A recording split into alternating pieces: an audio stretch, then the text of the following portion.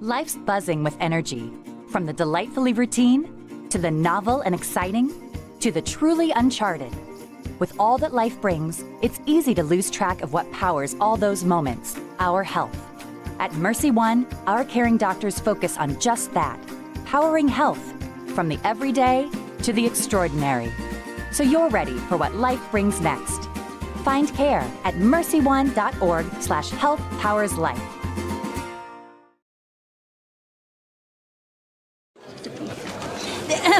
Frank, when you think Fairway, you think fresh. Is that the winning culture you've tried to create? Penelope Pineapple, what an unbelievable produce performance. How does your team stay so fresh? Sunkissed Orange.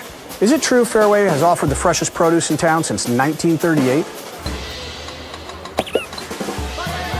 What can we say? Our produce is so fresh, we're speechless.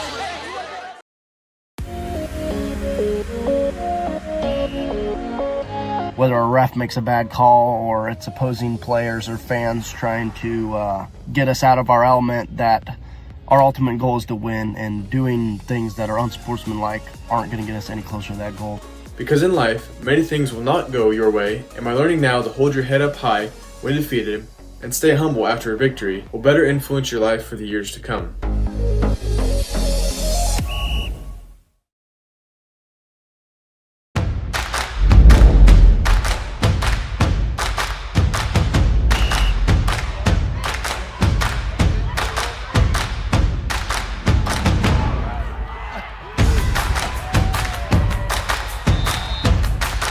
When you go home, you'll feel good about what you did, and you're doing it for the kids. If they don't have us, they don't have these games.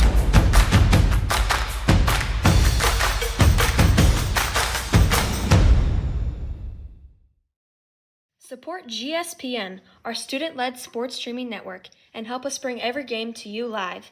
Scan the QR code now or send your payment to 820 Sawyer Drive to donate and keep the action going for our athletes, families, and fans. Every contribution counts. Thank you, Green Devils.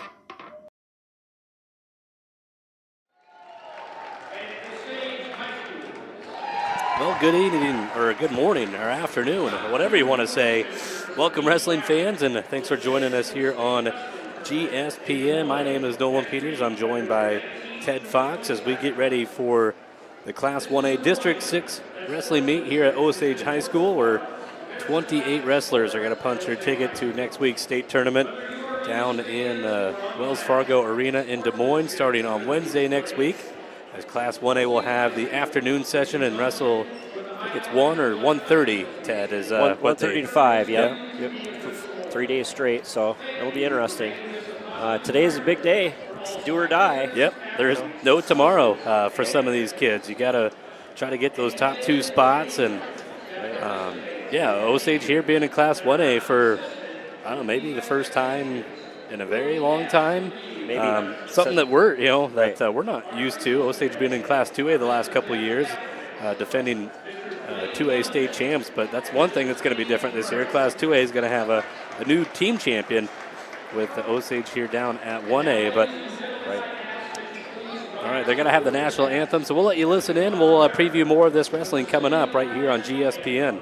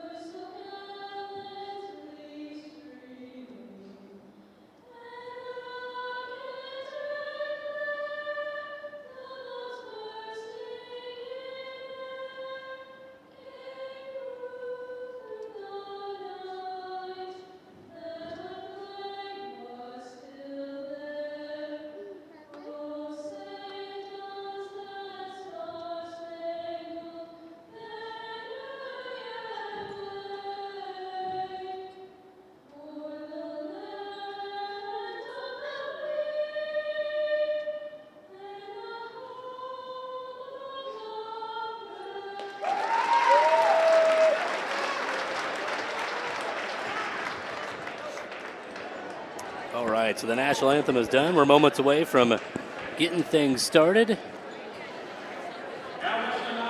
And we're going to get going right away quickly. Mat number 1 is going to be at 144 is where they'll start. That's going to be, you could call it a pigtail match, as there's 9 wrestlers at 144 pounds. That is the biggest bracket. So mat number 1, you're going to see from Janesville, Blaine Porter taking on Austin Orth of Northwood-Kensett. And then mat number 2 is going to be Jackson Lofton for Osage. He'll take on Vincent DeMarco from Central Springs. So a couple of freshmen on mat number 2 are underway here already on mat number 1. So Porter of Janesville, he's in red. And Orth for Northwood-Kensett in the green. The winner of that match on mat number 1 will take on top-seeded Blake Fox of Osage coming up in the quarterfinals. Yep, over on mat number 2, we've got Lofton against DeMarco from Central Springs. 2 freshmen going at it here. Looks like they're calling that the quarterfinal, Nolan. Yep. So, yeah, 106 and 113. You won't see those weights today until we get to the semis, as 106 has only 3 wrestlers in it, 113 has 4. So you won't see those 2 weight classes for quite a while. So you got a first round match on mat number 1. That's a 3-0 lead for Austin Orth for Northwood-Kensett. And then mat number 2 right now, that's a quarterfinal at 120 with Lofton and DeMarco. And that is for the chance to go to the semis at 120. 5-man bracket at 120, it looks like, Nolan. So. Yep. Only, I think, 90 wrestlers in this field today. So we get another takedown for Orth on mat 1. So in this district, you have 8 ranked wrestlers. 13 of them are returning state qualifiers, and 4 of them are returning state place winners. There is 1 returning state champ in the house. That's Blake Fox at 144. Getting started a little bit later. Scheduled for 10 o'clock. There's all kinds of districts across the state that are starting at noon or even 12:30 today with the weather. But thankfully, we're getting it in. We don't have to worry about wrestling on Monday. Right, absolutely. I know they did move it to a 1-hour weigh-in today just to try to let some of these teams get here a little bit easier, which usually, typically, they do a 2-hour weigh-in for the individual tournaments and a 1-hour weigh-in for the dual tournaments. So something the kids kind of had to watch out a little bit for as far as how much they ate and whatever, right. Make sure they didn't get too sick here before they step right on the mat. Yeah, so. Very quick turnaround, just right. 1 hour. Yep. Well, Lofton has got a 6-1 lead for Osage on mat number 2, and then a 6-1 lead on mat number 1 for Austin Orth of Northwood-Kensett. Lofton's got a great bar arm on the side there, cranking on him. Now he switches it over to a crossface, trying a crossface cradle.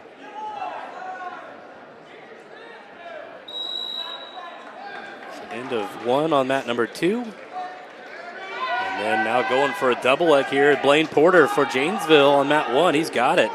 And almost has a chance. He's got that half in there. But Orth able to belly back out for the moment. It's a very close moment there for Janesville. Blaine Porter almost had some near fall there to maybe tie or take a lead. So down by 2 on mat 1. The winner of that, again, gets Blake Fox in the 144 quarterfinals.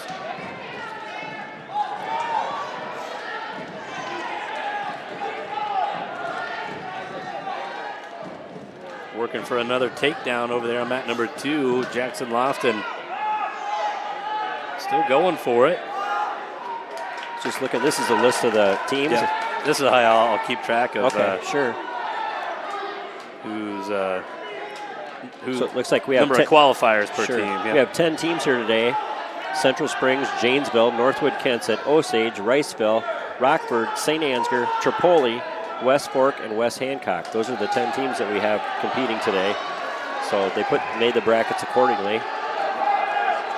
We got a great match here on mat number 1. It's an 8-7 lead right now for Austin Orth, but a takedown there for Blaine Porter for Janesville. It gives him a 10-8 lead on mat number 1. Porter coming from behind. He was down 6-1 at one point in that match. He's going to go up by 2, going to Going to the third. A 9-point second period for Blaine Porter. Yeah, over on mat 2, Lofton's winning 7-4 right now. The second period, 30 seconds left. Getting close to getting taken down here, though. Still got the leg. Now he's coming around, getting close to getting the takedown. Now he gets the takedown. Makes the score 10-4, favor of Lofton on mat 2 at 120. Looks like he's giving up a little bit of weight there. Yeah, he is. Yep. He could probably be a 6-pounder for Osage. Yep. Crazy match on mat number 1 now. It looks like it's 13-8, favor of Porter.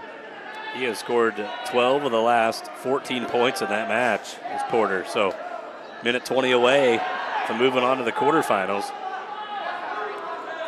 Wrestles for Janesville, which is right down there by Waverly. I know they just added their wrestling program here in the last year or two again. They used to be consolidated with Waverly, I believe. Yep. And then same thing with Tripoli, too. They used to be with Denver too long ago. Denver, Tripoli, yep. Now they and that was when they were 2A. Now they've both split off. They're both 1A now. So, but Denver's getting real close to being 2A, population-wise. So we get 2 near fall for Porter on mat 1, but then he gives up a 2-point reversal. So Porter of Janesville up by 5. Lofton with another takedown on mat 2. Makes the score 13-4. Minute left, minute 23 left in the third. Porter almost got turned there. Now he's actually gonna get a reversal to himself on Orth. And he's got Orth on his back. He's got to get a full 4 count with 20 seconds to go. Basically an 11-point lead. He'll get those 4 near fall. So 21-10. Lofton's up 14-6 right now with 53 seconds left in the third period. Get a 1-point escape for Orth. Takes a shot, but time's going to expire on mat number 1. Blaine Porter for Janesville wins it 21-11. So he's into the quarterfinals to take on Fox of Osage. 32 points put up in that match. A lot. Lofton's still ahead here. Now he's ahead 17-6. 22 seconds left in the third. Controlling the top real good. Got a bar arm and a wrist tie. Cranking him, getting back points. Oh, he's really close to pinning him right there. Coming up on mat number 1, we'll be at 126 pounds. They're going to actually have the wrestlers switch ankle bands. So Carlos Callis of West Hancock, he'll be in red. He'll take on Henry Schroeder of Riceville. He'll be in the green on mat number 1. Jackson Lofton wins that match, quarterfinal match, 21-6 for Osage. That puts him into the semifinals. He'll take on Tyler Kibbe of Janesville. Tyler Kibbe of Janesville, junior with a 25-9 record. The next round. Yeah, it sounds like they're not going to take a break. They're going right through this thing today. Perfect. So should be a very fast tournament. Well, I'm sure they're a little bit worried about the wind picking up. The roads weren't very good this morning coming in, and hoping to just kind of wrap things up as fast as possible. Over on mat 2, we've got Trace Huseman from St. Ansgar wrestling Gage Trenberg from Janesville. Huseman gets a quick takedown right off the bat. Mat number 1 right now, it's a 3-2 lead for Collis for West Hancock. He got a takedown right away, but gave up a reversal to Schroeder of Riceville. In my 8 years of covering Osage sports, I've never seen Osage and Riceville in the same gym together for wrestling. Right. So, right. Yep. Something new. Yeah. Yep. Back in the 90s, they used to have some really good duels against each other. That's what I've heard. Yep. I heard it got wild between those two. Osage was ranked number 1 or number 2, and Riceville was ranked number 1 or number 2, and they had to have a couple of breaks there to let the crowd cool down a little bit once in a while. I was there. Sometime like police got involved on those. It wasn't me doing anything, but I watched. Anyway, Trace Huseman still in the lead over here on mat 2, 3-0. Returning, he's going to get some back points now. There's a count. It's got him pretty tight. Say he's wrestling Trenberg from Janesville. 126 has got start as an 8-man bracket here. Trace gets a pin, puts him in the semifinals. He's going to be going against Jasper Sonberg, second round here today. Jasper got a bye in the first round. It'll be a big match. Yes, it will. Because you got 6th-ranked Dawson Jacobson of Central Springs, a top seed at 126. Yeah. So 2 seconds left here on mat number 1. Still 3-2 for Collis of West Hancock. And he'll have that lead going to the second. Underway on mat number 2. That's at 132. Daniel Sutcliffe of St. Ansgar taking on Aiden Bice of Northwood-Kensett.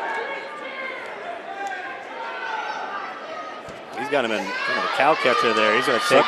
Sutcliffe gets a nice throw there on him. Gets at least a 2 count on the back, so he's going to be ahead 5-0 right off the bat. He's still cranking him here with that deep half. Close to getting a fall.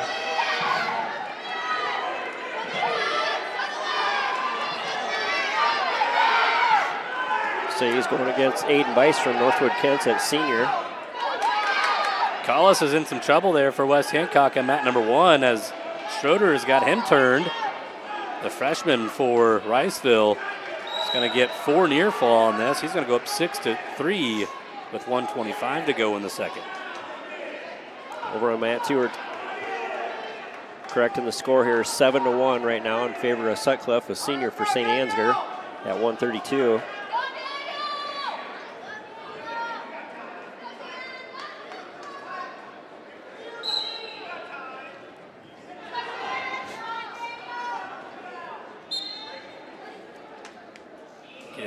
Potentially dangerous to stop. Actually, we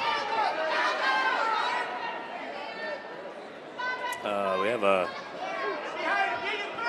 penalty there on Schroeder. His shoe came untied. Oh, sure. So is that a point? Do they? I think that usually. Or is it, no, it's a stall. That's right. Oh. Yeah. So that's your first stall call. Stall warning there on Henry Schroeder. His shoelace is coming undone. Mat 2, we got St. Ansgar got a fall. Daniel Sutcliffe got a fall over Aiden Bice. That launches him up into the semifinals. And this person is yet to be determined who he's going to wrestle. It's either going to be Jack Kroon or Fitzgerald from Janesville. Which that match is coming up right now.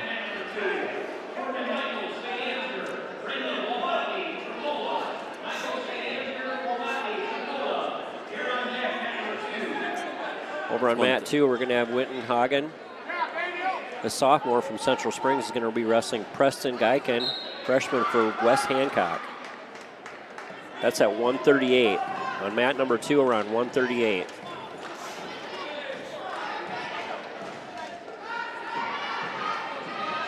So still 6-3 for Schroeder of Riceville. He'll have that lead going to the third. And he has a choice.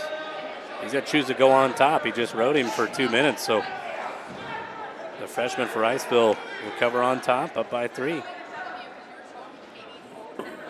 That's at 126 pounds, and quarterfinals there is the winner of Schroeder and Collis will get Dawson Jacobson.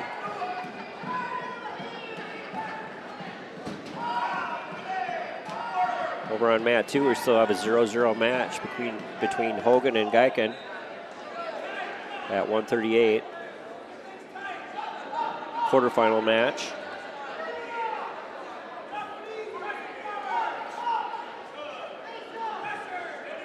You're going to see some really good matches coming up in the semis today in a lot of weights. Some of those matches are kind of your true second place match right there. Right. Especially that bottom side of the bracket. Schroeder, he's got that half in. The Riceville freshman has got Collis turned over, and he might have him finished off here. Nope. As I say that, Collis able to kind of get back to his chest. Schroeder, though, does have 2 near fall in his pocket. He'll get those back points and go up 8-3, and now he's got Collis turned over again, and this time he's got him flat in the pin. So Henry Schroeder for Riceville into the semis to take on Dawson Jacobson. Yeah, over on mat 2, we got Hogan from Central Springs just got a takedown on West Hancock. Gakin. He leads 3-0.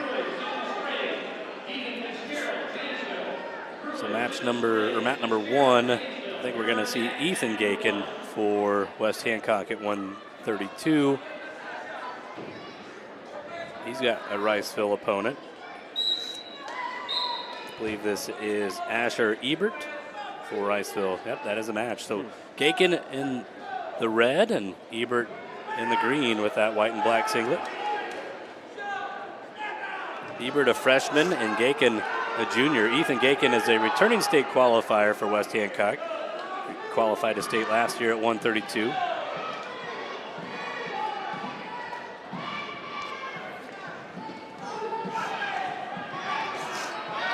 And he's going to have, well, nothing quite yet. Ebert gets his hips up. Big scramble here on mat number 1, and now it's going to be 3 for Gakin. Over on mat 2, we still have Hogan from Central Springs leading 3-0 against the other Gakin, Preston Gakin, with a minute left in the second period.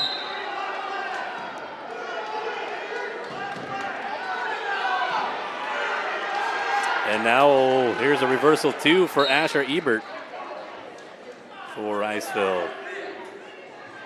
Riceville kids coming out here looking strong here early going. It's just fun to see. I never really get to see Riceville wrestle until we get downstate. I know it, right. Most of these teams are top of Iowa Conference teams, so you'll see a lot of conference rematches between some of these guys. As Gakin, though, he gets those 2 points back. He gets a reversal on mat number 1 to go back up by 3.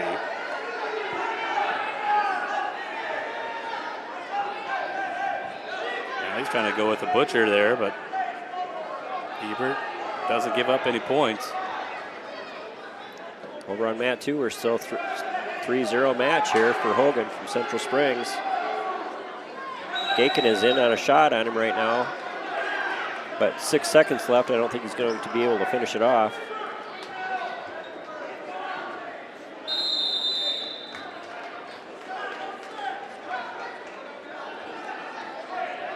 I live 7 miles from Riceville and 13 from Osage. Yeah. I'm sure, yeah, you probably know some of these Riceville families. Henry Schroeder lives a mile away from me, so you bet. The one that just wrestled last match.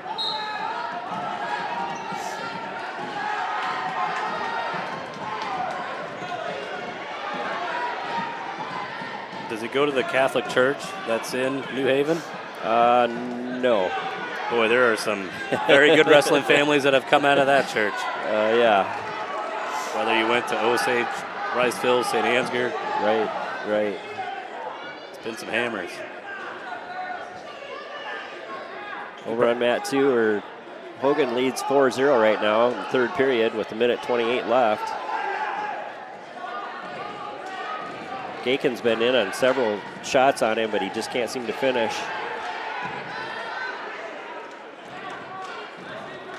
His brother over on your mat looks like he's winning 5-2 right now. Yep. Imagine they're brothers. I would, yeah, too. So they kind of have the same hair. They look alike, yeah.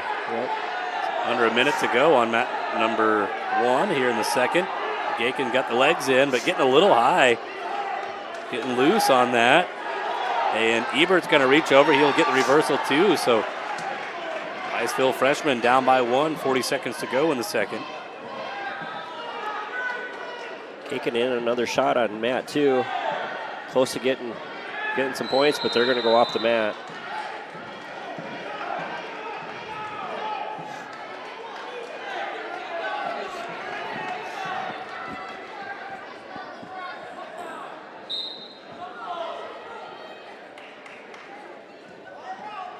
So 34 seconds to go in the second. 1 point lead for Ethan Gakin of West Hancock on Asher Ebert of Riceville.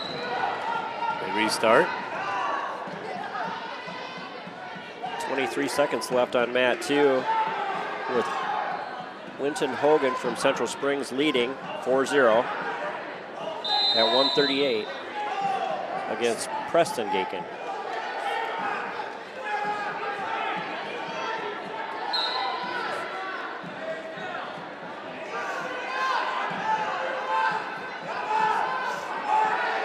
Reversal 2 for Gakin on mat number 1. So Ethan goes up by 3 again. And the final over there on mat number 2, a 4-0 win for Winton Hogan, excuse me, for Central Springs, as he'll take on the winner of either Chance Christensen of Riceville or Weston Willen of Northwood-Kensett.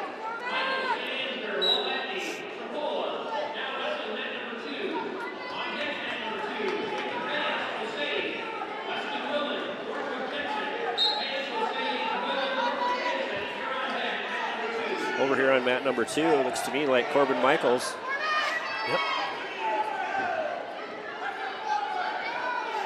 Yeah, Corbin Michaels against Brendan Watbean from Tripoli. And right away, Michaels gets a takedown for 3. How do you say that name from Tripoli? I don't know. Watbeanie? I'll go with Brendan. Brennan's the first name. The winner of this match is going to take on Jacob Vance from Osage in the next round. Big move here, Ted, on mat number 1, as Ebert has got 4 near fall on Gakin. With 1:05 left in that match, he can basically just hold him here. He's got a 1-point lead. You can't get a stalemate when you're on your back. So Gakin, he's going to get back to his belly, though, but Ebert gets a 4 near fall, and the freshman goes up by 1. 45 seconds to go in the first. Over on mat 2, we've got Corbin Michaels cranking with a double bar arm. He's got it pretty stacked up pretty tight, and that's going to be a fall, I'm pretty sure. There it is. A fall for Corbin Michaels.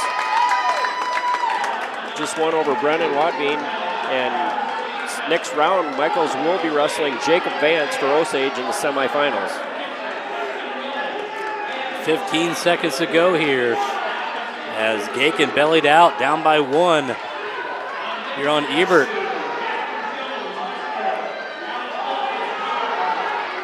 Oh, it looks like Vance is going to have a match here. My bracket has him as a bye, but Vance is coming out here on mat number 2. Well, that's interesting. Going to wrestle Central Springs, I guess. Wow, final 8-7 win here for the freshman. Asher Ebert takes out a returning state qualifier, Ethan Gakin.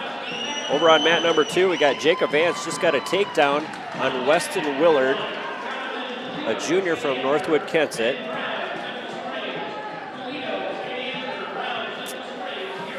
Vance leads 3-0. We were probably not the only ones that have bracket that messed up. Right. Mat number 1, we're underway. We have Jack Pruin for Central Springs here at 132. He is taking on Deegan Fitzgerald of Janesville. Pruin, the 2 seed. The winner of this will take on Daniel Sutcliffe of St. Ansgar. Vance with another takedown. Leads 6-1 on mat 2. Here's a quick fall for Pruin. So he's into the semis for Central Springs.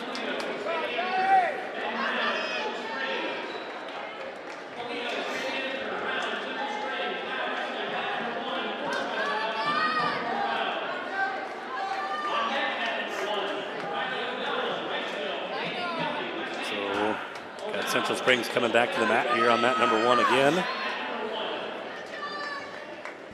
Yeah, I'm confused here. I don't know what's going on. Yeah, the brackets that we have aren't matching up with the... Anyway, over on my mat, we still have Jacob Vance leading 6-1 right now over Weston Willen from Northwood. Mat 1, we're underway. Sorry, we got Jonathan Polito of St. Ansgar. He's taking on Ben Brown of Central Springs. Another nice takedown again for Jacob Vance. Close to getting back points. Gets a 1 count, 2 count, 3 count, 4 count.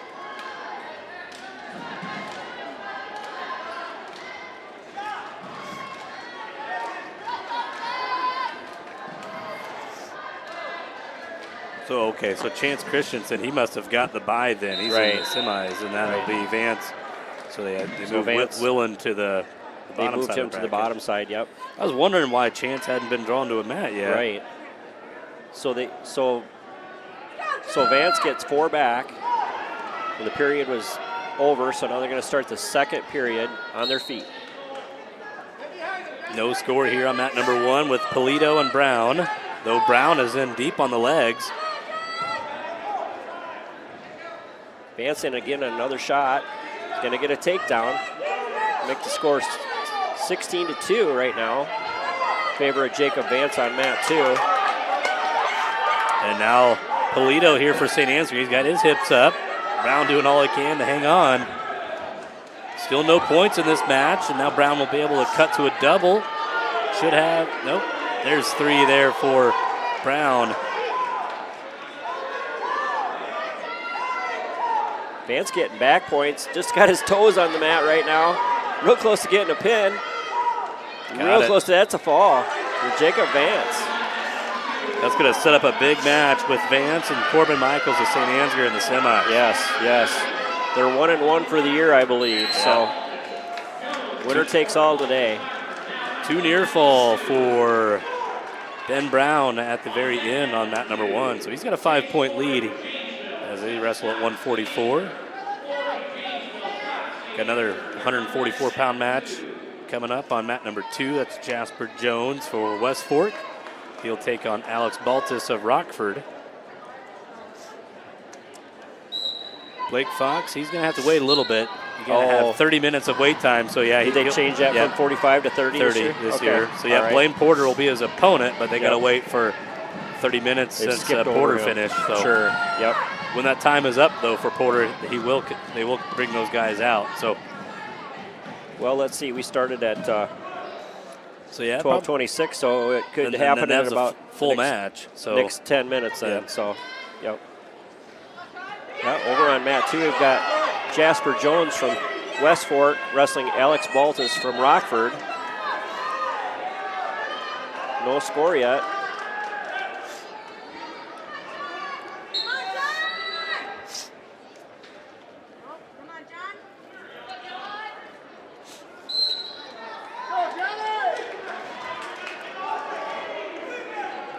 Wading through these matches pretty fast, like you say here. I think it's going to go quick. Yep.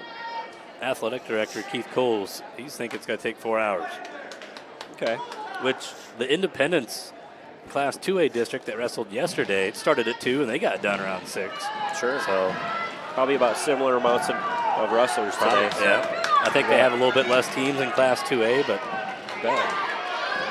Rockford getting real close to getting a takedown, and he does. Alex Baltus from Rockford, 21-16 senior. At 144 here on mat 2. Now he cuts him. Wrestling Jasper Jones is also a senior from West Fork.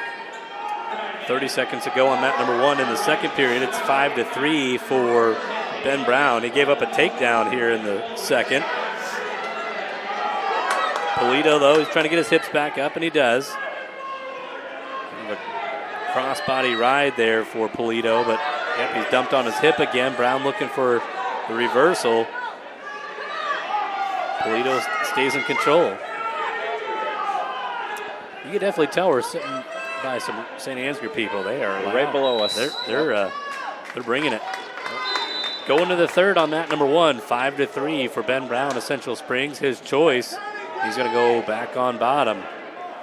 Over on mat 2, we've still got Alex Baltus leading 3-1 over Jasper Jones, Sheffield. Start of the second period.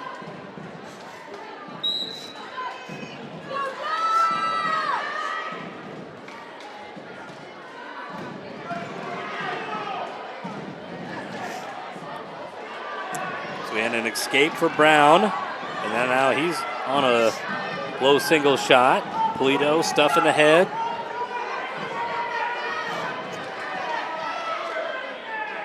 Polito down by 3 on mat 1. They'll get up to their feet. 90 seconds to go.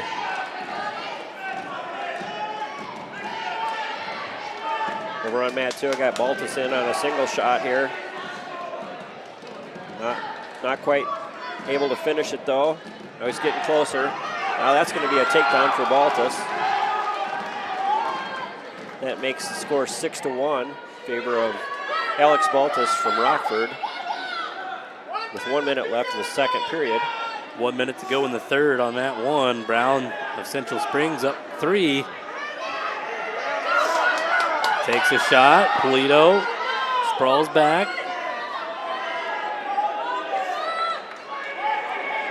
Polito needing 3 to tie. 45 seconds to go. Now I've got Jasper Jones in on a shot on Baltus. See if he can finish it off or not. Now they're back up on their feet. 25 seconds left in the second period. Baltus still leads 6-2 over here on mat 2. 20 seconds to go here on mat number 1.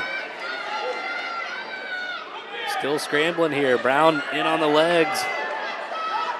Polito running out of time. And Brown's going to get to 3 in the final 10 seconds. It's going to be 9-3. That's going to be our final. Ben Brown of Central Springs gets a win. He's into the semis on the bottom side of the bracket at 144.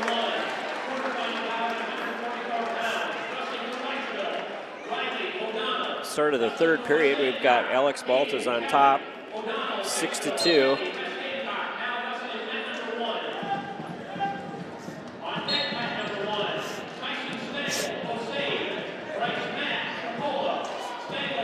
So, mat number 1, we're going to have Riley O'Donnell for Riceville. He will take on Hayden Kelly of West Hancock. As both these kids freshmen here on mat number 1 with O'Donnell and Kelly. Hayden Kelly, the son of Nyack head coach Steve Kelly. Brother Creighton Kelly. Yep, we'll see Creighton later today at 75. That's going to be a fun weight to watch today. That's a tough weight. That might be the deepest weight class in this District 6. I believe here so. at Osage. I believe so. Over on my mat, on mat 2, Baltus just got another takedown, so he leads 9-3 in the third period with 1:30 left. Kelly gets behind O'Donnell, but O'Donnell gets back up to his feet, breaks away. So O'Donnell got the 2 seed at 144, but I mean, you really look at it. I think you had a lot of wrestlers that probably could have got that. That was probably a fun seeding meeting to try to figure out where to put guys at 144. I mean, the top seed was easy to figure out with returning state champ Blake Fox. But then everything else after that, you could have had some good discussions. They all look pretty equal, I would say. Yeah, you bet. Over on mat 2, we still have Baltus ahead 9-4 with 50 seconds left. And we got Jones from West Fork trying to throw him here a little bit. Feeling a little bit of desperation. 3-point takedown for O'Donnell. I think you said you know Riley's dad? Yeah. Pretty well? TJ, yep. Yeah, you bet. You bet. He's my John Deere parts guy. Lives out by me, too. Yep. Probably most of these Riceville kids do. A lot of them do, yeah. I got 17 seconds left here in this mat number 2, and Baltus still leads 9-4.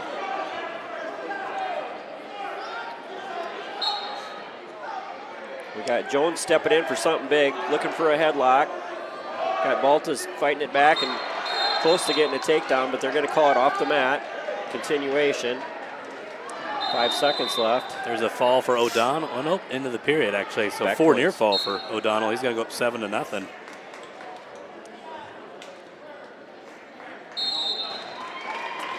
All right, we're going to have Alex Baltus is going to win on mat number 2, and he's going to go into the semifinals against either Blake Fox or Blaine Porter, I believe. So they have to wrestle that match yet. They had to skip that match because of the time constraints here. 30-minute break. Up on mat number 2, we're going to be at 150. Chase Forey. Chase Forey for Janesville is going to wrestle Seth Schatz, St. Ansgar Jr. at 150 quarterfinal. Winner of that gets a top-seeded Teague Smith, a two-time state runner-up. Ranked number 2 at 150 in Class 1A for West Hancock.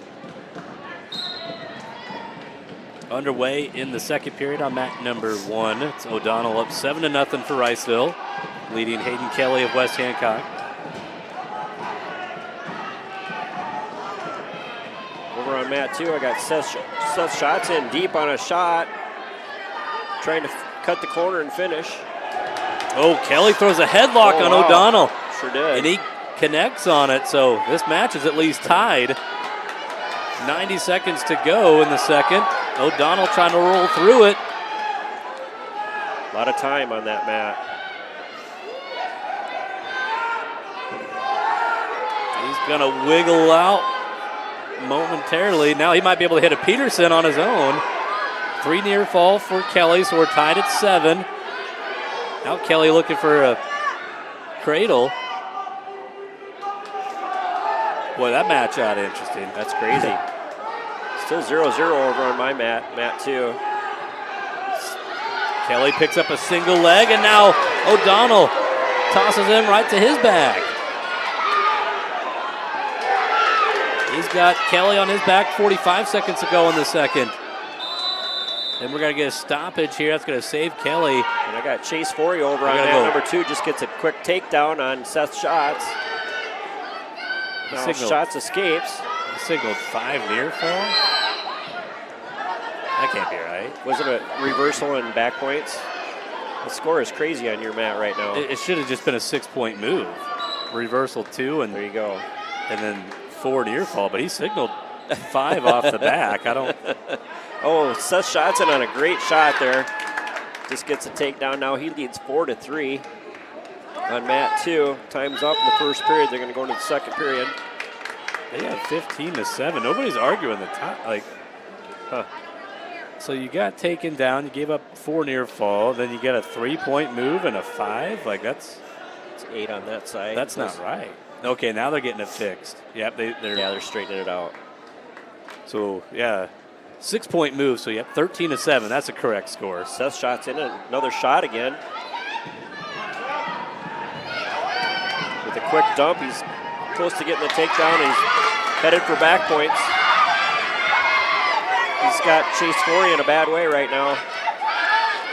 Getting at least 4 back on that.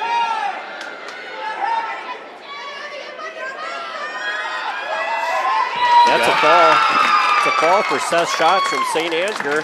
That's going to launch him up into the semifinals against Teague Smith from West Hancock next round.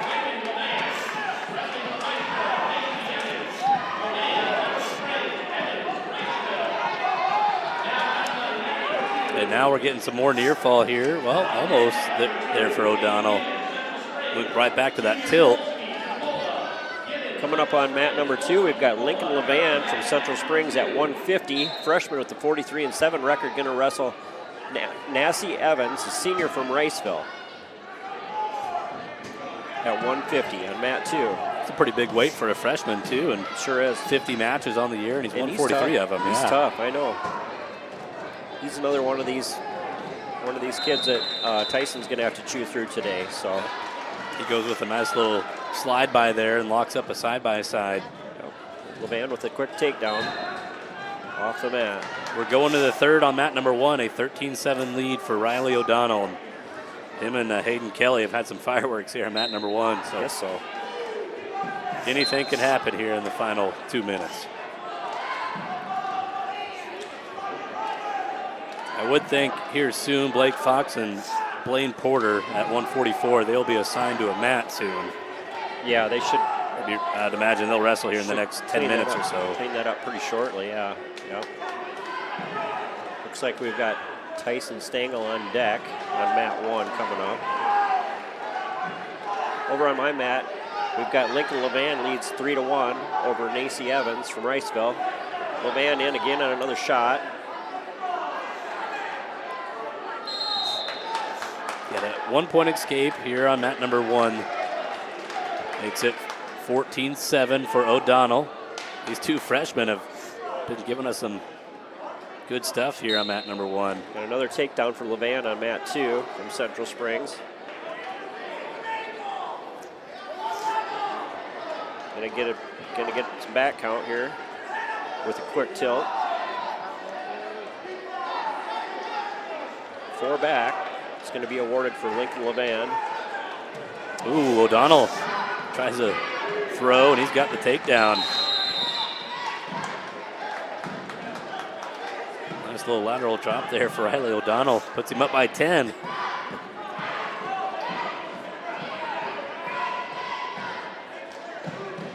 And on mat 2, Levan is up 10-1 right now over Evans from Riceville. Getting some more back count. Going to get at least another 4 back. Make the score 14-1. That's going to be the end of the first period.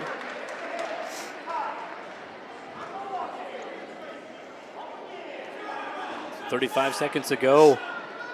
Here on mat number 1, 10-point lead for Riley O'Donnell. He played with some fire earlier, fought off his back. But looking to move on here. Levan in with another deep shot on Evans. Close to covering the hips here, and that's going to be a takedown, so that will be a tech fall for Lincoln Levan from Central Springs over Nacy Evans from Riceville. That is going to put him into the semifinals against either Tyson Stengel or Bryce Matt from Tripoli, which that match is not been wrestled yet. They're coming up right now on mat number 1 as Riley O'Donnell has a 17-7 major decision over Hayden Kelly.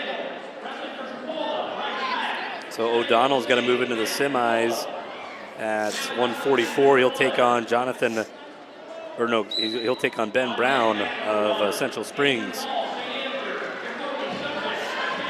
Over on mat number 2, we've got another Central Springs. We've got Caden Gibbons from Central Springs, a senior, 24-7.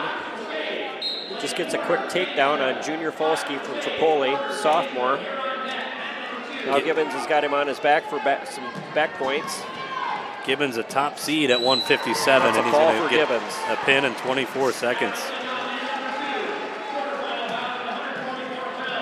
He's a nephew of the famous Gibbons brothers for Iowa State. So no wonder he's a top seed. Yep. Joe, Jeff, and Jim, and his father's name is Tim. Nice. So there's a fall on mat number 1. Tyson Stengel gets a pin in 35 seconds, so he's into the semis, and he'll take on Lincoln Levan. Up on mat 2, we're going to have Blake Fox coming out here.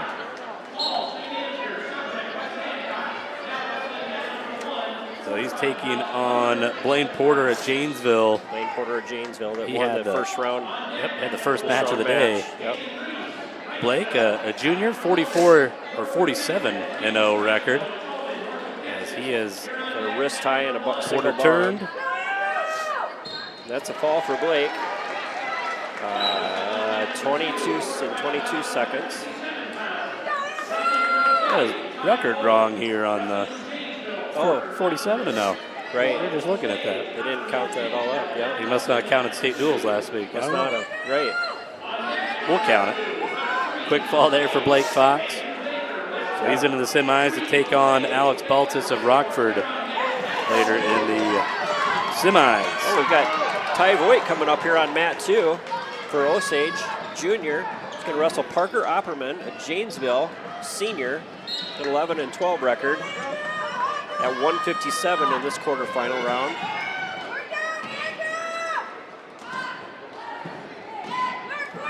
Looks like Ty got the 3 seed.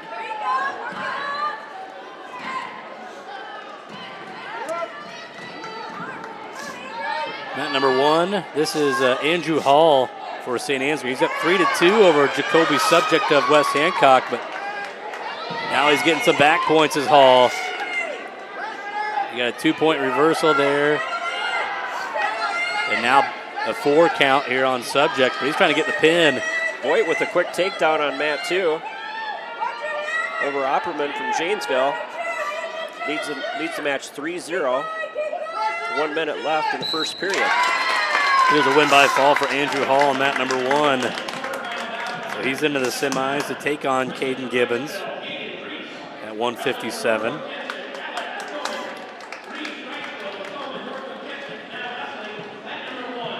Got Ty Voigt over here on mat 2, doing a good job of breaking him down. wrist tie, bumping him, got a leg tied up.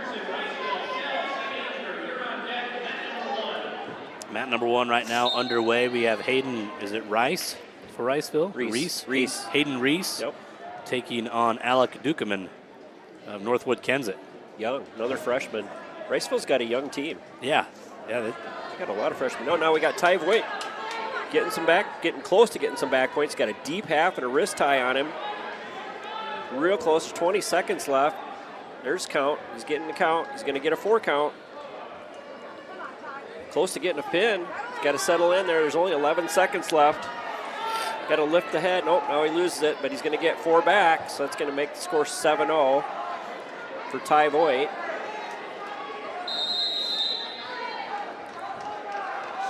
Reese has got a single leg picked up here on Dukeman.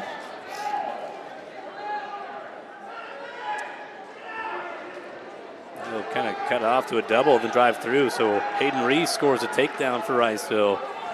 On mat 2, Voigt gets his choice. He takes both up here, leads 7-0. The winner of this match is going to wrestle the winner of your match. Yep. Couple of quarterfinal matches, bottom side of the bracket going on right now. Shot by Opperman. Now Voigt, he's got a leg raised on Voigt. Voigt's looking at an all or nothing, but it's not there. He's going to try to reach around, grab an ankle if he can. Getting close to reaching around. He's got Opperman broke down. Just going to get a takedown. Going to make the score 10-0 in favor of Ty Voigt. Hayden Reese picked up a fall with 19 seconds to go in the first for Riceville. As the Wildcats continue to have a very good first round here for Riceville. Well, we're going to have some blood time here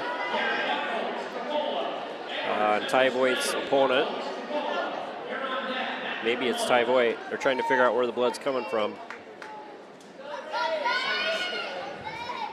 Going to be some blood off the forehead of Ty Voigt's opponent. Mat number 1, we're underway at 165. This is Reagan Richardson of Riceville taking on Zaid Shell of St. Ansgar. Bottom side of the bracket at 165. The top seed is Alex Tiedemann, who is a returning state qualifier and ranked number 6 at 165.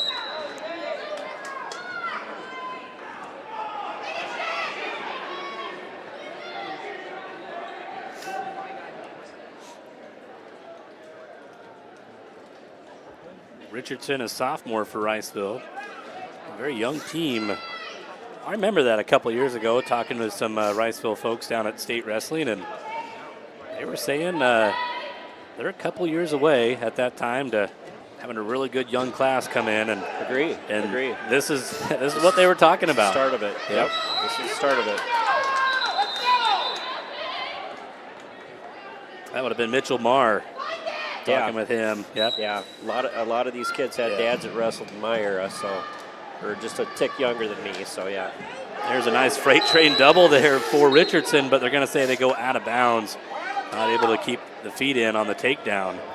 We're going to start back up on mat 2 here after the blood time, and we got Ty Voigt leads 10-0 over Parker Opperman from Janesville. Ty's doing a real good job of controlling the match. Keeping him flattened down and working on that wrist, trying to get that wrist to pop out. He's wanting to get some kind of a pinning combination going here, I think, so. Richardson back in on the legs. He's going to take Shell down and catches him on his back, too. And a win by fall for Reagan Richardson of Riceville on mat number 1.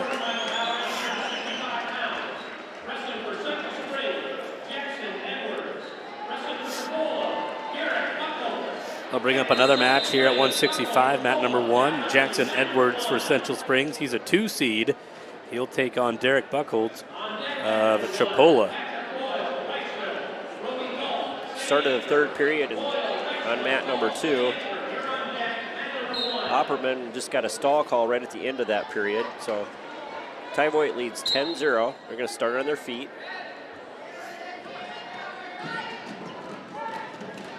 Tie in quick on a shot to the right side. Trying to cut the corner. Pop the head. Pop in the head. Opperman's got his ankle though. Ty's real close. He's got the leg hook.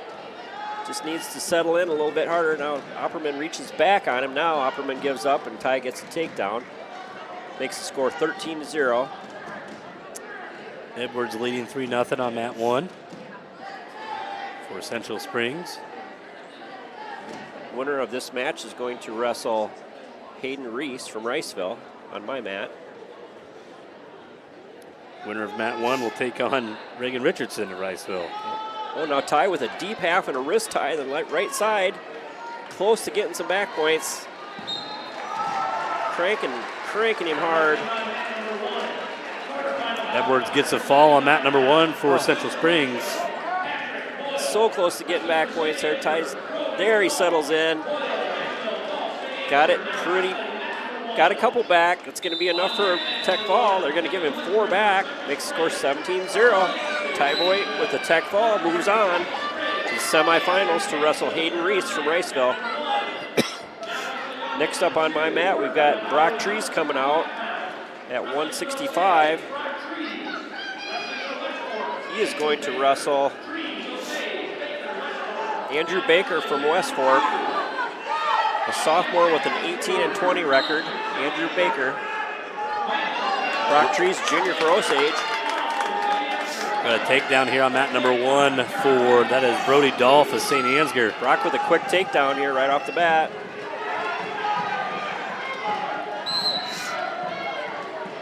So Brody Dolph of St. Ansgar, he leads Patrick Boyle of Riceville. Boyle did get an escape there on the edge of the mat. So that's at 175 on mat number 1. The winner of mat number 1 will take on top-seeded Creighton Kelly for West Hancock. And now Boyle, he has got Doyle in trouble, or Dolph, excuse me. And Riceville just continues to have a day right now. They're having a good first round. They definitely are. Over on my mat, mat 2, we've got Brock Trees leads 3-0 over Andrew Baker from West Fork. Got him broke down, working on a wrist tie.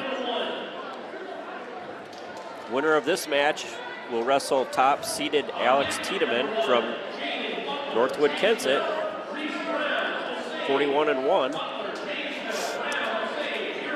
Mat number 1, we got Dylan Blickendorfer of Central Springs. Brock's getting back points tight, and that's a fall for Brock Trees. All right. Advances with a fall. He's going to go into the semifinals. He's going to match up with Alex Tiedemann, Northwood-Kensett. Next round.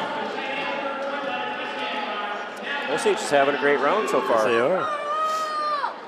Must be a Mitchell County thing here. Looks good. Got a takedown and near fall for Dylan Blickendorfer on mat number 1 as he leads Marshall Davison of Janesville.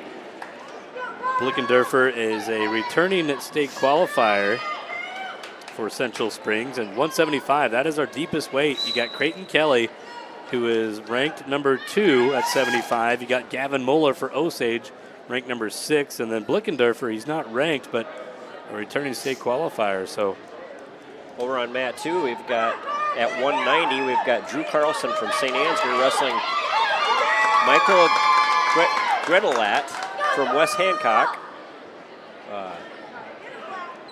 And right off the bat, looks like let's see, is that St. Ansgar that got the takedown? Yep. Yeah, Drew Carlson got the takedown. Yep, senior for St. Ansgar, 15-22 record. Blickendorfer getting more near fall on mat number 1. He'll get 3 near fall again to go up 9-0.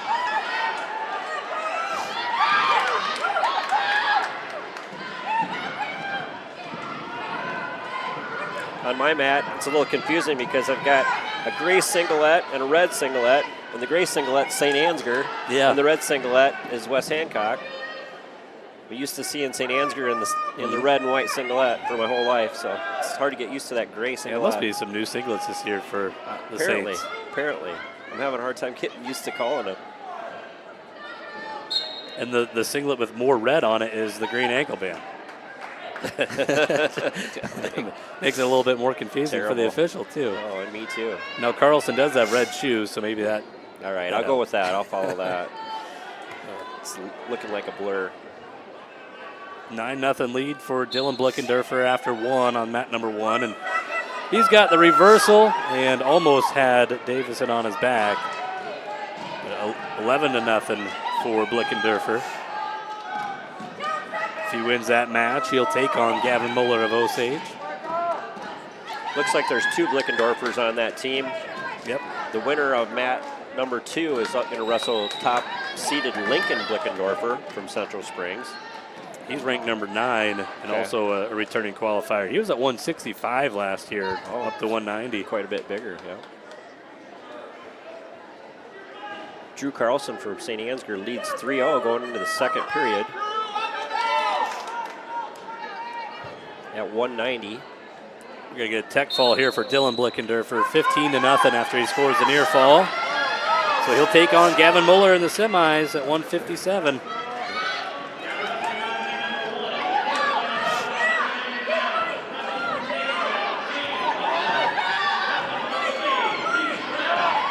Did they wrestle in the duel, Nolan? Do you know? They did. Gavin tech fouled him.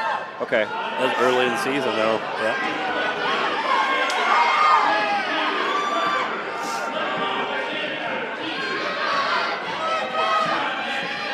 On mat 2, I still have Drew Carlson winning 3-0 over West Hancock. Mat number 1, we're underway. We got Reese Brown for Osage taking on Jaden Butler from Riceville, or Janesville. Got St. Andrew with the reversal on mat 2. And he's got West Hancock flat, and that's going to be a fall for Drew Carlson from St. Ansgar. Well, the St. Ansgar folks, they love it here right in front of us. They were loud that whole match. Yeah, West Hancock just got a little bit high on him, and Carlson pulled him right over, right to his back. So coming up on mat 2, I think we're going to have a Riceville. Going to be at 2:15. It's going to be, looks like a Mar to me. Yep. Let's see here. Once the computer refreshes. Caleb Marr. Caleb Marr from Riceville on mat 2. He's wrestling Ethan Qualley from Central Springs. Marr, a sophomore with a 14-23 record. Qualley, a junior with a 20-18 record from Central Springs at 2:15 here on mat 2. Quick fall on mat number 1. Jaden Butler gets a win over Reese Brown of Osage. Marr with a quick takedown on mat 2.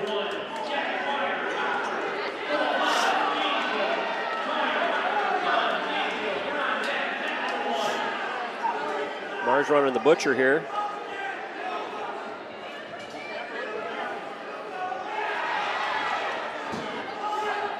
Winner of this match is going to wrestle top-seeded Logan Lashbrook from Janesville.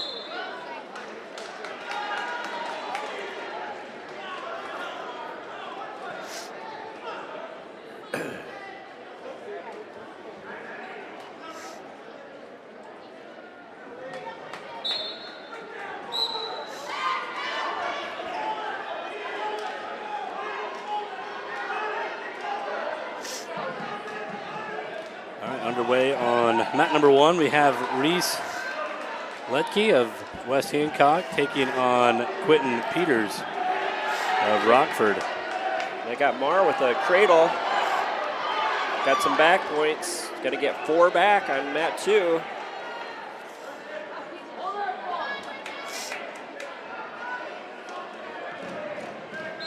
Caleb Marr, first cousin of Mitch Marr, if you remember him. A couple years ago, wrestled for Riceville. Yep. Marr leads 7-0 on mat 2 at 2:15. So Mitchell's dad, that's Mike, right? Mike's his dad. Yep. And Caleb Marr, his dad would be Kenny. Quick shot by Central Springs. Going to get a takedown on Marr. It's going to make the score 7-4. And Mike was the one that filled me in on a lot of that Riceville history. Over the years, yeah. Right. Mike was a heavyweight for Riceville. Now Central Springs gets a little high. Mar does a step over, gets a reversal for 2. Makes the score 9-4. They're going to stop. Period's up. Period 2 is up. Oh, period 1 is up.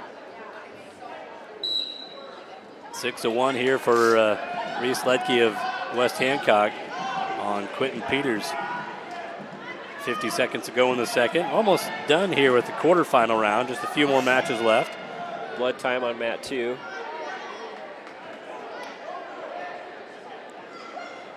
Central Springs is going to have some blood. They're going to have clean up here. Ledke's going to get the win for West Hancock. You think we're going to go right into the next round, Nolan? Nice. That sounds like, yeah, they just want to work right through this thing as fast as they can. And I'm not complaining. There probably won't be any backside matches this round, will there? They might do this, the semis, and then maybe work in the consolations too. I don't know. Like you say, there aren't going to be a lot of them because. Yeah, so you gotta have buys on those consolations, so they could pretty go quickly. Mat number 1 got Jack Dwyer of Rockford taking on Cole Hahn of Janesville. Han. We got Caleb Marr with a quick takedown here on Central Springs. He's going to make the score 12-4 in the second period.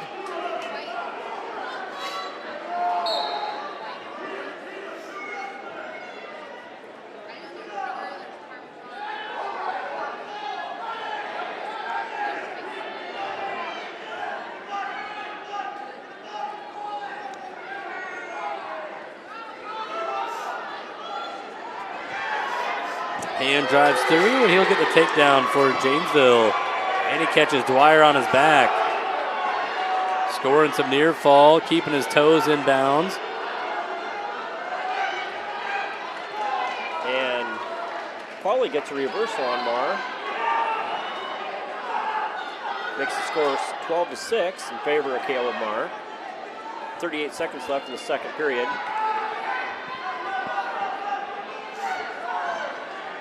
And just holding him right there. If Dwyer could just kind of circle a little bit more, get his feet off the mat. He can't purposely do it, but if he just circled, they'd be out. There's a fall, though, for Cole Han of Janesville at 285. He's into the semifinals where he'll take on top-seeded Ledger Neals of Osage. Dwyer was the 4 seed in that bracket. So that was a 5 over the 4.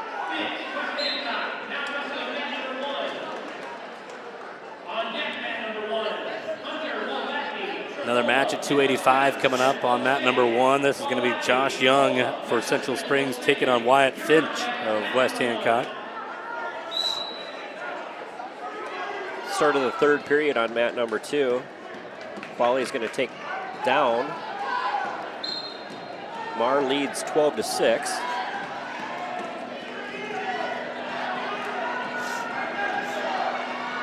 There's a takedown for Young. He's got Finch to his back. Oh, wow. Pauly gets a quick side roll, gets a reversal on Marr, and at least 3 back. It's going to bring that score right up to 12-11, I believe, when it's all said and done. There's 3 awarded. 12-11, Marr still leads. Minute 29 left in the third period.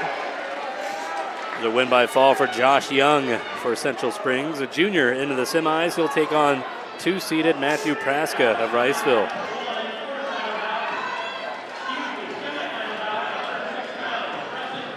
On mat 2, Marr still leads 12-11.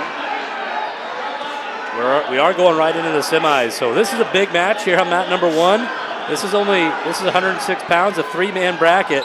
This could be your second place match. It's Nicholas Messersmith for Osage taking on Hunter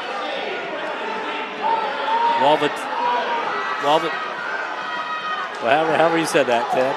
Waltavini. Okay, Waltavini. Over on my mat, Central Springs cuts Marr. Makes the score 13-11 in favor of Marr. Marr comes around and gets a quick takedown. Going to make the score 16-11 with 31 seconds left in the third period. We got a 3-0 lead for Messersmith of Osage.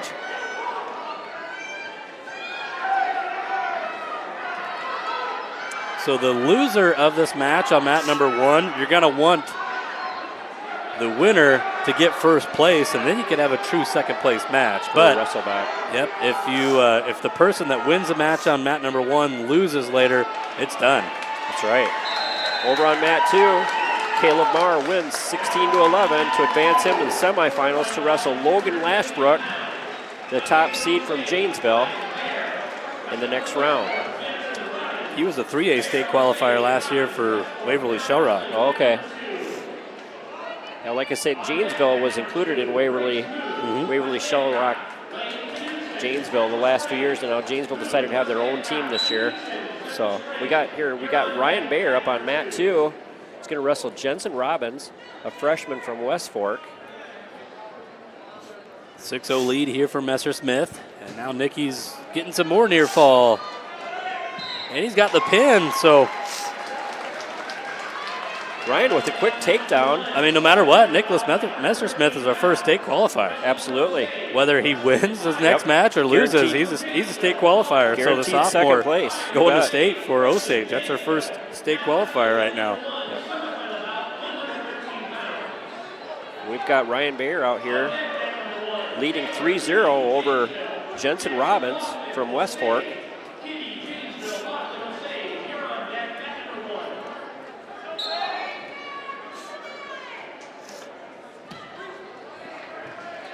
Ryan Bayer, a junior for Osage, 28-18. Wrestling Jensen Robbins from West Fork, a freshman with a 13-23 record. 113, we got Preston Bayer for Osage on mat number 1. He's got a quick takedown as he's a top seed at 113, and Bayer's going to get 4 near falls. So Preston up 7-0. He's got the cradle locked up on Dalton Brinkman of Janesville again. Got Ryan Bayer cut him for 1 point and took him down again, so Ryan Bayer leads 6-1 in the first period. 3 more near fall there for Bayer, so he's up 10-0. Minute 15 to go in the first. And Preston's got the cradle locked up on Brinkman. Ryan Bayer with the cradle. Again. Oh, lost it.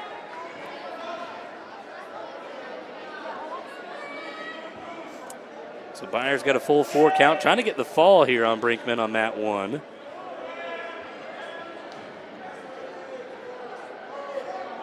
Got a lot of points over there on your mat. Now we got Ryan Bayer's getting some back points. 14-0 for Preston Bayer. At least 4 back on my mat. That was close to a pin, but West Fork stuck his foot out on the wood, so they had to stop the match. Into the period, too. Oh, yeah, there you go. 2 near fall there for Preston Bayer. That's a 16-0 tech fall in a minute 32. So Bayer into the finals. Ryan Bayer on mat 2 leads 10-1 at 2:15.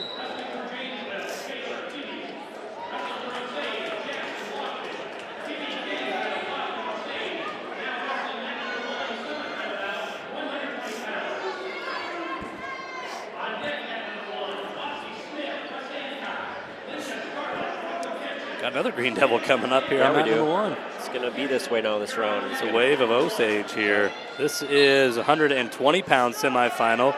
Taylor Kibbe of Janesville taking on Jackson Lofton. Ryan with another takedown leads 13-1 on mat 2. 3 chance to advance to the semifinals. 3-point takedown right away, Kibbe. Yeah, if Bayer wins that match, he'll have a rematch with West Hancock, and I believe they're 1-1 against each other this year. Reese Ludke? Okay. Yep. Kibbe getting some near fall on Lofton on mat number 1. He's got that cradle locked up. Ryan Bayer with a nice tight cradle. He's got him flat. That's got to be a pin. That's a fall for Ryan Bayer on mat 2. That advances him to the semifinals against Reese Ludke from West Hancock. Lofton dropped by fall for Osage as Taylor Kibbe into the finals at 120.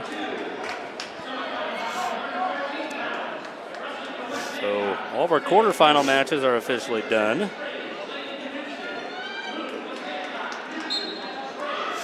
It looks like these are all just semis wrestling now. Third period pin there for Bear, or second? Second period pin. Over on mat 2, we've got Briggs Muth from West Hancock, sophomore, wrestling Lane Knudsen, freshman from Central Springs. This is semifinal at 113. Got a semifinal at 120 on mat number 1. A 3-0 lead right now for Ozzie Smith of West Hancock. He leads Linka Scarlett from Northwood-Kensett. Scarlett last year was a state qualifier at 113 for Northwood. He's trying to get a reversal 2 here on Smith.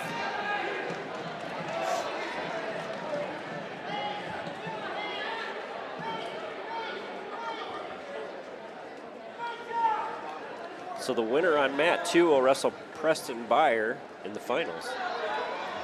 Scarlett does get the reversal 2, so a minute to go in the first. Ozzie Smith leads 3-2.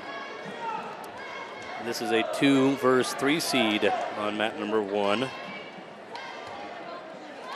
120 is only a 5-man bracket. For a 4-man bracket at 113. So 3, 4, and 5 at 106, 113, and 120. Yeah. Still 0-0 on mat 2.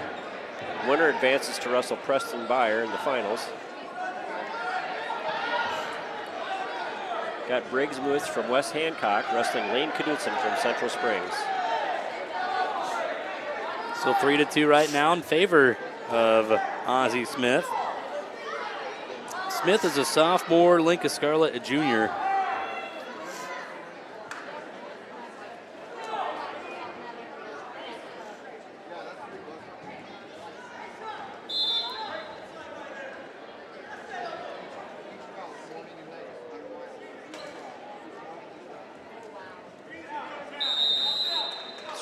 Going into the second period on mat 2. 3-2 going to the second on mat 1. Smith will cover on top, up by 1. Scarlett trying to hit that switch, but Ozzie doesn't let go of that left arm.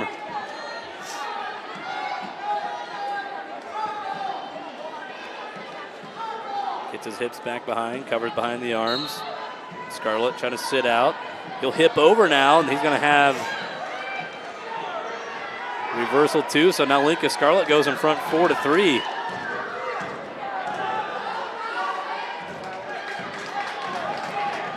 Booth is going to escape for 1 point on mat 2.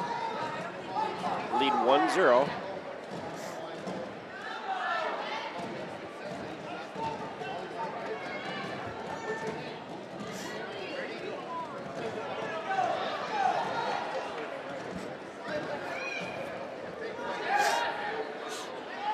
Linka Scarlett up 4-3.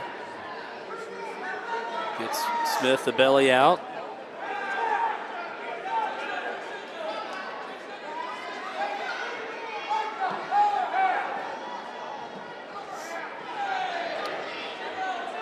These matches are so big here in the semifinals because you cannot,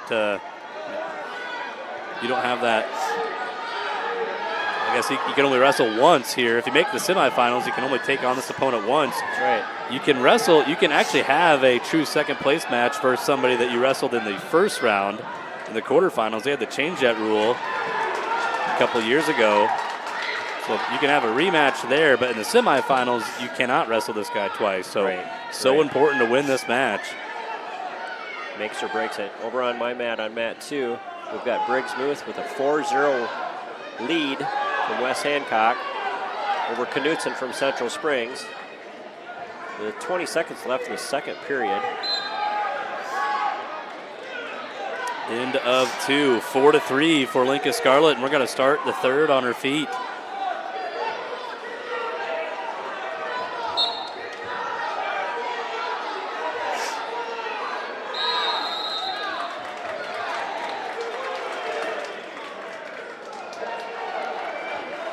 Knudsen gets an escape for 1 point, makes the score 4-1 going into the third period. Ozzie Smith in on a double leg, and he'll score the takedown. So West Hancock wrestler up by 2, 6-4. Minute 35 to go in this match.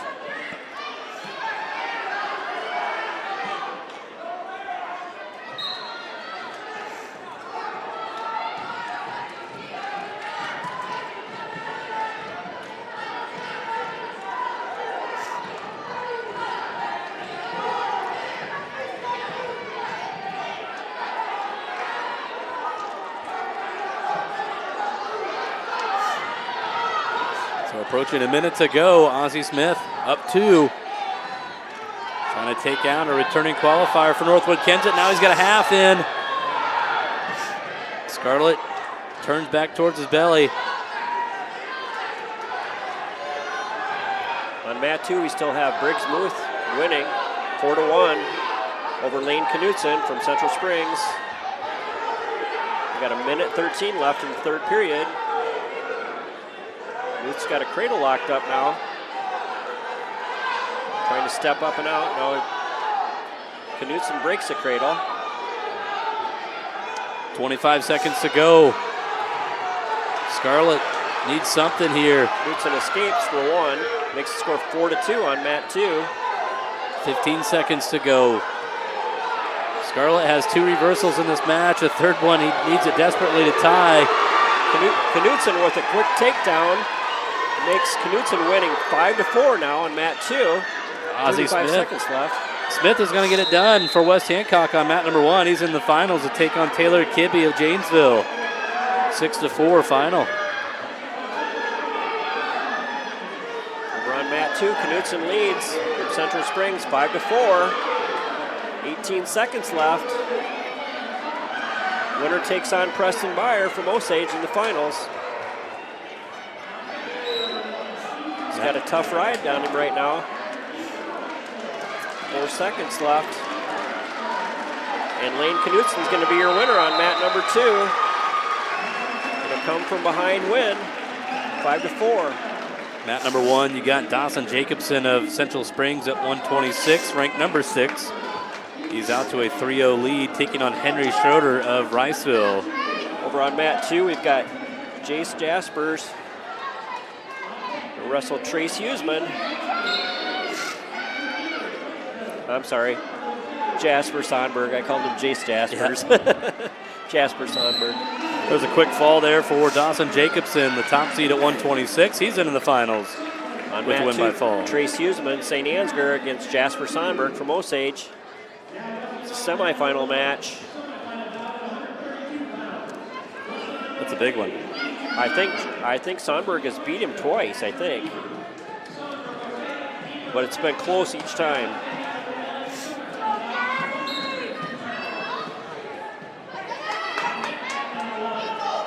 Sonberg, a returning state qualifier. His brother Easton is up on mat number 1. He's got a quick takedown here on Asher Ebert at 132, and he's got Ebert turned in a cradle. Sonberg with a quick takedown leads 3-0 over junior Trace Huseman from St. Ansgar. So both Sonberg boys on the mat at the same time. A lot of action here. Easton's both of them got cradles locked up. 4-0. Or 7-0 after the 4 near fall. Jasper's got a cradle locked up on Huseman. Now he lets it go. 42 seconds left in the first period. Sonberg on 132, mat 1. He's got Ebert turned over, and this time it's a fall. So Easton Sonberg into the finals at 132 for Osage.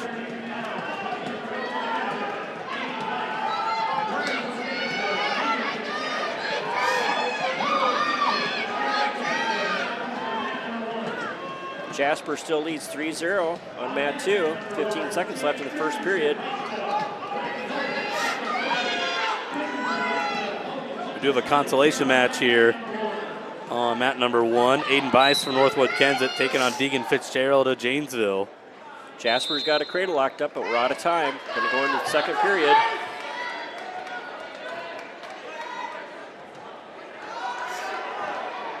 Got a Sonberg's takedown, choice. sorry, for Bice.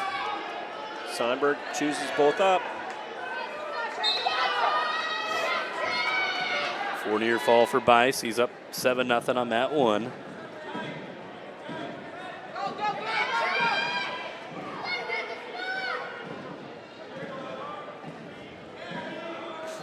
Sonberg's choice here in the second period. Picks both up. Tries a headlock. Throw or be thrown. Oh, they go out of bounds. Huseman couldn't keep his toes in. Yeah, it was close.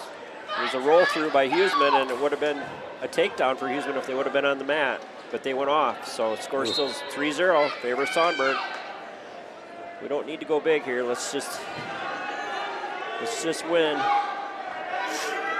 Another shot by Sonberg. In deep on a double. Tries to lift it up. Steps through. Catches. He's on his flat. back. Getting back, boys. Call a fall for Sonberg. Sonberg into the finals to take on Dawson Jacobson of Central Springs at 126. And that was your 2 and 3 seed. That was. So Sonberg. Yeah. Sonberg takes out Huseman there, the 3 seed. So Huseman needs Sonberg to knock off Jacobson. Right. To have a chance for that wrestle back. Over on mat 2 now. We're at 132. Daniel Sutcliffe from St. Ansgar takes on Jack Pruin from Central Springs. Pruin already in quick on a takedown. Got a tech fall here on mat number 1. That is Aiden Bice of Northwood-Kensett. He moves on to the consolation semifinals. He'll take on Ebert of West Hancock later. That'll be the next round. The winner on mat 2 will wrestle Easton Sonberg for the final. The winner of Sutcliffe or Pruin on mat 2. We've got Pruin with a quick takedown here. Up 3-0 right now. 138, we're going to see returning state qualifier Chance Christensen for Riceville on mat number 1, taking on Winton Hogan of Central Springs. Christensen had the first round bye, so his first match of the day. And he has got a takedown on Hogan. I would imagine Chance has got to have relation to like Craig Christensen. Craig is his uncle. Okay, I just kind of assumed that, but yep, you bet. So that means he's got a cousin that wrestles for North Polk, Henry Christensen. They'd be cousins, right? Absolutely. Yep. First cousin to Henry Christensen and Gabe Christensen, his other brother. Henry's other brother was Gabe Christensen. Pruin doing a real good job of riding here on mat 2. Christensen will get a cradle locked up on Hogan, takes him right to his back. A lot of time here, minute 10 to go in the first. Chance trying to sprawl back here.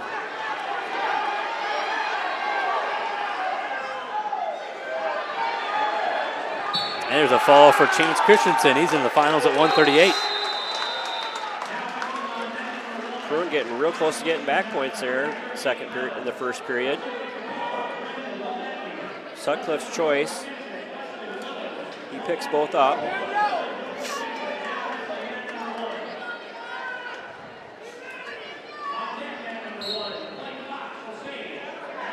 Mat number 1 now, of course. I got that name for Janesville we've been butchering all day.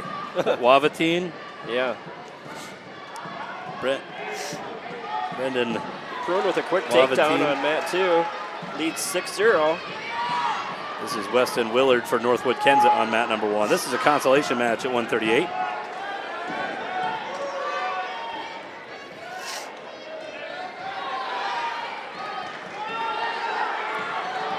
Pruin getting real close to getting a deep half here on Sutcliffe. Nope, nothing now. Winner of this match wrestles Easton Sonberg in the final. Osage is having a good day so far. Haven't lost anybody yet. So. Get a couple wrestlers on deck on these mats. Blake Fox will be on deck for Osage mat 1, and then Jacob Vance on deck mat number 2. Vance will have a big match up here with Corbin Michaels of St. Ansgar. Another 2-3 matchup. Minute left in the second period. We got Pruin still ahead, 6-0 over Sutcliffe from St. Ansgar.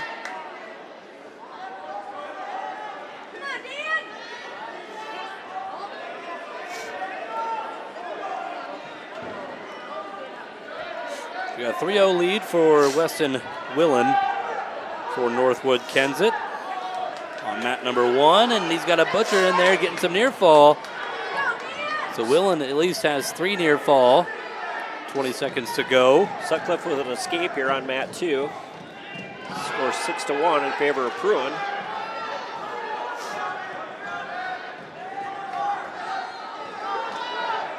Actually, 4 near fall there for Willen to go up 7-0. Prune in deep. And another shot. It's going to be awarded the takedown. And an escape for Sutcliffe makes it 9-2 in favor of Prune. 7-0 here, final seconds on mat number 1. We'll go to the second. Weston Willen up 7-0.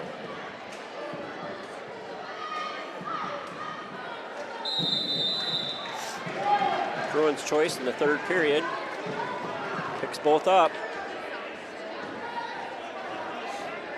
Willen will go on bottom here on mat number 1, leading 7-0. He'll hit that switch. He gets in on the hips, and they will have the 2-point reversal, but a nice re-switch here for Janesville. So you just trade a pair of twos. Sutcliffe getting real close to getting a Oh, throw my on Prune. He goodness. gets it. Getting back points. Real close to pinning him here. He's got it pretty tight. Lots of time left.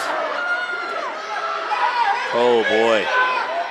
Prune was winning 9-2 at the time. It's really tight. That's a fall. Wow. They call a fall for Sutcliffe from St. Ansgar.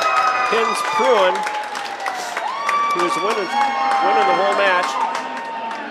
That launches Sutcliffe into the finals against Easton Sonberg.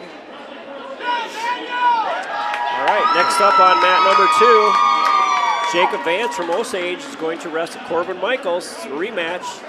I believe they're 1-1.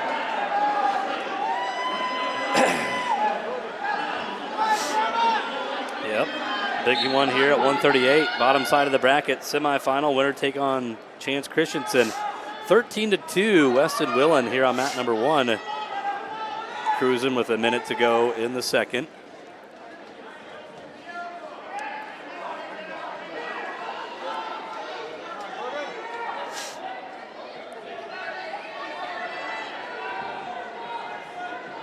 On mat 2 here, Jacob Vance against Corbin Michaels. Michaels won 13-7, and then Vance won by fall the second time. So At conference. Yep, this is the rubber match, and be the last time you ever wrestle this person. So you want to go out on top. Right. 16-2 now for Weston Willen on mat number 1 for Northwood-Kensett. That's a consolation match at 138. Winner will take on Winton Hogan of Central Springs.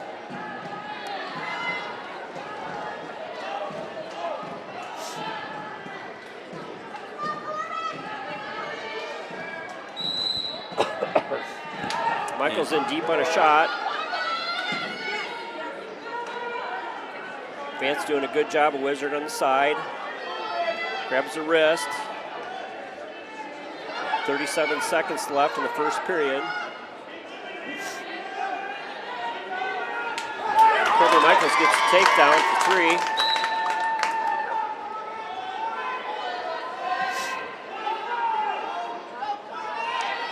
Got a reversal 2 on mat number 1, makes it 16-4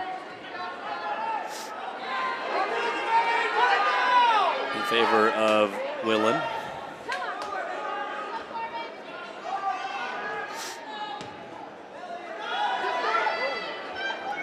Short time here. At the end of the first period, Michaels leads 3-0 over Vance. Michaels' choice. Vance picks down.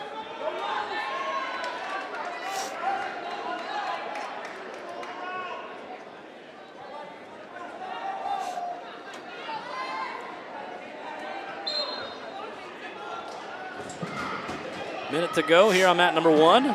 12-point lead for Weston Willen of Northwood-Kensett, but he's in the bottom position right now.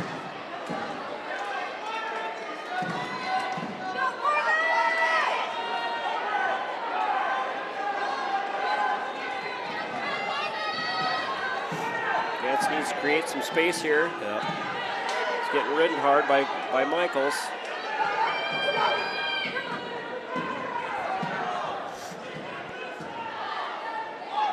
Michaels has got a wrist tied up.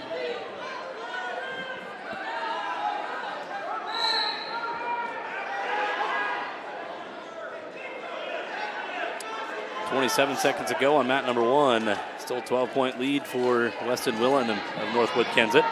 Consolation match at 138. Vance gets an escape for 1.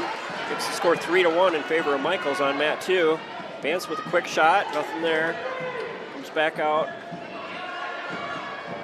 Hard to penetrate when a guy is wrestling on a knee. Michaels with another shot. Vance trying to answer that. Now Michaels with a Russian tie. 39 seconds left in the second period.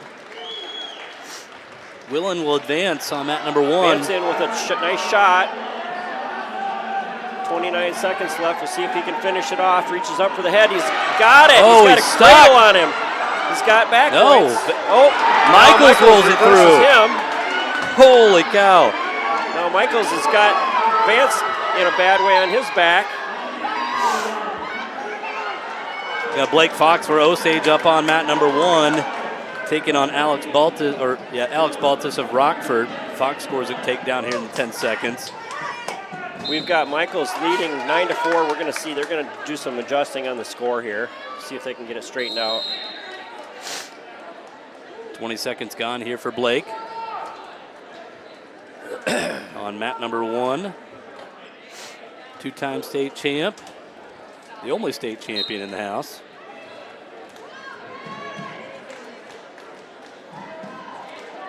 Trying to get a cradle locked up here on Baltus. I don't think these two wrestled at conference, did they, Ted? I don't feel like they did. No, I don't feel like they did. And they're going to adjust the score to 9-7 in favor of Corbin Michaels over on mat 2. In the third period, start of the third period. Now Blake has got that cradle locked up on Baltus. He'll get him turned over. And there's a second fall of the day for Blake Fox. So he's into the finals at 144. Vance trying for a headlock on Michaels. Not quite there though. Michaels is fighting it off. Michaels gets a takedown on Vance. Makes the score 12-7 in favor of Michaels. Winner of this match wrestles Chance Christensen from Riceville.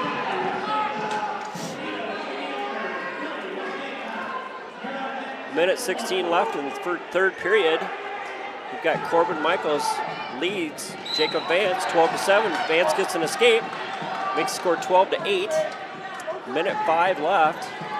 That one, we got a consolation match at 144. Blaine Porter for Janesville and Jasper Jones for West Fork. We got Vance with a quick takedown. Needs to cut him. He cuts him. Nope. Got it. Let him go. He cuts him. Tries to cut him. Now go. Makes the score 13-11. Takes another shot. He's got a leg. Close to another take. Gets another takedown. Makes the score 14. Now you just hold on. Yeah, you got to keep him down. 35 seconds. Close to getting back points. He's getting back points. He should be getting back points. Yeah, he's getting some counts. Getting back points. Huge. Got at least a 4 count. 22 seconds left. Leads 14-13. Got 4 back on that. Should be 18-13. That's a fall. Oh my gosh. Talk about winning. Unbelievable. You win that one in the weight or the wrestling room right there, being in better shape. Vance battles back. How many kids do you see, Ted? You give up that takedown early in the third and you just kind of fold and you give up. Right. You keep your head buried on the mat. Got two unanswered takedowns and back points. Wow. That will probably secure the chance that he will have to have a wrestle back. No, yeah. I mean, let's go get a district championship. Right, but, man, right. yeah, that's how you wrestle right there. Definitely that was the 2 and 3 seed. Definitely. Those two guys right there. Up on mat number 2. There's a win by fall. Mat number 1 for Jasper Jones at 144, a consolation match. All right, we've got Ben Brown here for Central Springs on mat 2. At 144, he's wrestling Riley O'Donnell. Semifinal match.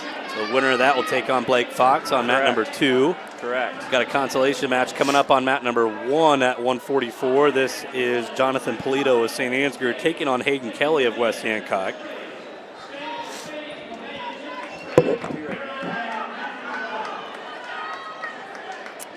Been a big throw here for O'Donnell, and he takes Brown straight to his back.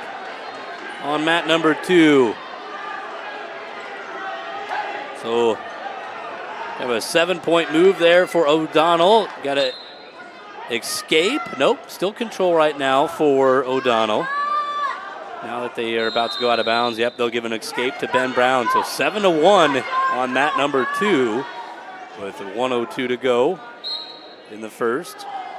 Underway on mat number 1 with Polito and Kelly. No score there. So both matches at 144. Mat number 2 a semifinal. Mat number 1 a consolation match. And Kelly has got the takedown for West Hancock on mat number 1. The freshman for the Eagles. But he gets high and he's going to get reversed by Polito, a senior for St. Ansgar.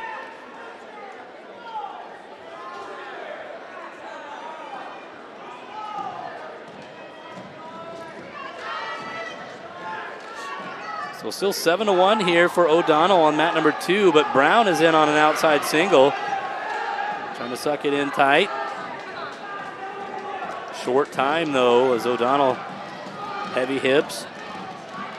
Sprawling back, we'll call a stalemate with 8 seconds to go on mat 2.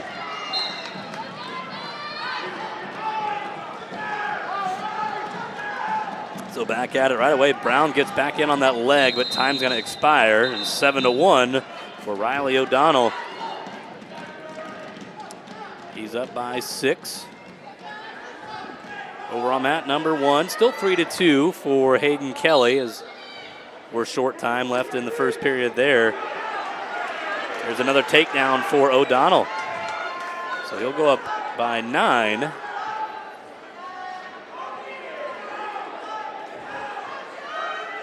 Like I say, winner on mat 2 advances to the final against Blake Fox. O'Donnell's got a deep bar arm in on the left side. Got to escape here at the very last second there on mat number 1 as time was expiring. So 4-2 going into the second for Hayden Kelly of West Hancock. He'll have his choice after Polito defers and Kelly goes back on bottom.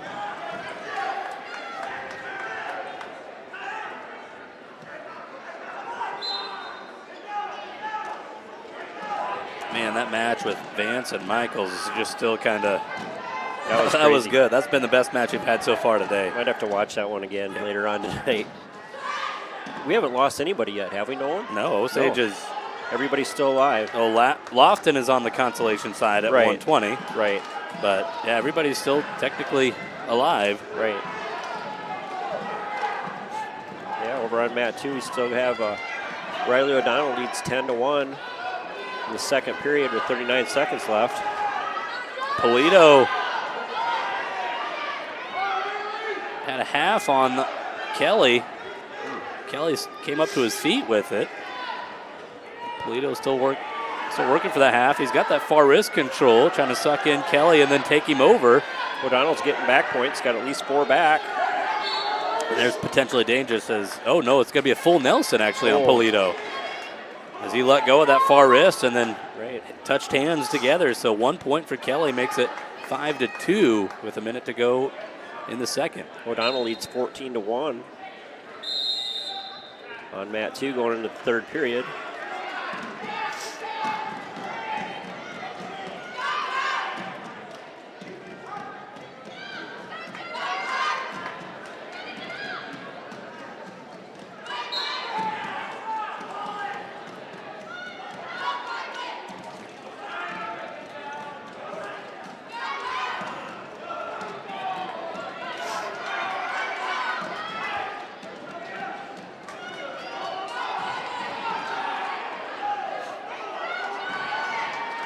Five seconds to go in the second. Kelly still up by 3, but Polito a tough ride here in the second period.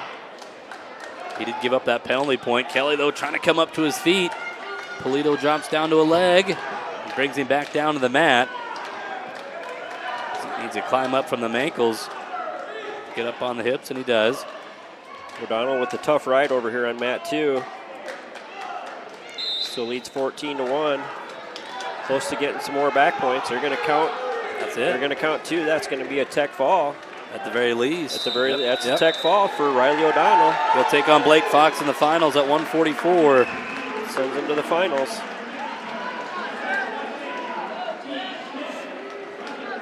Brown will go to the consolation semis. He'll take on Jasper Jones of West Fork. Next up on mat 2, we got Teague Smith. We're going to see him for the first time today. He's going to wrestle St. Ansgar wrestler Seth Schatz, junior for St. Ansgar. I wouldn't be surprised at all if his older brother Kellen Smith watching. He's at out of Air Force or Army wrestling. Right. Now Army prep and Air Force prep had a duel last night, and it's cool to see. You had Kellen Smith, former West Hancock Eagle, he took a picture with Anders Kittleson, former state champ for the Green Devils. And Smith's making short work of it here. He's took him down. He's getting back points pretty tight. And that's a fall for Teague Smith over Seth Schatz. Advances Teague Smith into the finals. 26-second pin there for Teague Smith. Next up, we're going to go up to, this is going to be another 150-pound match, I believe. Probably another consolation. It's going to be Riceville wrestler. 5-3 now. Kelly leading Polito on mat number 1. 55 seconds to go. Polito needing a takedown. Tries that double leg. Drops to an outside single. Tries to pull Kelly back in. He does. Over on mat 2. And there's 3 for Polito. Mat 2, we've got a consolation match. We've got Bryce Matt from Tripoli is wrestling Nancy Evans from Riceville on the backside. So a takedown for Polito puts him up 6-5 on Kelly with 36 seconds to go. A consolation match at 144. Mat number 1. Takedown for Evans on mat 2 right now on the consolation side at 150.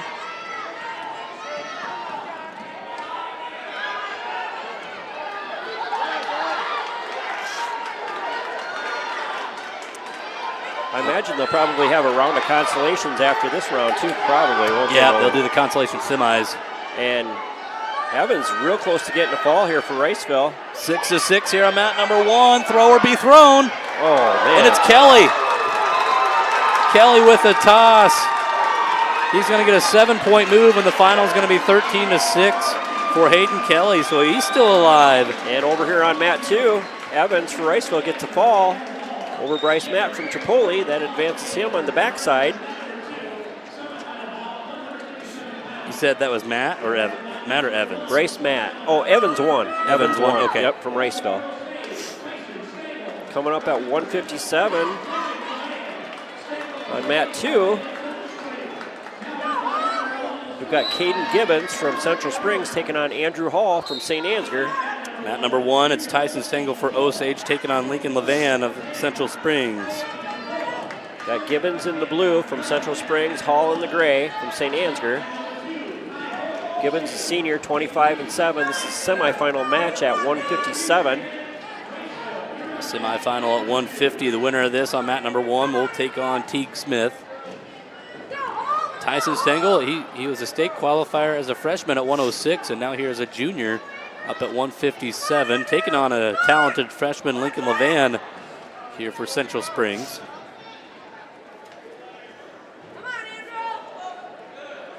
Levan in on an ankle. He'll stand up with it. And he'll get the takedown on Stengel. So 3-0 here, almost a minute gone on mat number 1. No score yet on mat 2. Minute left in the first period. So yeah, the next round will be the consolation semis, and then after that they'll do the championship match and then the third place match. They have to do those at the exact same time, and then after that the last round would be any true second place matches if needed. So there will be. Yep. Yeah, oh yeah, there always is. Yep. Over under 5.5. What would you say? The girls' regionals a couple weeks ago, boy, they had a lot of them. There were like 9 second place matches. I've seen anywhere from 2 to 7. Yeah. Just varies. What's your take on 5.5 over under? Yeah, I'm going to go. Actually, I'm going to go under. I'm going to go under 2. Yeah. I'm going to go under 2. I think a lot of these are going to be decided in the final. Yeah. I think the seating was pretty good today. Yeah, there's a couple of weights that are very very loaded where it'll come down to some wrestlebacks, but actually the official's having some issues. He must have had the watch on mat number 2 because mat number 2 time expired and his watch went off on mat number 1. So he stopped the match there with Levan leading 3-0, 26 seconds to go in the first. That's why get a stoppage. Yeah, when they switch mats, they have to switch wristbands. Usually, they talk with the table and they give them a little buzz just to make sure. But they forgot that. Somebody did. We're not going to blame it on our table workers, our volunteers. We're going to blame it on the official, right? It sure saves the towel boys having. Remember when the little kids would have to run out and chase the ref? My boys did a lot of that. I was a towel tapper growing up back in the day. That was fun. They actually liked to kind of see how hard they could hit the ref with the towel. So over on mat 2, it's still 0-0 in the second period between Caden Gibbons from Central Springs and Andrew Hall from St. Ansgar.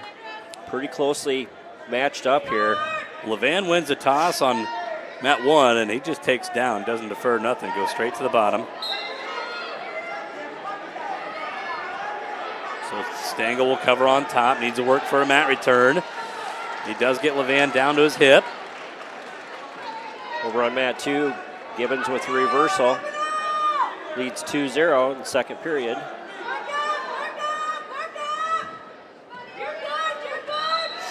We got some blood time here on mat 2.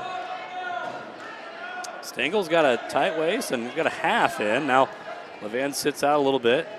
Stengel keeping that half in. Needs to try to work out to the left side.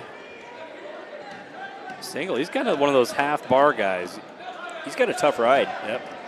But Levan gets the escape. So 4-0 for the Central Springs freshman with 1:10 to go in the second. Semifinal at 150. Stengel in on the attack. Levan sprawling back. Stengel still reaching, trying to pull that leg in. And they break apart. We get stoppage here. Blood time for Central Springs. 4-0 lead for Levan.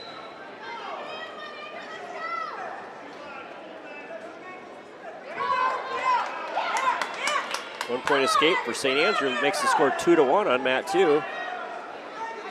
Second period. Gibbons over Hall, 2-1 right now.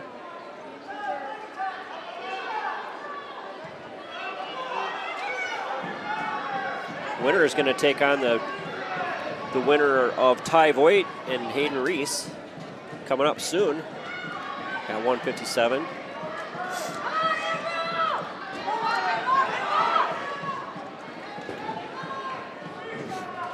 So we got the blood time stopped here on Levan, just cleaning everything up.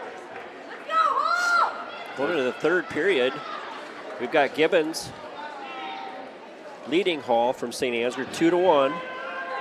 Hall's choice. Hall's going to take down.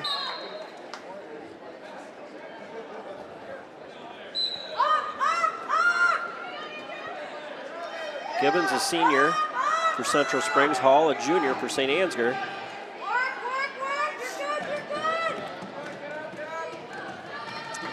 Falls to his feet. Gets a reversal. Oh, Gibbons taps out.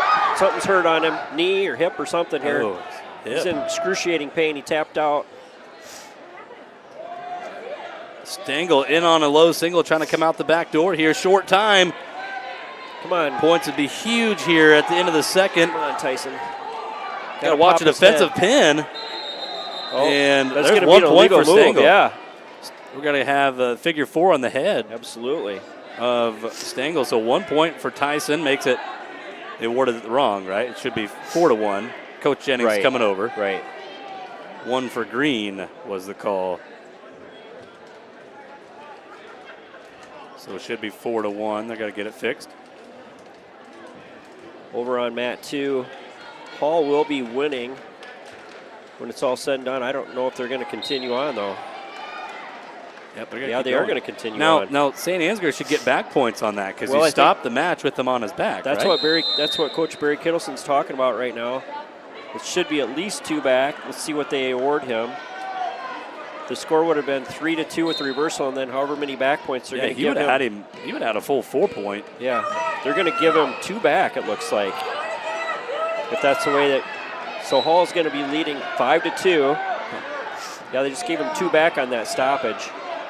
Typically, I think you're right. I think they should have given him 4 back. Yeah, give him the max. Yeah. If not a fall. But anyway, score's 5-3 right now in favor of Hall. Blood time here for Levan again. Levan was almost about to score 3 there, so Tyson kind of gets saved with some blood time on mat number 1.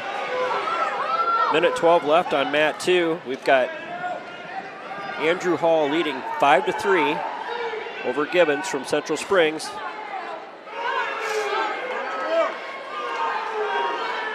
Minute left.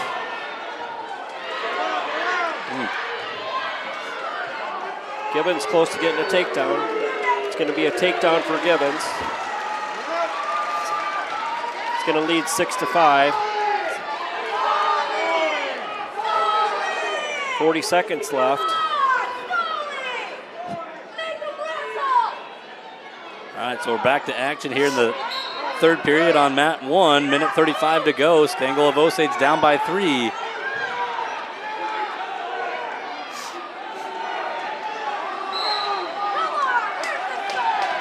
There's 1 point for Hall with a stall call on Gibbons. Stengel in on the leg, trying to come out the back. Scores 7-5 in favor of Gibbons over Hall on mat 2 right now. 20 seconds left. Hall's to his feet. Tries to escape, nothing yet. 10 seconds. Need another stall call if he doesn't climb up on the legs. Yep. Another stall call. Gonna get another point. It's gonna be 7-6. Because an escape ties it. 7 seconds left. Hall needs an escape to tie the match. Less than 40 to go here on mat number 1. Still 3-point match in favor of Levan. And we'll get potentially dangerous on the back of Stengel. 30 seconds to go. And Gibbons wins the match 6-7.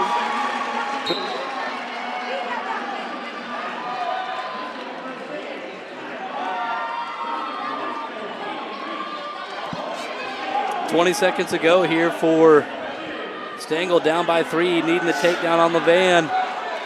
Next up on mat 2, we got Ty Voigt coming out. Gonna wrestle Hayden Reese from Riceville. Winner takes on Caden Gibbons in the final. We're at 157 on mat 2. Final on mat number 1. It's going to be a 4-1 win for Lincoln Levan. So Levan is into the finals to take on Teague Smith.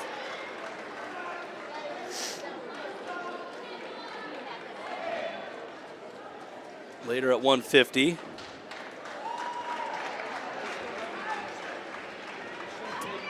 And then our next match here at 157 on mat number 1. This will be a consolation with Junior Felski taking on Jacoby Subject. Felski, a Tripoli, Subject of West Hancock. Consolation 157, mat number 1, as they shake hands and are underway. Ty Voigt with a go-around off the mat, though, no points. Restart, center of the mat. Minute 7 left, the first period on mat 2. Quick work here for Subject on mat number 1. He gets a pin in 14 seconds, so he moves on into the consolation semis. Got a headgear malfunction here. So we'll do a restart. 165 coming to the mat. As we have Brock Trees of Osage taking on top-seeded Alex Tiedemann of Northwood-Kensett. Alex Tiedemann ranked number 6 at 165. He was Northwood-Kensett's first ever top of Iowa Conference champion earlier this year. Still 0-0 on mat 2. Ty Voigt.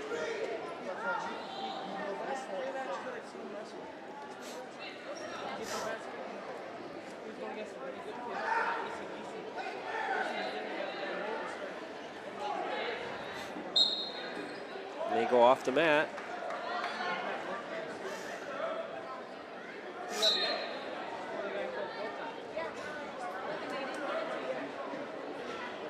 Both these guys on mat number 1 are juniors, Trees and Tiedemann. Tiedemann qualified to state last year at 150. Into the first period on mat 2, scores 0-0. It's going to be Voigt's choice, defers. Reese is going to go down.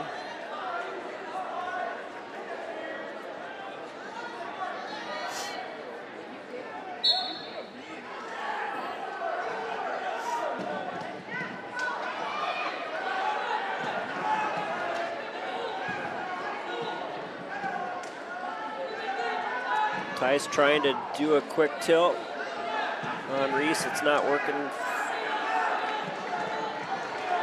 He's got the leg split a little bit. Voigt chose top. Or no, sorry, Reese went bottom. He deferred. Right.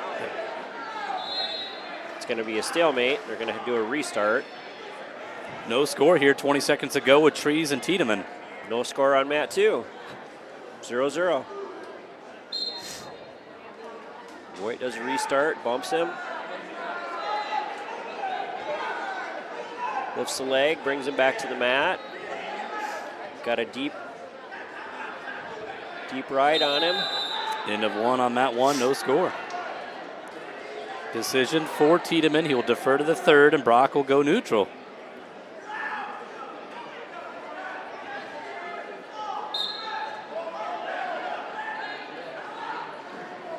.59 seconds left in the second period here on mat 2.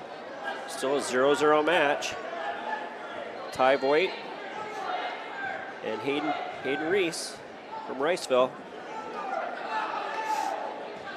A little short fireman's attempt there for Tiedemann. Brock had that front headlock series, but they break apart. Nobody's been able to get deep on a shot yet on mat number 1. Voigt's got a deep half and wrist tie on Reese, but Reese comes to his base again. 20 seconds left. They're right on the edge of the mat.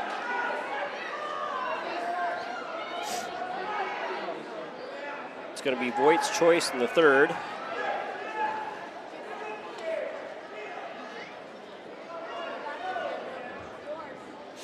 Minute to go in the second. Both these matches staying scoreless. Man, going into the third period, 0-0. Voigt's choice. Voigt's going to pick down. Couple underhooks here for Trees. Now loses a left underhook. Goes back to the double unders. Voigt to his feet right away. Controlling the hands. Oh, Tiedemann gets behind Trees, but they go out of bounds. No points. Voigt with a quick reversal for 2. Got the leg split. Leads 2-0.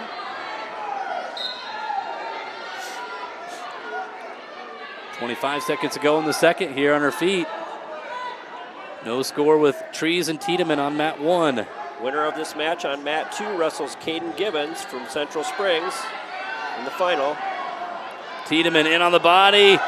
Scramble here. Trees trying to get his head out to the side. They're going to give 3 to Trees. Yes! Brock. Oh, man. He's got to give up a reversal 2 with 1 second. Okay, so 3 to 2. Okay, they call Voigt for stalling over on mat 2. Voigt still leads 2-0 with 1:20 left, and he's riding. Trees just barely had that takedown because Tiedemann's knee was down on the mat for a split second. That was a crazy takedown. Trees is going to go on bottom here as Tiedemann, it was his choice, and he chooses to go on top. We got a minute left in the second period. We got Voigt riding, leading 2-0 over Hayden Reese from Riceville. Right away, Tiedemann gets that bar in. He's got that bar and half.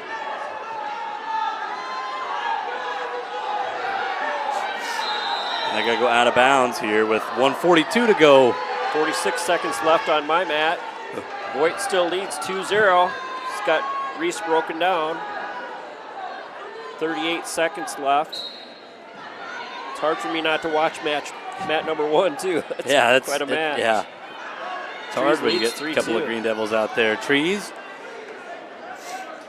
We're going to call a stalemate on mat 2.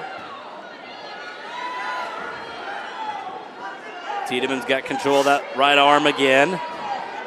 He's got that bar. Restart on mat 2.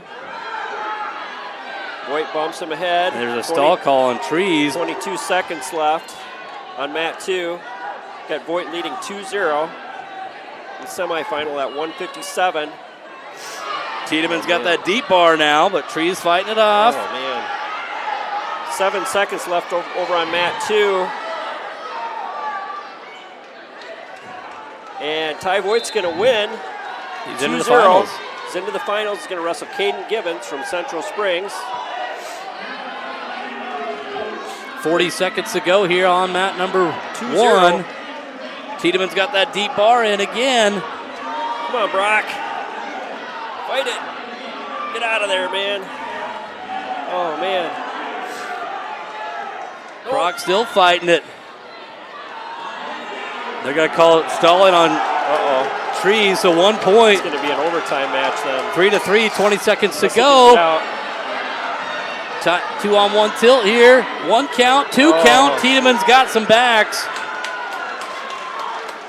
So he's going to have at least, it looks like 3 near fall for Tiedemann. He's going to get the win, 6-3. Over here on mat 2, we've got Parker Opperman from Janesville wrestling Alex Dukapaman from Northwood-Kensett. Consolation match at 157. Brock's going to have to come back and hopefully get a wrestle back. He's going to have to hope that Tiedemann can win that bracket. Yep. He'll be favored to do so if rankings seedings hold. As he'll take on the winner of mat number 1 now. Tiedemann will. He'll take on either Reagan Richardson or Jackson Edwards as they come to the mat here. Right. 165, mat number 1. Yep. Quite a match. Quite a match. Over here on mat 2, I've got Parker Opperman gets a quick takedown for 3 over Northwood-Kensett. Alec Dukapaman. Dukeman. Right? That's what I say. Some of those names are hard. You gotta change your glasses, Ted. I guess so. I can't see squat.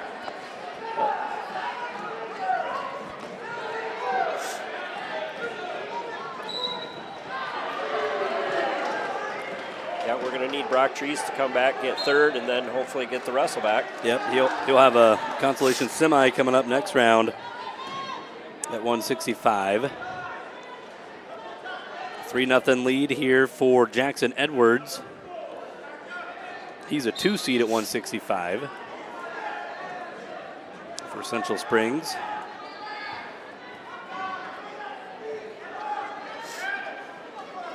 Coming up shortly, we should see Gavin Mower here coming up pretty shortly. We Yep. haven't seen him yet, have we, today? No, not today. Nope. He had 3 big matches a week ago at the state duel tournament. Osage finishing in 5th place at the state duels, beating conference foe Nashville Plainfield in that 5th place duel. There's a win by fall for Parker Opperman of Janesville. So he moves on, still alive at 157. Yeah, pretty cool there for Osage to get that 5th place. And the final duel in Al Frost's coaching career with Nashville Plainfield, as he announced he'll retire at the end of the year. And he had to give Coach Jennings a hard time when it was all done. He's like, of all these years I was coaching, you never let me beat you. I know. I'm sure he would have loved to have that very last match. Yep. Those two were two legends here in the Northeast Iowa area with Coach Jennings and Coach Frost. Yeah, Frost is intense. He is intense. He was the top of Iowa Conference Coach of the Year, rightfully so. The Huskies winning their first title in the TIC. It's only the 9th year that we had the conference tournament. Actually, the 8th year. One of the years got snowed out, but yeah, the TIC was formed back in 2015-16, and Nashville Plainfield got their first title this year, and Frost last year, so that's kind of pretty cool to see. Over on mat 2 right now, we got a 165 consolation match.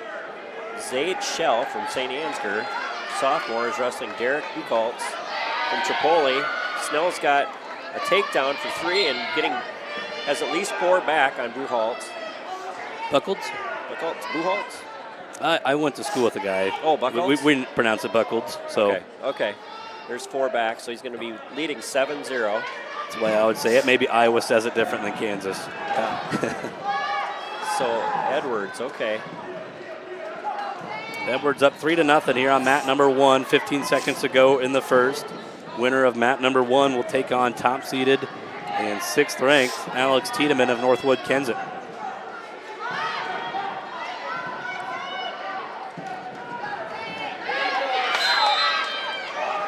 Snell from St. Ansgar with a quick dump.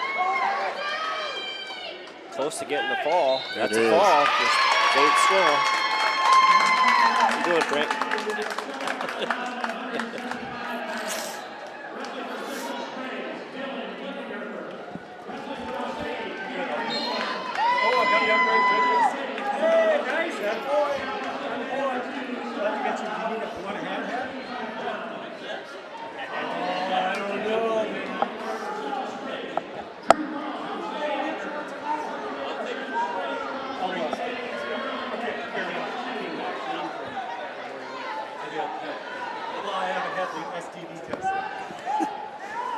We got Frank Fox from Fox Auction Company giving us a hard time up here.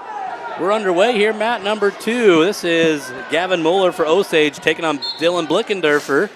This is a 2-3 seed matchup on mat number 2, and 3-point takedown for Gavin Mueller. He's a sophomore ranked number 6, and Blickendorfer was a state qualifier last year.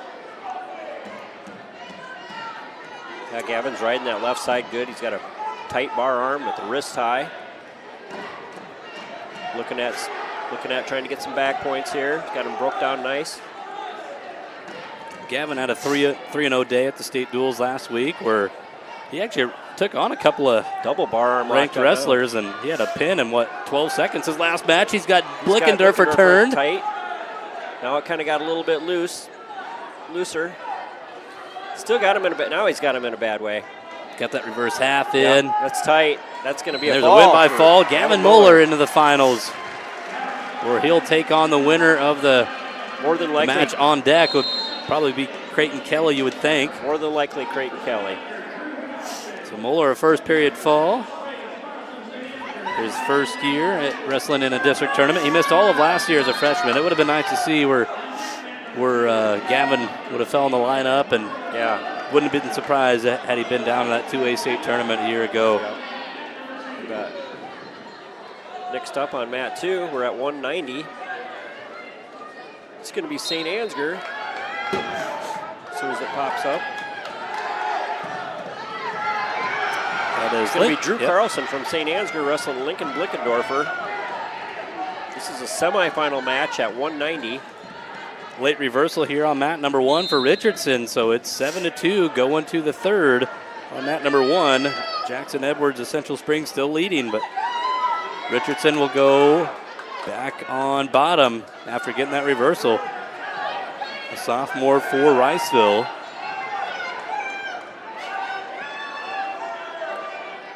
Carlson in on a shot on Blickendorfer. Blickendorfer's trying to come around. Blickendorfer's the number 1 seed today.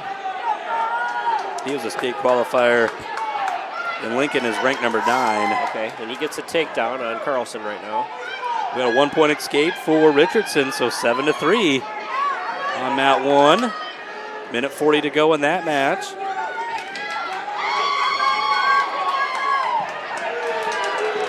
And a 3-point takedown for Richardson. He's on a roll right now, down by 1. And he's gonna cut him right now. The sophomore is going to let Edwards up to his feet. So 8-6, a minute 32 to go in the match. Blickendorfer's getting back points now on Drew Carlson.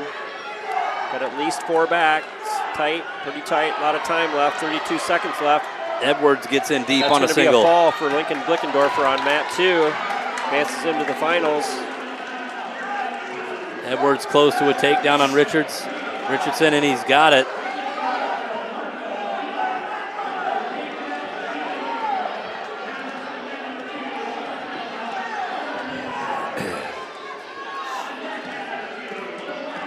So 11-6, under a minute to go on mat number 1. Jackson Edwards trying to get into the finals to take on Alex Tiedemann at 165. Semifinal on mat number 2 underway. Jaden Butler from Janesville is wrestling Marco Avila from Riceville, senior, 25-10 record. Oh, they wave him out of bounds. Richardson almost had looked like his heel is still in. They wave him out, so 11-6 still. Left. Quite a match, actually. Even with an 11-6 score, it goes back and forth. It's a semifinal on mat 2 at 190. Jaden Butler from Janesville gets the takedown on Marco Avila from Riceville. Under 20 seconds to go here. Edwards up by 5. And he's going to be called for stalling. 1 point to Richardson. Will restart. It's going to be 11-7. They put the point on the wrong wrestler. It should be 11-7.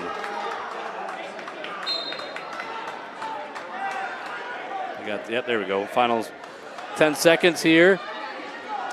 Edwards is going to get the win. He's into the finals for Central Springs at 165. He'll take on Alex Tiedemann.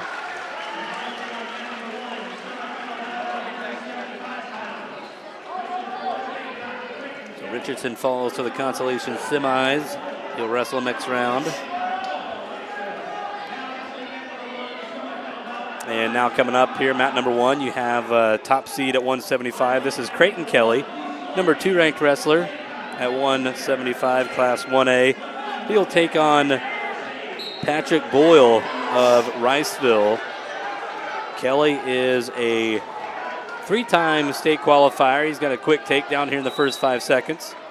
He placed 4th last year as a junior at 175.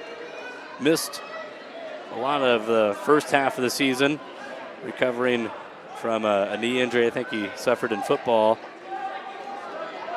West Hancock Eagles, a powerhouse team on the gridiron, made it all the way to the state championship.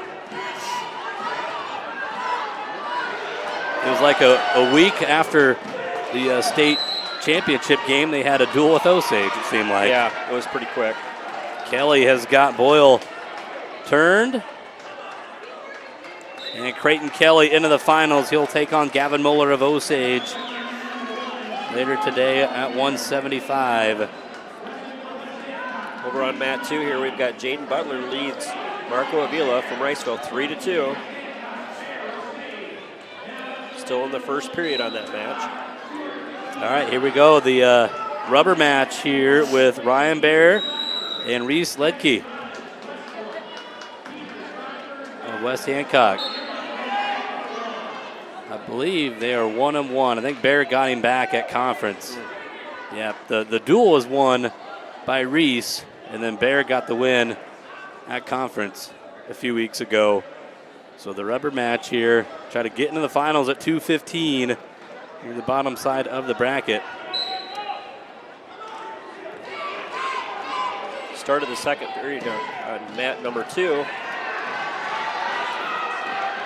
We still got Jaden Butler from Janesville leading 3-2 over Marco Avila from Riceville.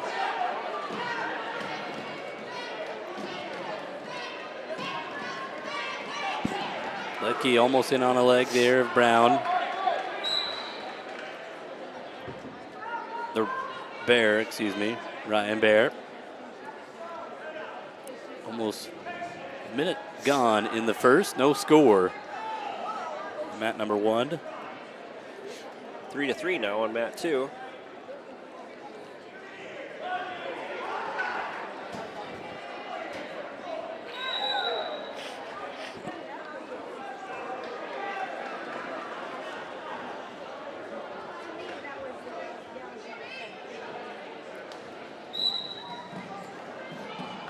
Nobody's really attempted a shot yet here on mat number 1. Trying to set something up.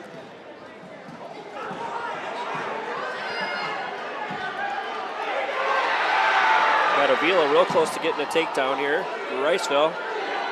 No points yet. Minute left in the second period. It's tied 3-3.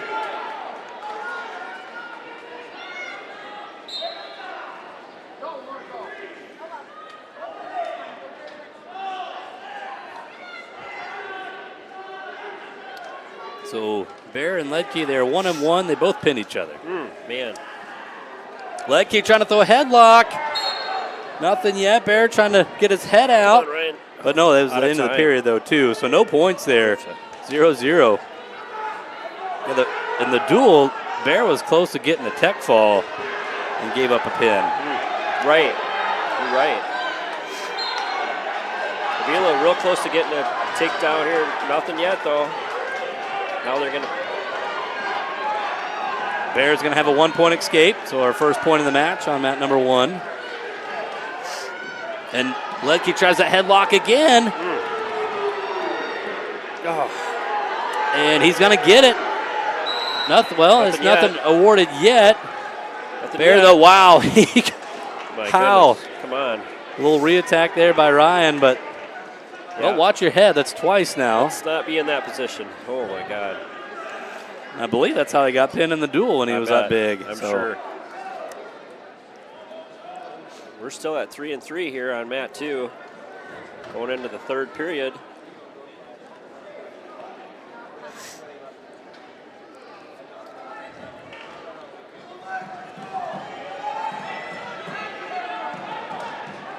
Ledke wants to tie up. Under a minute to go in the second.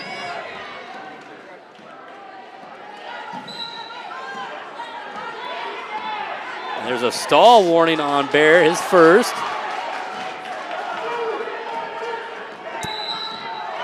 Double leg attempt here. Ledke, they go out of bounds here with 39 seconds to go in the second. 1-0 lead for Ryan Bear, though he's been warned for stalling. Over on mat 2, Butler leads 4-3 over Avila from Riceville. Headlock try again, and Bear's going to get the takedown.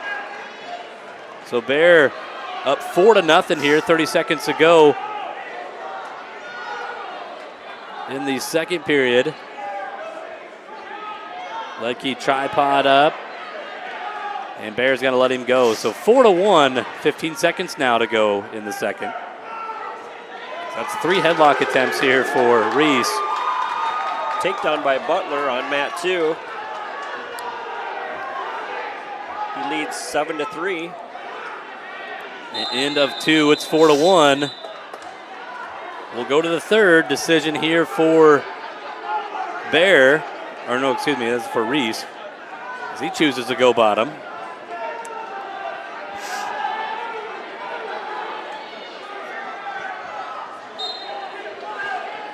Ledke goes bottom here, down by 3. And Bear's got, looking for a cradle. Another takedown here by Butler, getting back points on Avila.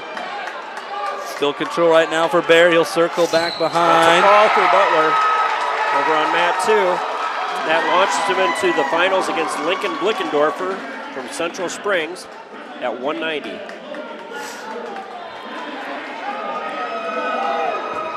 1:25 to go in the semifinal at 2:15. Mat number 1. The other semifinal at 2:15 coming to the mat right now on mat number 2.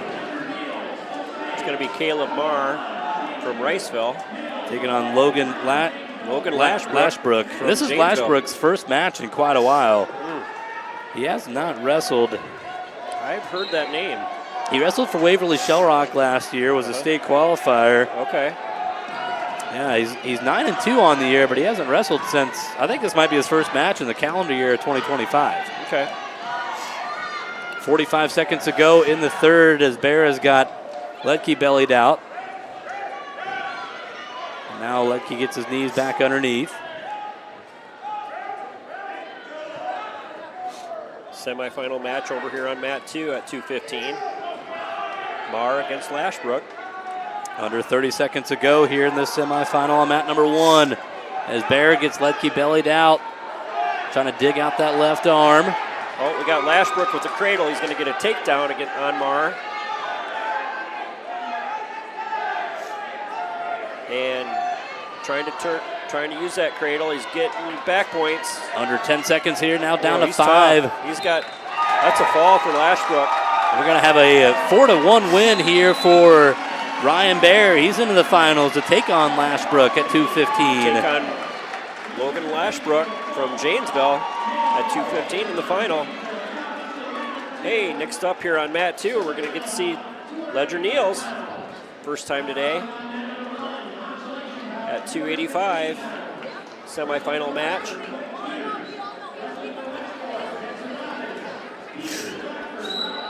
He's going to take on another Janesville wrestler.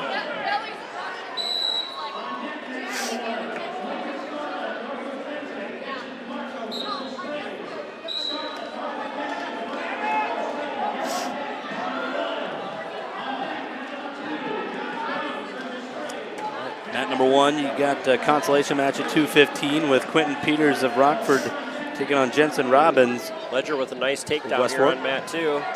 He's going against Cole Hahn from Janesville, senior 1731.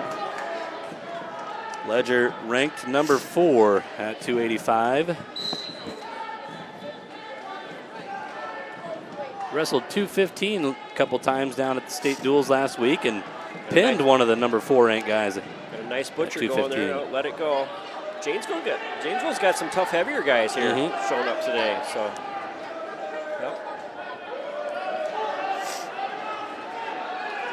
Still no points here with Peters and Robbins. Ledger running a butcher, getting close to getting the count. Got 2 back anyway. Got a takedown now for Quentin Peters of Rockford on mat number 1. Has Ledger gone the distance with anybody this year? No. It is. It's been all pins and a couple of losses. Live and die by the sword. Yeah, that's what I thought. Ledger leads 5-0. Got a nice arm lever there, getting more back points. He's going to settle back in now. You missed a golden opportunity to say that. Coffee grinder. Yeah, he didn't really put his head in it, though. That's a pin for Ledger. Okay. He didn't really grind it. That's a fall for Ledger. He's going to be in the finals against either Josh Young of Central Springs or Matthew Praska of Riceville. And Ledger just picked up his... See what the poster says. 100 pins. 100 pins. Nice. 100 pins. It's a lot of falls. Next up on mat 2, I'm guessing that the winner is going to wrestle Ledger here. Yep, this is Young and Josh Praska. Young and Matthew Praska from Riceville. Got Josh Young from Central Springs, a junior with 24-21 record. Praska from Riceville, senior, 21-12 record. Oh, Praska headlock. Praska, wow. That is going to be a lot of points if nothing else. He's losing the head. The head's slipping off. And that's a fall. Falls a pin. So Ledger's going to wrestle Matthew Praska from Riceville in the final. Senior against the senior.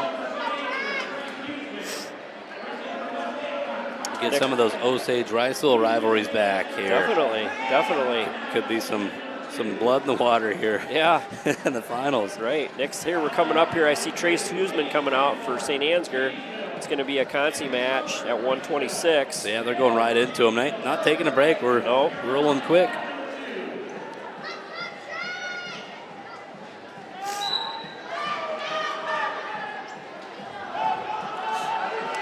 Huseman's going to be wrestling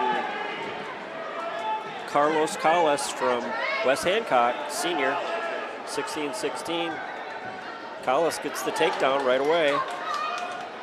So his consolation semi-round will go pretty quick. Not every weight class has.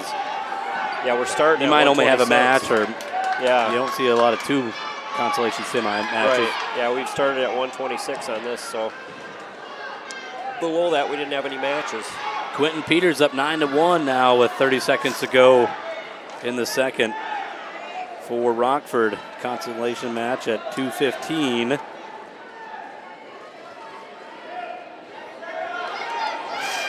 Peters got Robbins turned. Robinson rolls out of it for West Fork. Too near fall. Huseman got an escape and a takedown, so now he leads 4-3.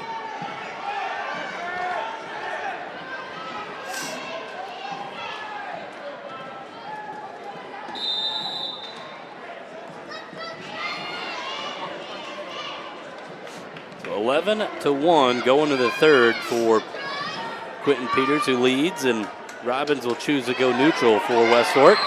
There's a win by fall for St. Ansgar on mat 2. So Trace Huseman keeps him alive there at 126. Trying to come back. He'll wrestle for third. He'll take on the winner of Trenborg and Schroeder. That'll be up soon. Actually, they're up right now. On mat 2. We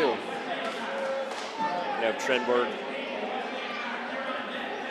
See if it pops up here. It's going to be Henry Schrader from Riceville at 126. Schrader, no points yet. Gets a quick takedown.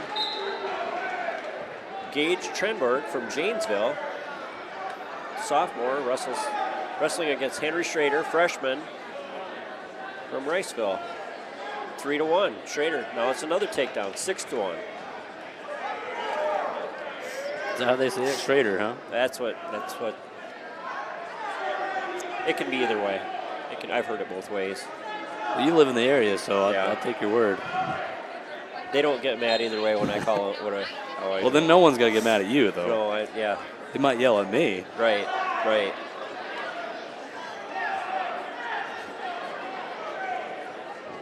40 seconds left here on mat number 1. Quentin Peters looking to advance, a sophomore for Rockford, up by 10. Jensen Robbins, though, a chance to go desperation now, nothing to lose, down 10. Another escape and another takedown for Schrader.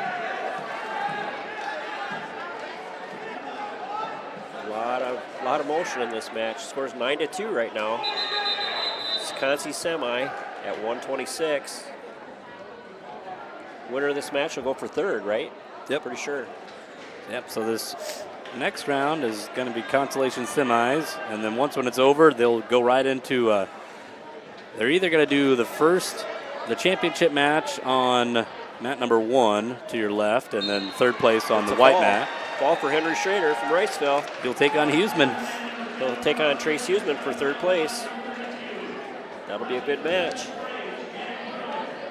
Yeah, when we get to the placement round, they start the weight classes at the exact same time. So there'll just be one match at 106. There will be no third place match. It's a 3-man bracket. So no match, but just one match at 106, and then when we get to 13, that won't start until 106 is done. Yep.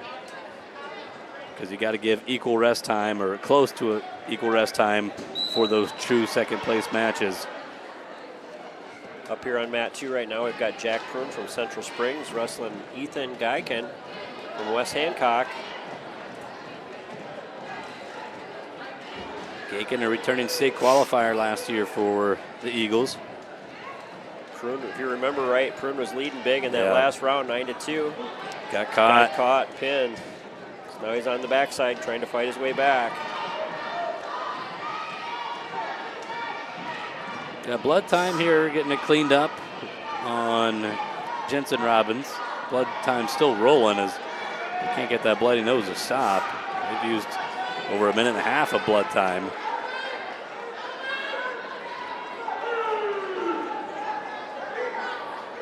Got a good fight going on here on mat 2.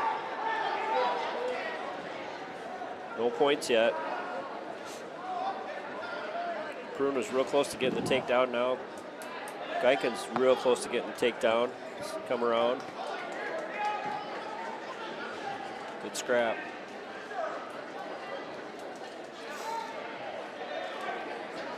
It's going to be a takedown for Geiken.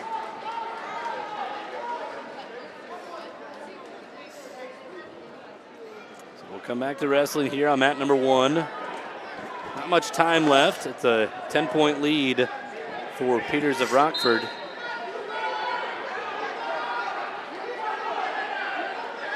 Final 10 seconds.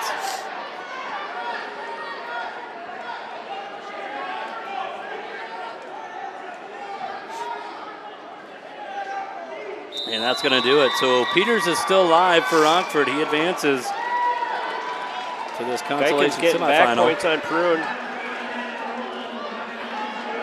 And that's a fall for Geiken over Prune from Central Springs.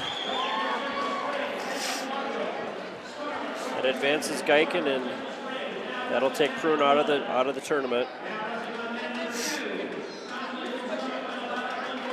All right, so 2 new matches coming up for you. Mat number 1, it's at 120 pounds. Got Linka Scarlett for Northwood-Kensett taking on Vincent DeMarco of Central Springs. Scarlett, a state qualifier a year ago.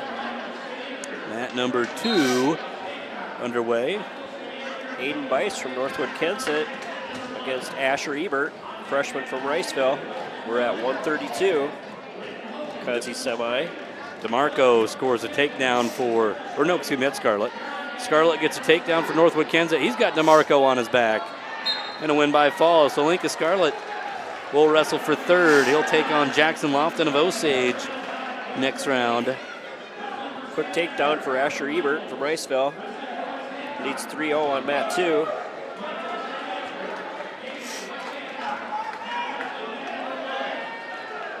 Next match, mat number 1 will come at 138 pounds. Corbin Michaels for St. Ansgar. He'll take on Preston Gaken for West Hancock. Michaels had that crazy semifinal match with Jacob Vance.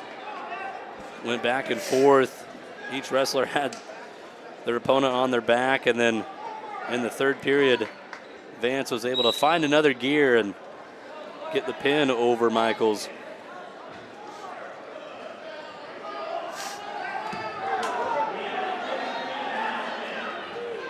And a takedown here for Michaels right away on Gaken. So he'll get 4 near fall to go up 7-0 out of bounds here. 19 seconds gone in the 1st. You're still at 3-0 over here on mat 2.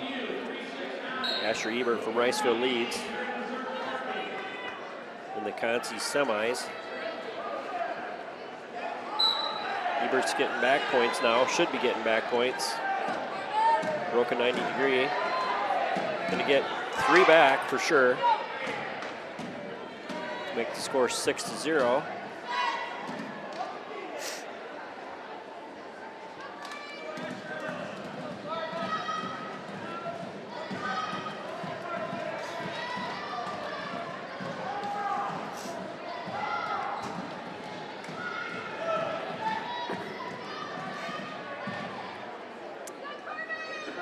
Michaels got a bar, now trying to switch off, go to a half off to that left side.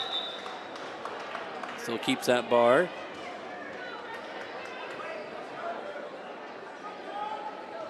Going in the 2nd period here on mat 2. Ebert has his choice, picks down, leads 6-0.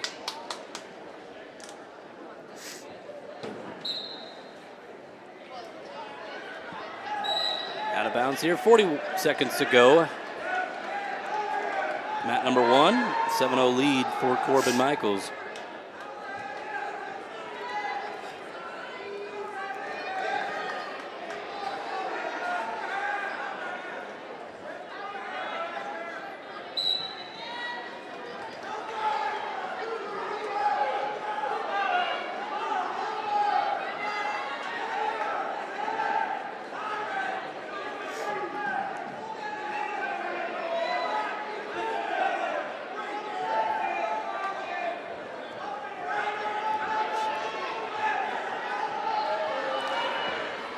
Aiden Bice with the cradle locked up. He's going to get a couple back here for sure. Oh, he might pin himself. He's definitely on his own be careful. back. He looked like he was defensively pinned. The ref didn't call it though. Hey, lucky. He was flatter than that flat. could have been the 3rd one we've seen this year. He's got now Riceville's got him on his back, and that's going to be a fall for Asher Ebert from Riceville to fall over Aiden Bice from Northwood-Kensett in the Concy semis. So Ashton Ebert will go for 3rd place in the next round at 132. He'll take on Ethan Gaken of West Hancock. End of 1 on mat number 1, 7-0 lead for Corbin Michaels of St. Ansgar.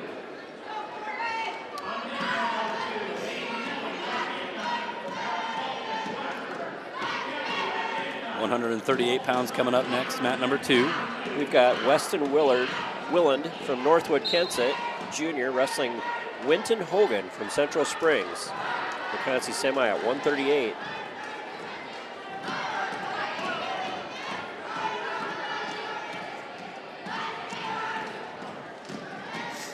Huseman is up, or excuse me, Michaels for St. Ansgar up 10-1. Minute 20 to go in the second.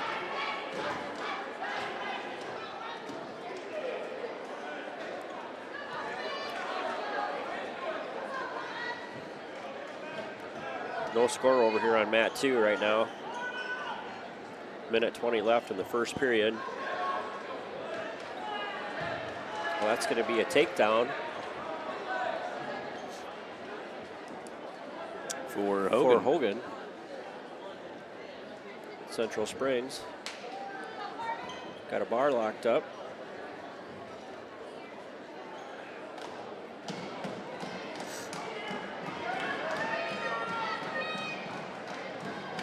Oh, deep half on the other side. He's getting back points. That's a fall. Hogan with the fall over Willen from Northwood-Kensett from Central Springs. Next up, we're going to have Kelly from West Hancock at 144. Going to wrestle Rockford, Alex Baltus. So Hayden Kelly from West Hancock, freshman, wrestles Alex Baltus, senior from Rockford, at 144. Going semis. Going to the third on mat number 1, 10-1 lead for Michaels to St. Ansgar. And we're going to be neutral to begin the third.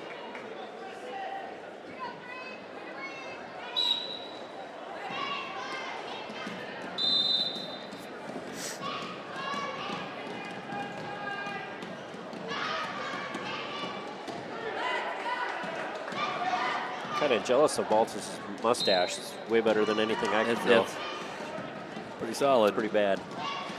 When I was wrestling in Kansas, they wouldn't let you have a mustache. No, that's right. Yep. Couldn't have no facial hair. You couldn't have long hair either. Yep. If it was over the collar, they cut it. Another takedown here for Michaels. This is going to be a tech fall as he's got back points with it. 4 near fall, and it's going to be a 20-2 tech fall here for Corbin Michaels. He'll wrestle for third and take on Hogan of Central Springs.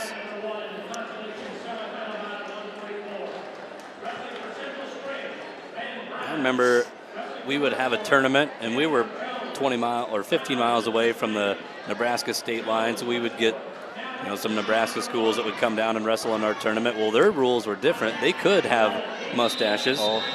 And you would have thought, too, in a Kansas tournament, you would have to go by Kansas rules, but I guess it was grandfathered in for them. Sure. They could keep their mustache, and we're all over here like, we want to rock a mustache, too. Yeah. The few that could grow one, but I couldn't grow one until I was 30. So a couple of 144 consolation semi matches right now. Mat number 1, you got Ben Brown of Central Springs taking on Jasper Jones of West Fork. So I've got Hayden Kelly over here on mat 2 wrestling Alex Baltus. 0-0 on both mats right now. So it used to be 4 top of Iowa Conference schools, but Rockford this year, they're a part of the Iowa Star Conference. Oh, I guess I didn't even notice that they weren't up at St. Ansgar. Yep. Okay. So yeah, they're part of the Iowa Star. And would that be like the Riceville Conference? Is that who they would be? But doesn't Riceville, Riceville used to wrestle Upper Iowa, but I think Iowa Star now has its own wrestling conference. So Baltus with a lat drop here on Kelly. He's going to get 7 for sure here. 3 takedown, 4 back.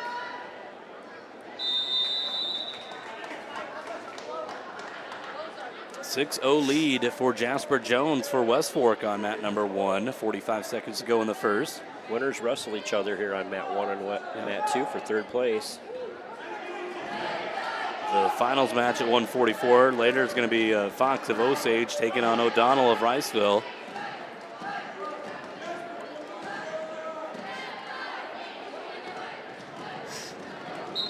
Getting some more back points here is Jones. Got a 2 count.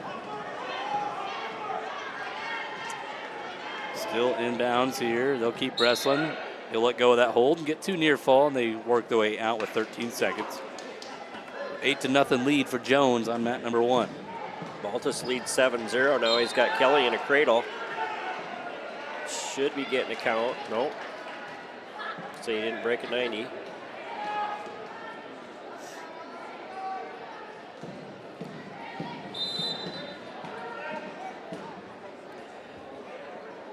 Oh. Coffee grinder. Oh, yeah. Now he's going to be getting some back points. Baltus is physical. Got a 4 count for sure.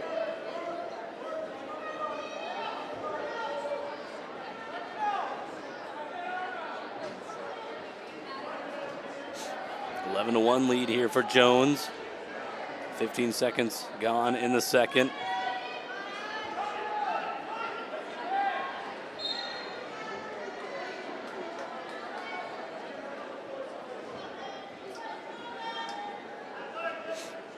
Baltus, pretty tough. Kelly's doing a good job of fighting off that pin though. 29 seconds left in the second period.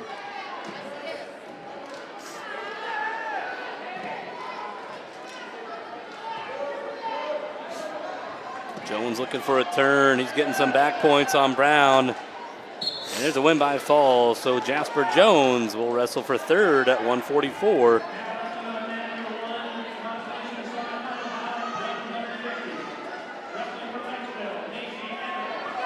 Time's up. No, they called a pin, but the clock was out there on mat 2. We'll see if they get it corrected. The period was up by about 4 seconds.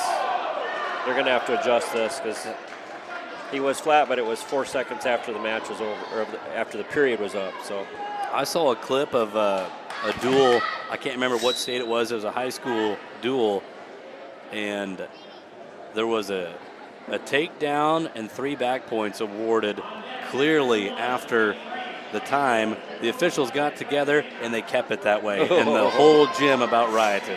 You know, and they left it that way, a 6-point move.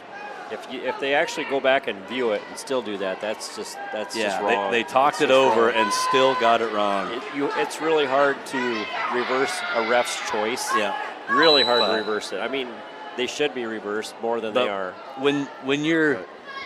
When you have the crowd screaming time way after, they're not just yelling time with 3 seconds to go. Like, right. Oh, I just couldn't believe that. Yeah. Someone posted a clip of that on social media, and they left the points. Oh, boy. We got a takedown here. On mat number 1, this is 150. Nacy Evans of Riceville taking on Seth Schatz of St. Ansgar, and Schatz has the takedown up 3-0. So they reversed the fall over here on mat 2, and Baltus is ahead 11-0 now over Hayden Kelly in the third period. Oh, that's they're a gonna slam. Call that a slam.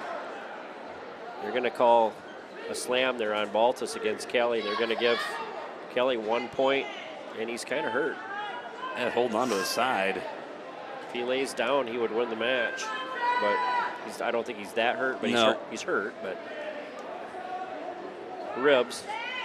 He's going to continue on, but that's how you lose a match right there. And especially to advance the state. Yeah, a match like that. Yep. 11-1. Minute 30 left in the third period. We saw a couple years ago, Osage, it was Barrett Muller, his sophomore year. He didn't get a true wrestle back because a guy got slammed, and then he just laid there. Yes. Like knowing that I don't want to wrestle for true second. Yep. I'll just lay here, get the win by, off the illegal move. Yep. Right. Yeah, Barrett got screwed out of that wrestle back. That was a sad day. I've seen a lot of bad things at districts and sectionals, Nolan. Actually, I take that back. It wasn't Muller. That would have been. It was Barrett. It was Mac. It was Mac Muller. Was it Mac Muller? Okay. Yeah. Okay. That would have been his sophomore year. I think that was the Webster City district. Yeah. Yeah, we were over at Webster City. Yep, it was Mac. You're right.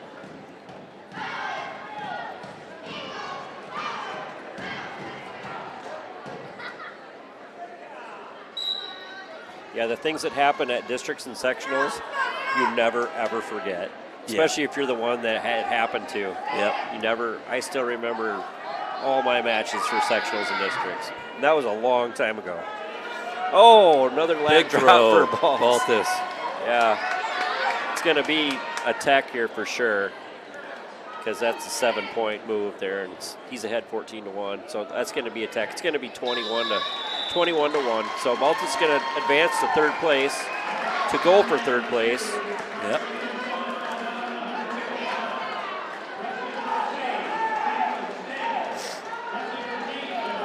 So Baltus will take on Jones for third at 144.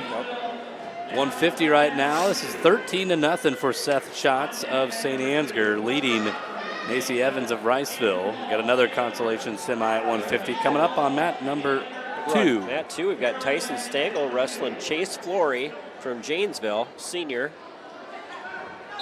in a Consi semi. Now we wrestled Janesville in a duel. I'm wondering if Tyson wrestled him. Back when we wrestled at Nashua, Janesville was there. We had a duel with him. They did not. He wrestled Steibel for Janesville. Okay. They bumped away from Tyson then.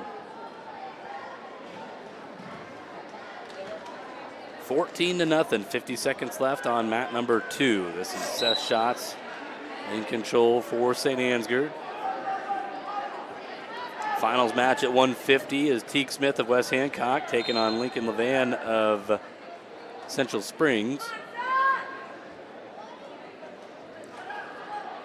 We got the ref warning Janesville. Maybe a little bit unnecessary roughness, I guess, maybe? I didn't see any other.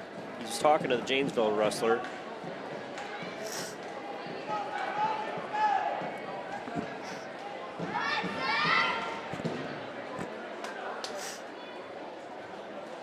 Minute left in the first period.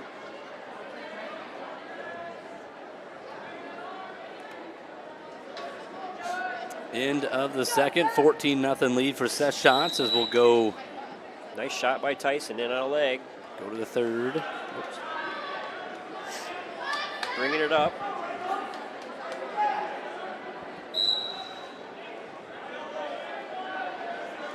.33 seconds left in the first period. Tyson needs to work up on it.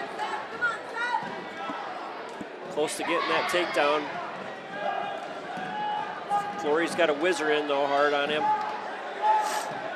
He could limp arm that out. I know it's easier said than done. Real close to getting a takedown there. They're going to give Tyson a takedown there for 3. It's 11 seconds left in the first period. Nope. Points yet. That's. No, there's 3 for Schatz, and that's going to be a tech fall on mat number 1. Seth Schatz will wrestle for third for the Saints. Oh, time's up here. Not sure if they're going to award that escape or not. Time might have been up. No escape. They say time was up.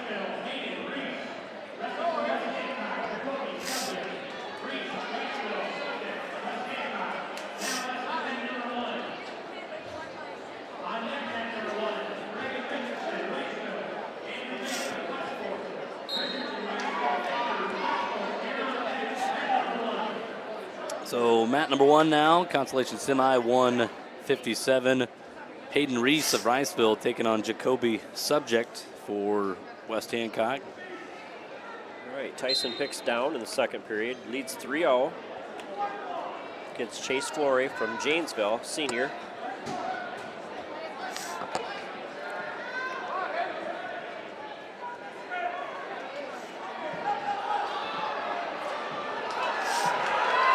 Subject has got Reese on his back.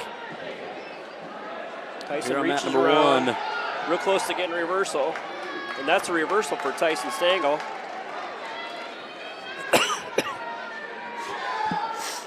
So at least 3 near fall for Subject on mat number 1. Reese, though, going to get back to his belly.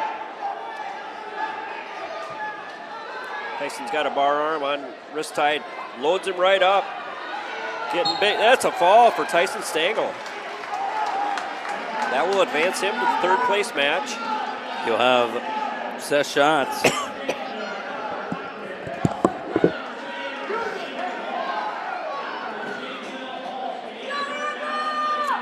7-2 now. Wyatt Reese with the reversal.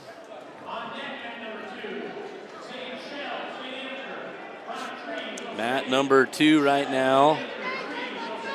This is Andrew Hall for St. Ansgar. He'll take on Parker Opperman of Janesville as they are underway, 157 pounds.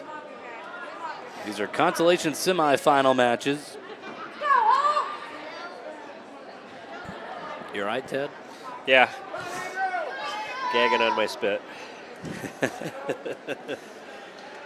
Yeah, we've got here over on mat 2, we've got Parker Opperman here from Janesville, wrestling Andrew Hall from Riceville in the 157 Consi semi. And Hall with a quick takedown there. I think they announced they're going to take a little break after Oh, they this. are? Oh, okay. Do you think they'll go right into the third and finals matches, or will there be Well, yeah, they have to do, yeah, because they'll be on. Consies? Well, yeah, no. You got the next round will just be the championship. Oh, yeah, you're and right. And then the third place matches. They won't go for fifth today, will Nope. they? No. Nope. They almost wanted to do that in the girls' regional. Like they wanted to wrestle out for fifth. That's what I heard. They were going to wrestle out for fifth and seventh place. It's like you're only sending the top 2 to state. Like, right. You only need 1 extra. Yeah. Yeah. I mean, there is a chance that third place finishers at a district can advance and wrestle at state. Seen it happen. Yep. It's if a second place kid misses weight, or how does that? There are injuries I know could happen. A lot of reasons. Yep. Get in trouble. Yeah. Anything. There's a lot of reasons why you can't. But we got Hall. Hall's getting some back points here now on Opperman. He's got it pinned. Done. Win by fall first. If you get injured in between districts and state, then the number 3 guy gets called. Now, I believe, like the third place finishers, and correct me if I'm wrong, but I believe they can go to state to be there for weigh-in in case a first or second place person from his district missed weight. Then they're there to weigh in to fill that spot. Sure. Now, if they don't report, well, then that person just gets disqualified from the tournament. Right. 23-man bracket. But right. I believe that's. Hey, we got Brock Trees out here on mat number 2, going against St. Ansgar. Zade Shell, sophomore. Brock is a junior here for Osage. We need this match here. We need him to come back here and be prepared to get third place so we can have a wrestle back out of him. Possibly, yeah. Tiedemann, he lost to Tiedemann 6-3, the top seed at 165. Tiedemann will wrestle Jackson Edwards, Central Springs in the finals. We're hoping for a wrestle back here at this weight. But one match at a time. Team scores right now, not that it really matters in the district, but Osage is out in front with 150.5. Central Springs is in second with 111. And then Riceville third with 78.5, and West Hancock fourth with 64. There, Brock with a quick takedown right to his back. Got at least 4 back here. Just lightning quick reaction time there for Brock to catch him just like that. Lots of time left, 53 seconds left, first period. Got all day. That's a fall for Brock Trees. So he'll wrestle for third at 165. Who will he wrestle for third? The winner of Richardson, okay. Riceville, and Baker of West Fork. Okay. Next up here on mat 2, we've got St. Ansgar and Central Springs coming out. We'll have to wait for the computer to refresh to see who it is. It's going to be Dylan Blickendorfer here for Central Springs against Brody Dolph from St. Ansgar at 175.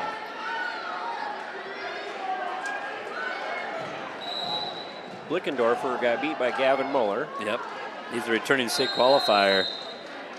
And 175 was probably our deepest weight in terms of firepower. Creighton Kelly ranked number 2. Gavin Muller ranked number 6. That's going to be a finals match. Blickendorfer not ranked, but a returning qualifier. Right.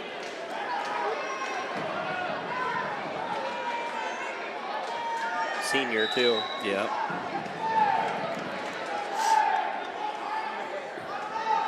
Seven to 3 on mat number 1 in favor of Jacoby Subject. He's used this match has taken a while just with all the blood time from Subject.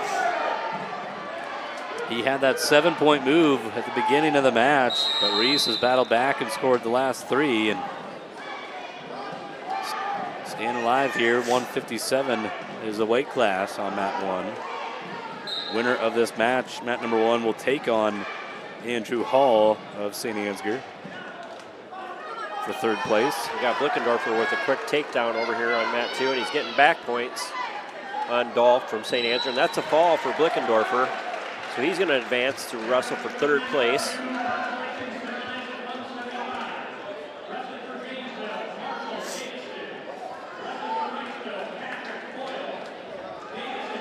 Well, the next matchup comes at 175 as well. Yeah, it's Marshall Davidson from Janesville, senior. Going to wrestle Patrick Boyle from Riceville. This is a Consi semi at 175 as well. So winner gets Blickendorfer. Yeah. And Riceville with a quick takedown. And out of bounds. Going to the 3rd on mat number 1 with Subject and Reese.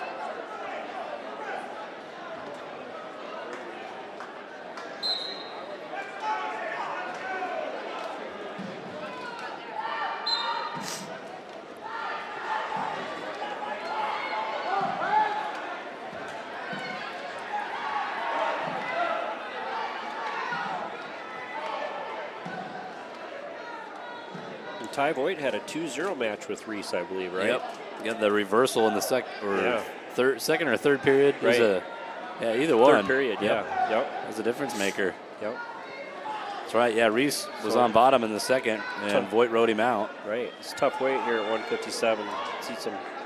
Subject double leg shot. He has got the takedown on Reese. Over here on the other mat, on mat 2, Boyle's getting back points. Big time on Davidson. That's a fall for Boyle. He will advance to the 3rd place match. Wrestle Blickendorfer of Central Springs for 3rd. Next up here on mat 2, we're going to have Avila from Riceville. Going to wrestle. More blood time here for Subject. He's used almost 2 minutes of blood time. Got Avila for Riceville. Is going to wrestle Gretelat from West Hancock at 190.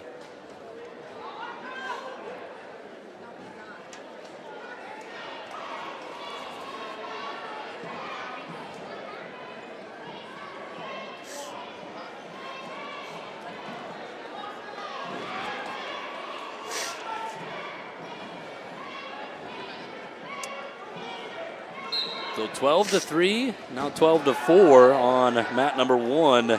1 minute to go in the match. Subject leading Hayden Reese. That's a takedown for Avila here on mat 2. It's going to lead 3-0 over Gretelat.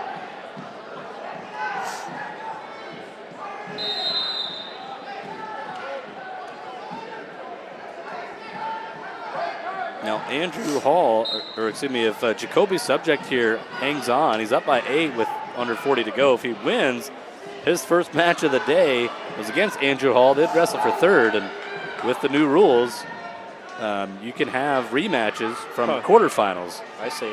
The old, remember back when it was a sectional, if you lost in the quarterfinals, you're basically eliminated from the tournament. There was no way for you to come back and get 3rd. It was only the 4 people who made the semis that would have a chance to wrestle back. The best you would be able to place if you lost in the quarterfinals was 5th. And the Subject is going to get the win, so he's going to have a rematch against Andrew Hall for 3rd place at 157.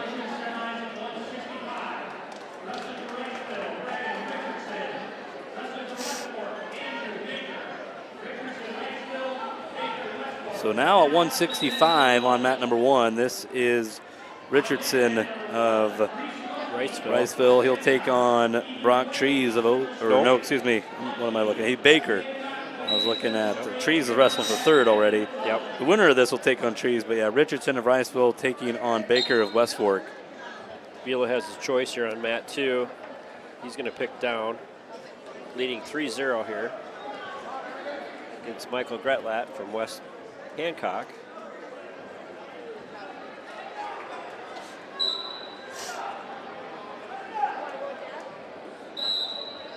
Locking hands on West Hancock. Vila gets the point. He's going to lead 4-0. Here's a takedown for Richardson.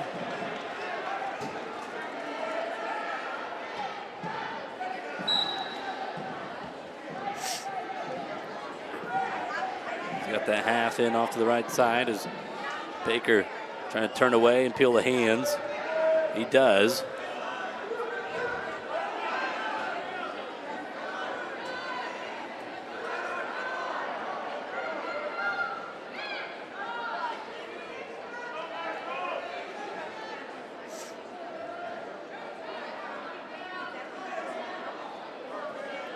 Richardson switches off, goes half on the left side.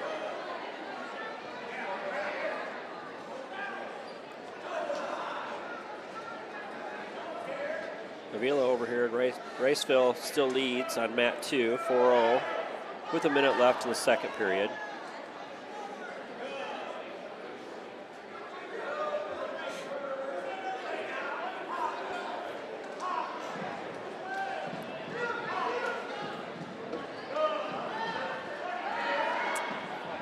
Less than 20 seconds to go in the first. 3-0 lead for Richardson. Got that arm across Baker's back. Running out of time though, and not gonna be able to get a turn, but a 3-0 lead for Richardson after one.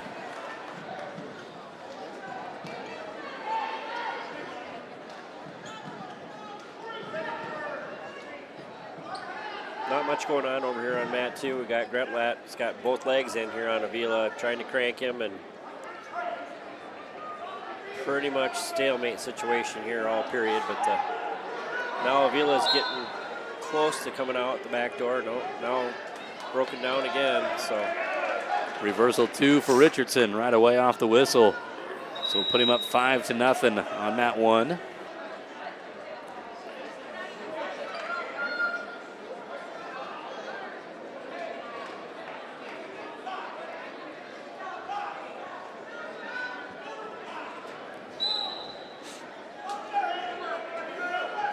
Start of the third period.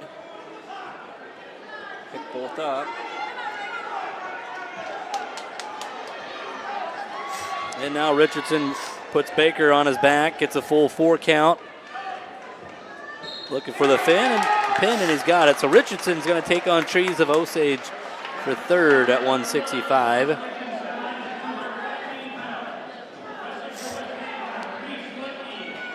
So we go to 2:15 now is our next matchup here on mat number 1. Ledke for West Hancock will take on Qualley of Central Springs. Reese Ledke lost 4-1 to Ryan Bear in the semis. So Bear will take on Lashbrook of Janesville in the finals. Vila with the shot on mat 2. They go off the mat. Still leads 4-0 over Gretlat from West Hancock. Headlock here for Ledke. Oh, he's got Qualley on his back. He connected on this one. He threw the headlock 4 times on Bear. Yeah. But that's tight. Couldn't score points on him. Like he's got that one. So Ledke will wrestle for third for the Eagles.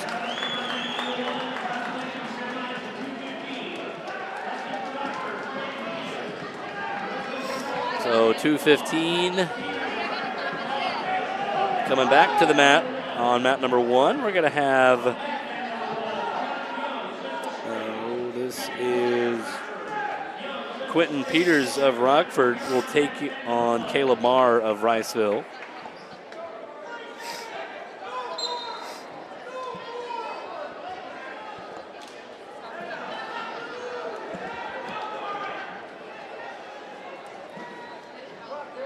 with 6 seconds left on mat 2. It looks like Avila is going to pull off the win here, 4-0 over West Hancock to advance him to third place match at 190.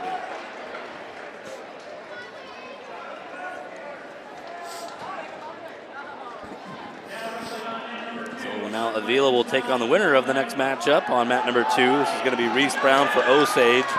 He'll take on Drew Carlson of St. Ansgar. We do have a takedown for Marr on mat number 1. We are almost done with the consolation semis. They will take a short little break after this round. And then we'll go right into the placement matches. We have the championship match on one mat, third place match on the other. And you just go one weight class at a time. You got to wait for both matches to get done. Now, 106 pounds is just going to be one match. It'll be a finals match, because that was only a 3-man bracket. Right. We know for sure Nicholas Messersmith of Osage is the first state qualifier out of everybody, because even if he loses in the finals, there will be no wrestle back for second at 106 as he won earlier.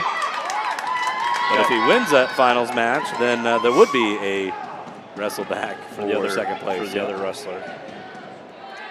Carlson with a quick takedown here over Reese Brown. Cuts him.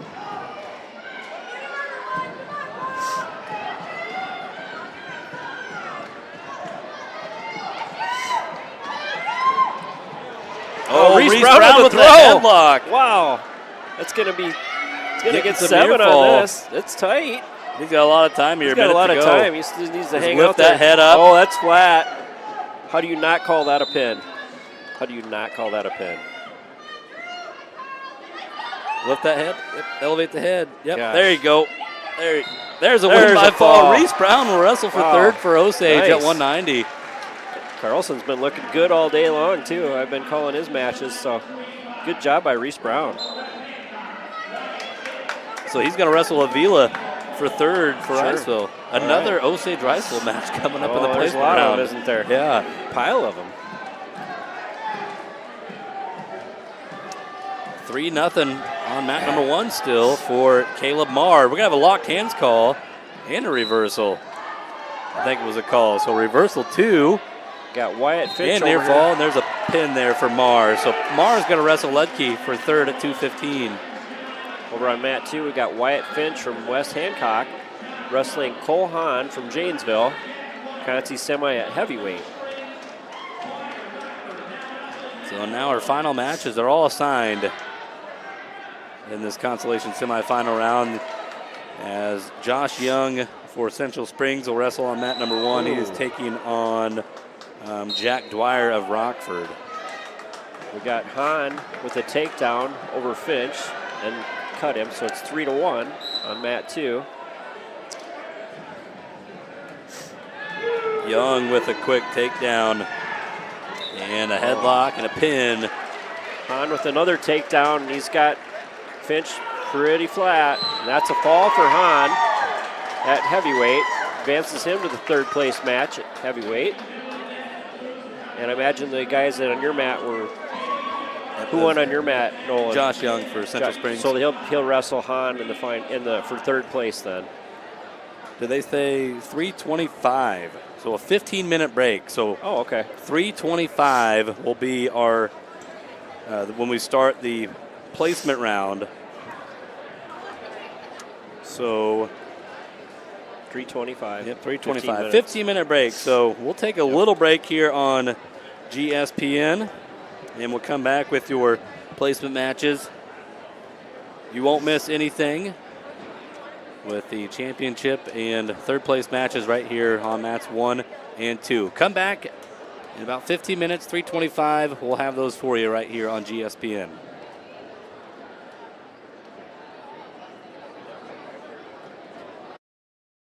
Life's buzzing with energy, from the delightfully routine to the novel and exciting to the truly uncharted.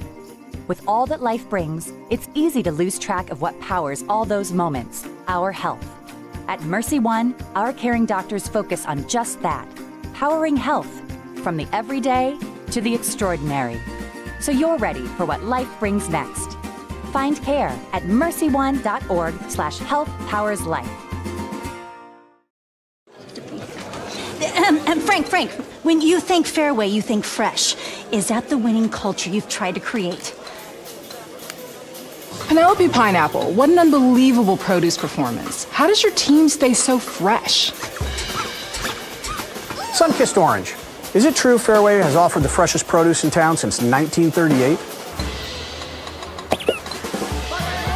What can we say? Our produce is so fresh, we're speechless.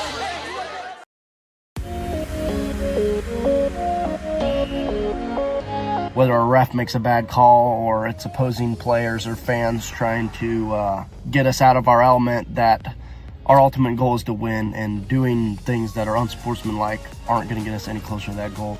Because in life, many things will not go your way, and by learning now to hold your head up high when defeated and stay humble after a victory will better influence your life for the years to come.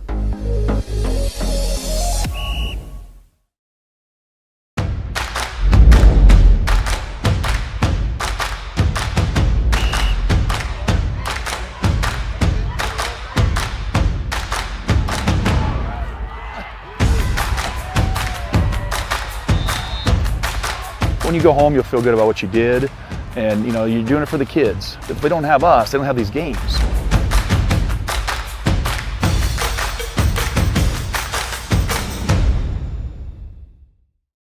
Support GSPN, our student-led sports streaming network, and help us bring every game to you live. Scan the QR code now or send your payment to 820 Sawyer Drive to donate and keep the action going for our athletes, families, and fans. Every contribution counts. Thank you, Green Devils.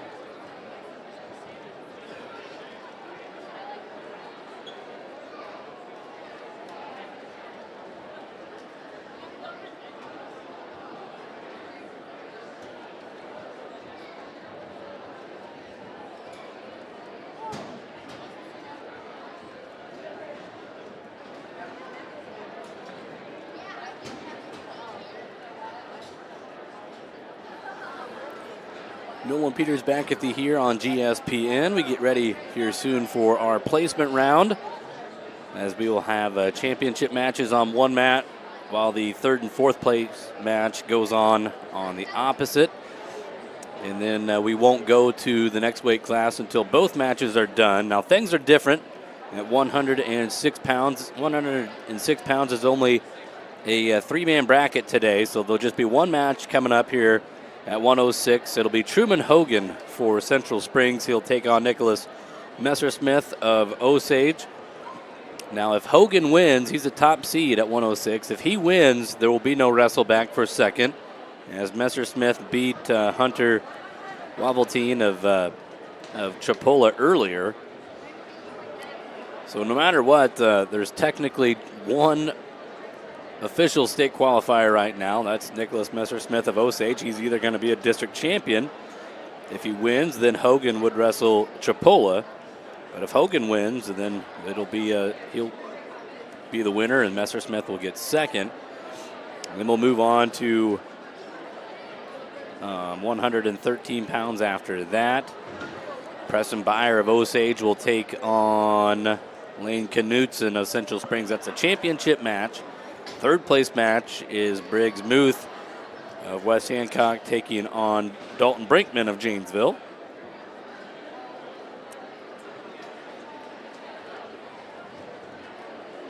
Other finals matches here at 120. Championship match is Tyler Kibbe of Janesville. He'll take on Ozzie Smith of West Hancock. Third place match will be Lincoln Scarlett of Northwood-Kensett taking on Jackson Lofton of Osage at 126. In the finals, it's Jasper Sonberg of Osage. He'll take on Dawson Jacobson of Central Springs. The third place bout is Trace Huseman of St. Ansgar. He'll take on Henry Schrader of Riceville. At 132, Easton Somberg for Osage will take on Daniel Sutcliffe for St. Ansgar. Battle for third will be Ethan Gakin of West Hancock taking on Asher Ebert of Riceville. At 138, Jacob Vance of Osage is in the finals to take on Chance Christensen of Riceville. And then the third place bout will be Corbin Michaels of St. Ansgar versus Dalton Hogan of Central Springs. 144, the finals match, Blake Fox of Osage will take on Riley O'Donnell of Riceville. Third place bout, Alex Baltus of Rockford will take on Jasper Jones of West Fork. At 150, we'll see Teague Smith of West Hancock. He'll take on Lincoln Levin of Central Springs. Third place bout, Tyson Stengel of Osage will take on Seth Schatz. At 157, Ty Voigt of Osage. He'll be in the finals, taking on Caden Gibbons of Central Springs. 165, Alex Tiedemann of Northwood-Kensett in the championship, taking on Jackson Edwards of Central Springs. Third place bout, Brock Trees of Osage taking on Reagan Richardson of Riceville. At 157 championship, Gavin Muller of Osage will take on Creighton Kelly in the finals. Third place bout, Dylan Blickendorfer of Central Springs taking on Patrick Boyle of Riceville. At 190, Jaden Butler of Janesville in the championship taking on Lincoln Blickendorfer of Central Springs. Battle for third at 190, Reese Brown of Osage taking on Marco Avila of Riceville. At 215, finals is Ryan Bear of Osage taking on Logan Lashbrook of Janesville. For third, it'll be Reese Ledke of West Hancock taking on Caleb Marr of Riceville. And then the final championship match at 285, Ledger Niels of Osage taking on Matthew Praska of Riceville. And then for third, it'll be Cole Hahn of Janesville taking on Josh Young of Central Springs. Team score as it sits right now, Osage out in front with 171.5.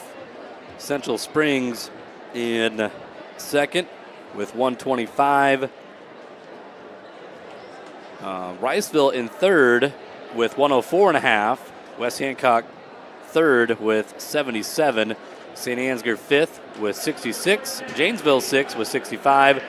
Northwood-Kensett in seventh with 24.5. Rockford in eighth with 11.5. West Fork is in ninth with 11, and Tripoli in 10th with 10 points. So mat number one is going to be our championship match.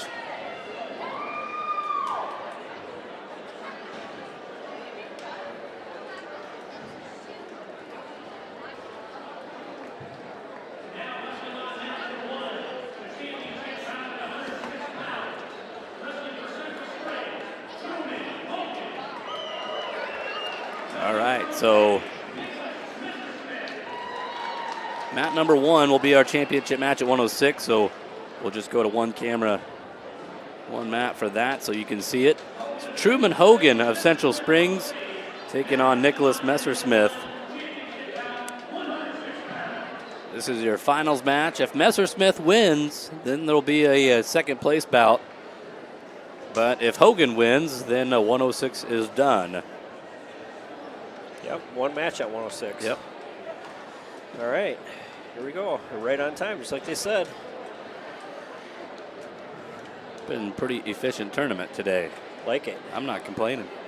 I haven't even looked outside. I don't know what it's doing, but we can always stay here tonight if we have to, Nolan.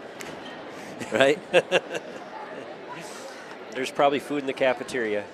I think, yeah, there's plenty of food in this gym. The hospitality room. There you go. There's a lot of pulled pork in there. Yeah. I grabbed that before the tournament started. I didn't think we were taking a break. I wanted to eat before we started. Absolutely. So I'm guessing Messersmith has wrestled Central Springs in the past.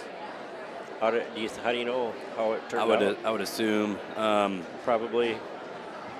I want to say. Well, who got the one seed? Hogan did. Hogan did. So he probably won in the duel, possibly. He's 40 and, or wait a minute, yeah, 40 and 7, freshman. Yeah, Hogan beat him 8-3 in a duel this year, and they're underway. So this is a championship match. Oh, Hogan in tight on the leg. Messersmith tries to get his hips back up, but Hogan will cover and score the three. So 3-0 lead for Truman Hogan, a freshman with a 40-7 record, his first match of the day. As 106 was a three-man bracket. Messersmith 22-18 as a sophomore, and he is for sure going to be a state qualifier.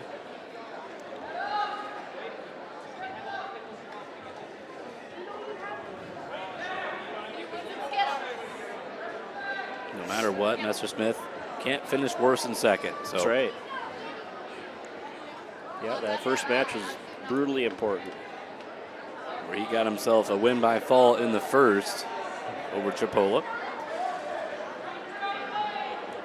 55 seconds to go in the first, still 3-0 lead for Hogan.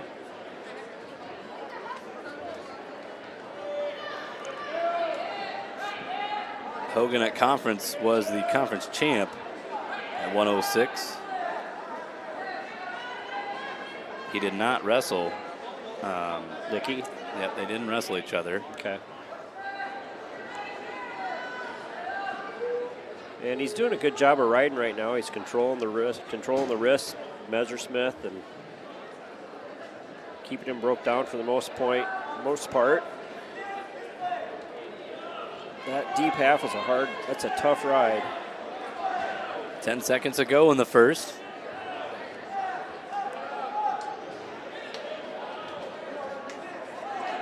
We will go to the second, a 3-0 lead for Truman Hogan.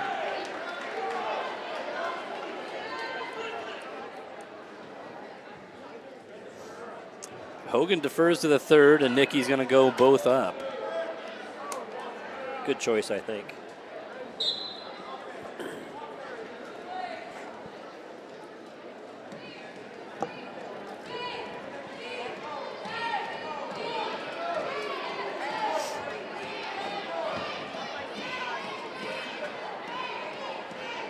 Shot attempt, Hogan. He gets in on that low ankle.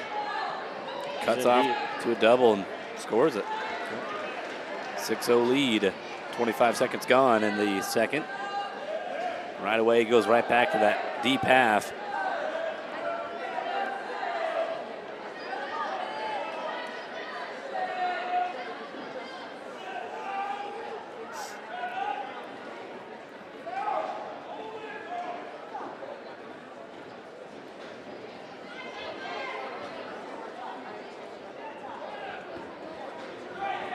Oh, that's a tough ride. Yep. When you're getting cranked on like that all the time.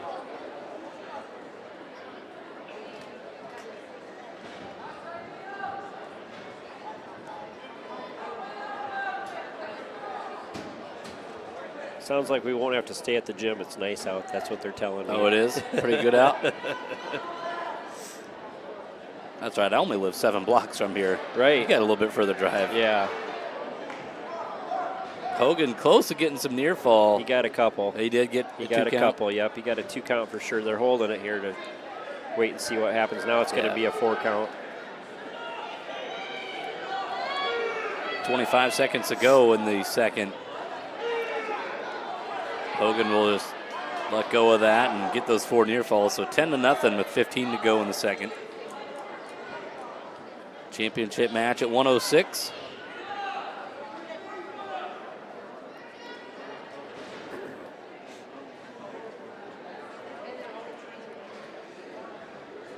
It's going to be Hogan's choice in the third. Yeah, I bet he's going to pick. No, he picks both up. I was going to thought he's going to maybe pick down, but he's been winning the battle on his feet so far. So shot attempt Hogan, though this time Messersmith gets his hips back. Let's get that. Oh, yeah, just overpowers him. Yeah, yep. 13-0 here right now. They're going to cut him. Nicky shoots in on another shot. Should be 13-1 to score. Messersmith with another shot. Oh, he's in quite a bit deeper this time. but they're close to going off the mat.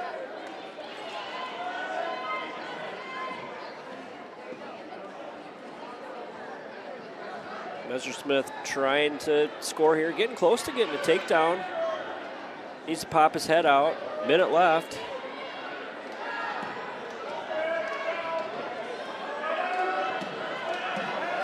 Just about real close to getting a takedown. Needs to drive through it. Now they award him the takedown. There he goes, has his head out. Truman trying to hit the switch, get back behind. And he does. 15-4.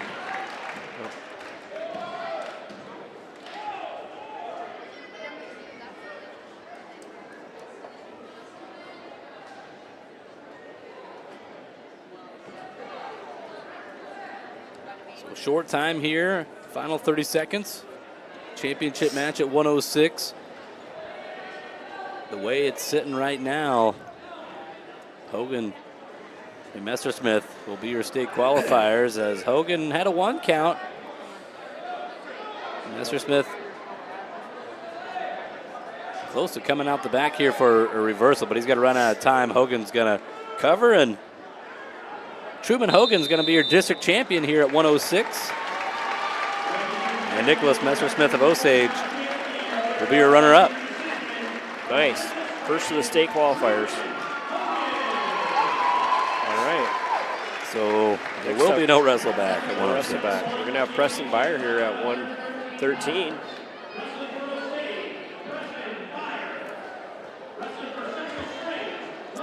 So your finals match. Like you said, top-seeded Preston Byer taking on Lane Knutson of Central Springs. Battle for third over on mat number 2. That's going to be the white mat. That is Briggs Muth of West Hancock taking on Dalton Brinkman.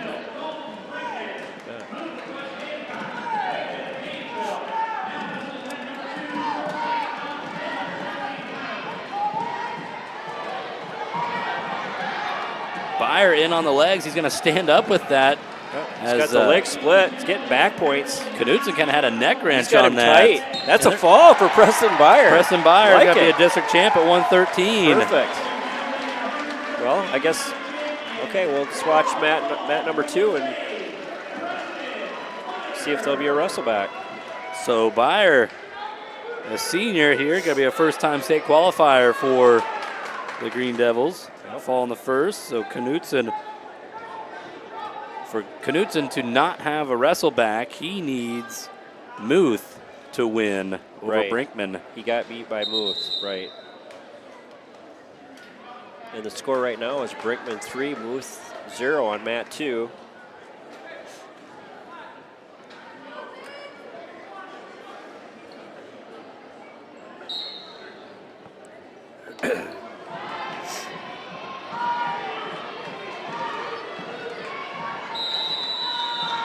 Got a locked hands call here on Brinkman. So 3-1 with 50 seconds to go in the first.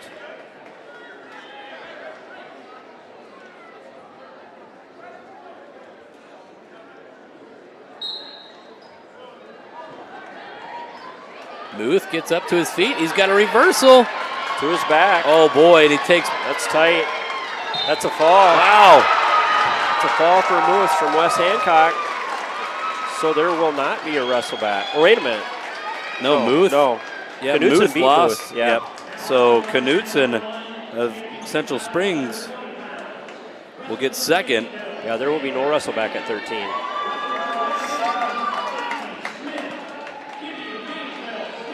On mat 2 now, we're going to have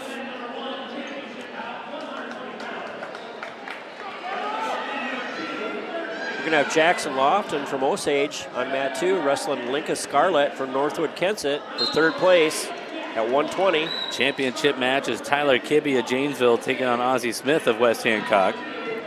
Right away, Scarlett gets a takedown on Lofton. And a quick takedown here for Kibbe for Janesville. Kibbe was a top seed. He's got a cradle locked up on Smith. Pretty tight. That's a fall.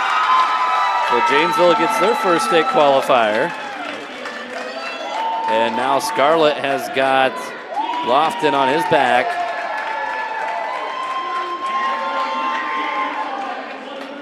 We'll look in there closer at mat number 2. A lot of time left, minute 10. So if Scarlett wins here, and he's going that's to. That's a fall for Scarlett over Lofton. West Hancock Wellba State qualifier Ozzie Smith is going to get second at 120. No wrestle back. Yep, Smith beat him 6-4 earlier, so we're working quickly here, Ted. Yeah, over on mat 2 here, we're going to have Trace Huseman is going to wrestle Henry Schrader from Riceville, Huseman from St. Ansgar. On the championship mat, we're going to have Dawson Jacobson from Central Springs against Jasper Sonberg from Osage. So those are 2 returning state qualifiers on mat number 1. Jacobson was sixth place. He was a place winner. Yep, he got 6th last year. So Huseman, if he gets 3rd for St. Ansgar, he needs Sonberg to knock off Jacobson. Jacobson is ranked number 6 at 126. Yep. Huseman with a quick takedown here on mat 2. Jacobson in on the legs of Sonberg. Now a scramble mode here, and Dawson's going to have the 3. So 20 seconds gone, or 40 seconds gone on mat number 1. Oh, we got Huseman with an assassin over here on mat 2, attempting it. Oh, now he loses it. Now he does a quick tilt. Got a 1 count. A lot of action in these matches right here. Sonberg trying to fight off a half Nelson here on Jacobson. He's got that half in pretty deep.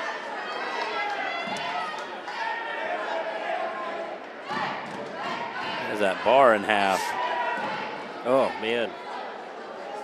That hurts just looking at that. And he'll turn well, nothing yet. Sonberg got to roll out of it. Jacobson, though, will stay in control. So still 3-0, under 30 seconds to go in the 126-pound championship on the green mat. Over here on mat 2, we still got Huseman in the lead here, 3-0.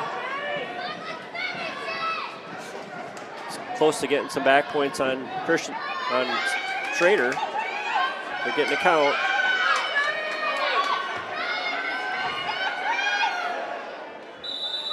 Four seconds left. He's going to get 4 back for sure. So 7-0 for Huseman, 3-0 for Jacobson on mat number 1.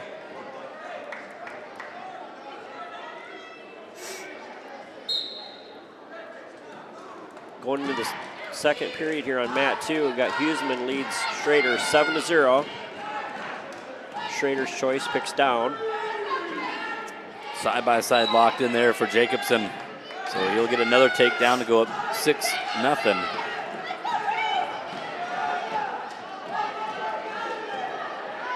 Oh, almost a defensive pin. That was so close there for Jacobson. Almost about pinned himself. He's got him in a bad way. Sonberg turns him over. Holy cow. Jasper Sonberg puts Dawson Jacobson on his back and gets a pin. Oh, man. Well, Jacobson darn near pinned himself, and then Jasper rolls him over and gets the pin anyways. Over on my mat, I've got Trace Huseman, Scott Schrader on his back for at least 4 more. Sonberg will be a 2-time state qualifier. So if Huseman, if he wins this match, he's going to have a wrestle back. Against Jacobson, you're right. He's got Schrader in a bad way right now with a minute left. Holy cow, Ted. That's a fall. We're going to have our first second place match coming up at 126. It's going to be Trace Huseman of St. Ansgar. He'll take on Dawson Jacobson. That's right. Well, we both guessed the over-under of 5.5. There's 1. Wow. All right. Got action. I was going to say, like, depending on the official on Jacobson's match, we've seen a lot of quick defensive pins. So we've seen 2 this year. Yeah, you're very lucky that they didn't slap him out on defensive pin, but then Jasper rolls through anyways and pins him. So wow, that's crazy. It was tight. There was no moving there. Over here on my mat, on mat 2, I've got Ethan Gakin against Ashton Ebert from Riceville. 132 third place match. Gakin's from West Hancock, Ebert's from Riceville. Championship match here, mat number 1, Easton Somberg of Osage. He scores a takedown as he's wrestling Daniel Sutcliffe of St. Ansgar. Sutcliffe has got to kick away and score the escape. Gakin, he's got a pin. Gakin gets a fall over Ebert from Riceville for third place. So now Gakin start heel pull for, well, heck, no matter what, regardless of the outcome, there will be a second place match. You think so? Mm-hmm. Because Gakin hasn't wrestled either one of them? Somberg or Sutcliffe. Okay. So okay. There's another takedown for Somberg. Leads 6-1. So 132 will have a second place match. Good. 6-1 lead here for Easton Somberg. Can he join his little brother Jasper and be a district champ? They're proving IA Wrestle wrong right now, Nolan. Yeah. IA Wrestle didn't have them picked to go. Either one of them. We knew they would. Oh, yeah. Yeah, I don't know what they were. I think maybe they were just going off of higher winning percentages or something. So. I think so. Yeah, that was. Yeah. Yeah. Well, it's just a lot of districts to study, honestly. And they didn't get a hold of you, so how would they know the real truth? So what do I know? Right. There's a nice cradle by Easton. He's going to get fleeced 4 back on this. That's a fall. Well, Osage has got 4 state qualifiers right now, 3 district champs. Easton Somberg joins his brother Jasper as a district champ. And we're moving along quickly here. We go to 138 now. Over on mat 2, we got Corbin Michaels wrestling Winton Hogan from Central Springs. Michaels from St. Ansgar. It's at 138, third place match. On mat 1. Championship match, you got Jacob Vance of Osage taking on Chance Christensen of Riceville. Yep.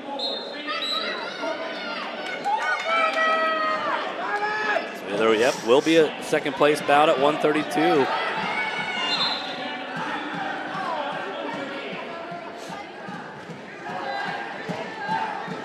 Got blood time already here for. Apparently. Maybe not feeling good. Oh, you're right. Well, he might be maybe just dripping blood out of his nose. Yep. Jacob Vance and Christensen scoreless here, almost about 30 seconds gone. Chance Christensen, a returning state qualifier for Riceville. He has a 26-7 record. Christensen was Riceville's lone state qualifier, I believe, last year. I believe so. I think they're going to get a handful of them today. Riceville, they're in third place on the team race. They look good. Yep, yeah. They've had a pretty solid day. Osage leading the team race. Central Springs second. Riceville third.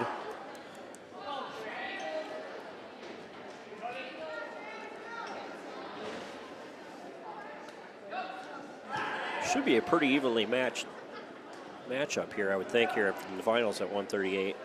They have not wrestled each other before because Osage doesn't see Riceville. Christensen gets in on a leg, and Vance is able to belly out and bail on that. He almost got caught in a cradle. Right. So 3-0 lead for Chance Christensen. The Christensen family well known in the Riceville area. But Chance has got to give up a reversal too to Vance. Well, Jacob Vance had a pretty good gas tank in that semifinal over Michaels at St. Ansgar. Battled back there. He was down by, 5 at one point in that third. Quite a bit, yeah. Eventually took a lead and then got the pin. He's going to give up a reversal, though, so back down by 3, and that's a big reversal there for Chance to go up 5-2 after 1. Right at the end of the period. We're just getting restarted here on mat 2 at 0-0. With Corbin Michaels and Winton Hogan from Central Springs. Michaels from St. Ansgar. So Christensen won the toss. He defers, and then Vance will go on bottom.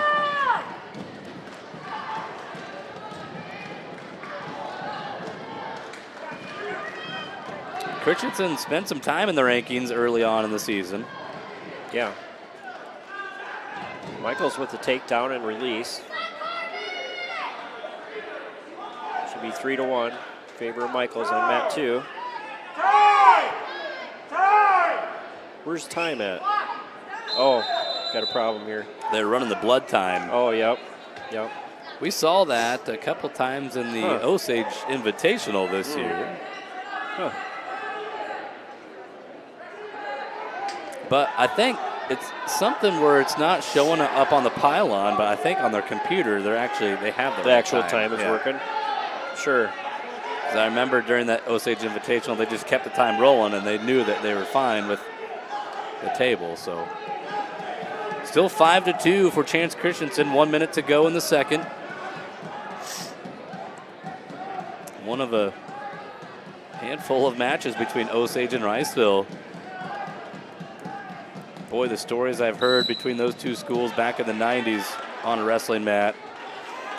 Brutal. I wish I could have been there to watch. It was pretty brutal. Packed gyms, state troopers involved. Chicken light. couldn't see anybody yelling. People throwing stuff in the stands possibly, but you don't know who even threw it, so you can't throw somebody out. The refs would get escorted out of town by the police after the meet because they were scared for their life. Oh, man, those are... Gosh, you don't get duels like that anymore. I don't. Yeah, we better not. Not too much fireworks lately. Yeah. Osage and Clear Lake had some battles over the years. Yeah, we did. Skittles involved, I heard. I got Corbin Michaels winning 6-1 over here on mat 2. It's 5-2. Chance Christensen, 10 seconds to go in the second. Vance fails to escape here in the second period. They're going to actually have a stall call on Christensen, riding parallel with the hips. He really wasn't working side to side. Yep. So, his coach is letting him know, hey, you got to go back and forth. 7 seconds to go here in the second. Can Jacob seal a point? Nope. Christensen able with that tight waist, keeping control. And 5-2, go into the third. Christensen will go on bottom with his choice.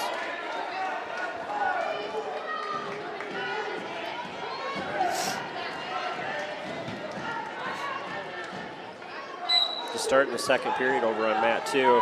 Michaels leads 6-1.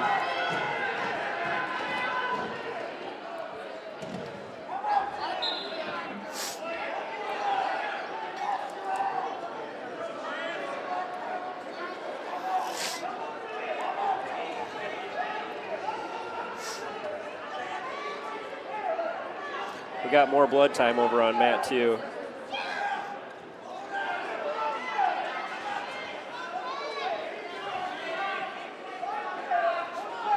Vance has got Christensen broke down flat. He's going to have to try to figure out. Yeah, Christensen has already been warned for stalling one, so can't keep his head on the mat. He's got to decide whether he wants to cut him or try to turn him here. So, minute 10 to go in the finals on mat number 1. The coaches are kind of telling him maybe you should cut him. Yeah. Going to have to get 2 takedowns here. Unless maybe you can get a point. I don't. That'd be 3. Yeah. Yeah, I mean if he got warned for stalling again, but right. Time is ticking away though. Yeah, it's getting to the point where you're just going to have to turn him. Right. 40 seconds to go. Now coaches are. Yeah, he looks over at Coach Jennings and Coach Goodale. He cuts him, so 6-2. It's not a lot of time though. See if Jacob can go big here. Christensen though gets in on a single leg. Waterfall position there for Vance, trying to scramble. Christensen's probably comfortable right here, just 20 seconds to go. Yep. He's got to get his head out to the side, though, cover the hips, and Chance Christensen gets a takedown. Yep. We get stoppage here. Christensen will get his headgear fixed. Okay. 9-2. Oh, man, Michaels is still bleeding over here. Boy. They're having a hard time. That's a gusher. Yeah, they're having a hard time getting his blood stopped here. So, final 15 on the finals match. Christensen covers. Riceville 10 seconds away from their first state qualifier. And it's going to be Chance Christensen for the second time in his career going down to Wells Fargo. He is your district champ at 138. And Jacob Vance is going to need Corbin Michaels to win. Yep, so he doesn't have a wrestle back. Michaels is up 6-1. Yep.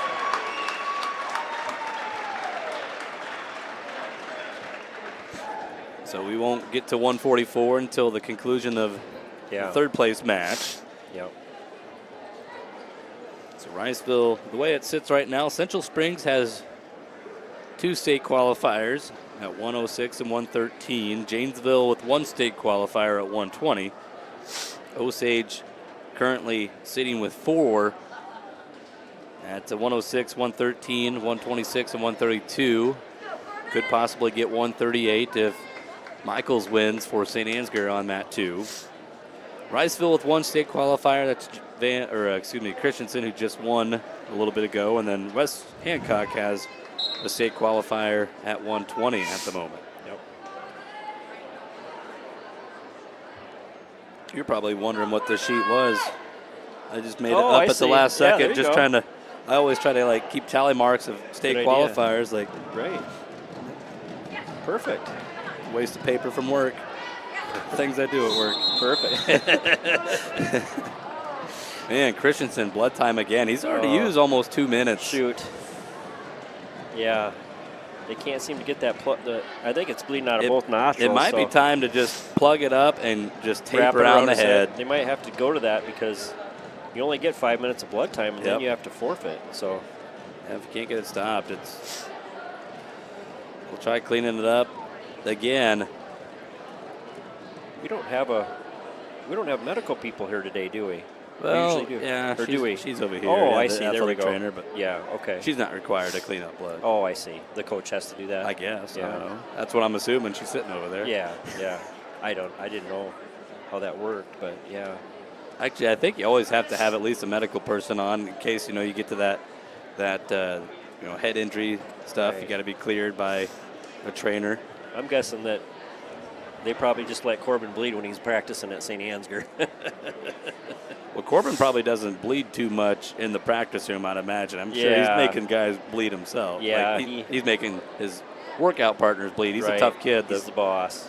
Michael's family out of St. Ansgar, they've been some workhorses over the years. Oh, yeah. He had a brother that wrestled Blake, and he's got a sister, Mariah, that was good. I think she got 3rd this year, right? Oh, there they go. They're The wrap around the head. Hopefully that works. I've seen that not work, too. Yep. Did that to Nicholas one time.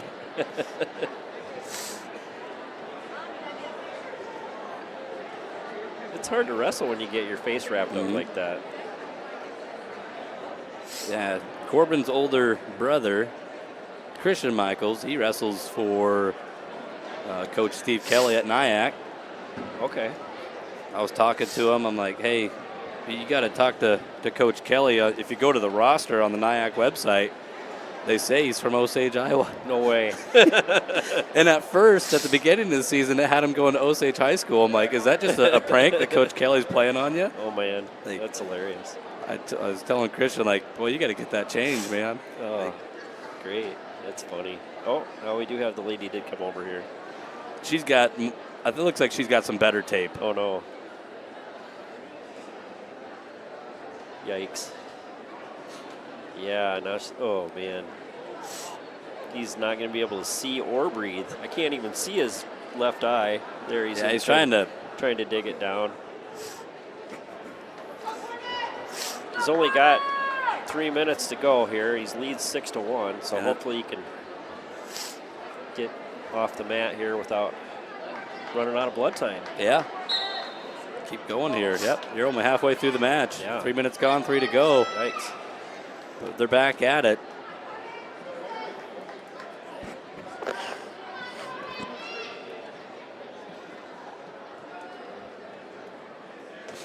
Nice little snap down on that Russian tie. Gets behind Hogan. Yeah. Now gets him down to a knee and a takedown. So Michaels goes up 9-1.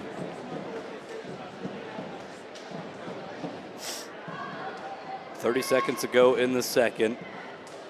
The champion at 138 was Chance Christensen. Jacob Vance, currently watching this match for Osage, needing Michaels to hang on here. He needs Michaels to win, so there's not a wrestle back.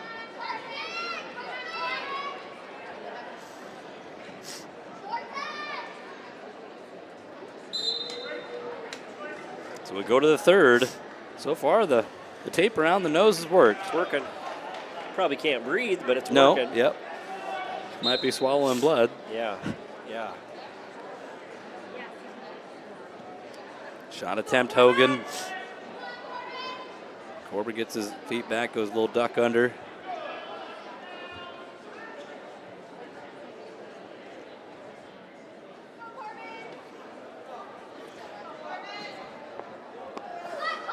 Now, with Osage being 1A this year, this is the first time, we've had a district meet where we've seen a lot of these kids, Oh, absolutely. Yeah. A lot of these guys are. This is a conference match. Whereas, matches, St. Ansgar, Central Springs, sure. West Hancock, they're used to this every year for districts, knowing that, hey, we're going to see that guy again. Last time, last few years for Osage, last time you'd see these guys would be like at the conference meet. Absolutely. And hey, we don't have to wrestle that guy. And then you cheer for him when you get to state. So, now you got to battle with him at districts. Yeah. Oh, nice shot again by Michael's just relentless on the attack. 12-1 right now. He's up. Minute to go.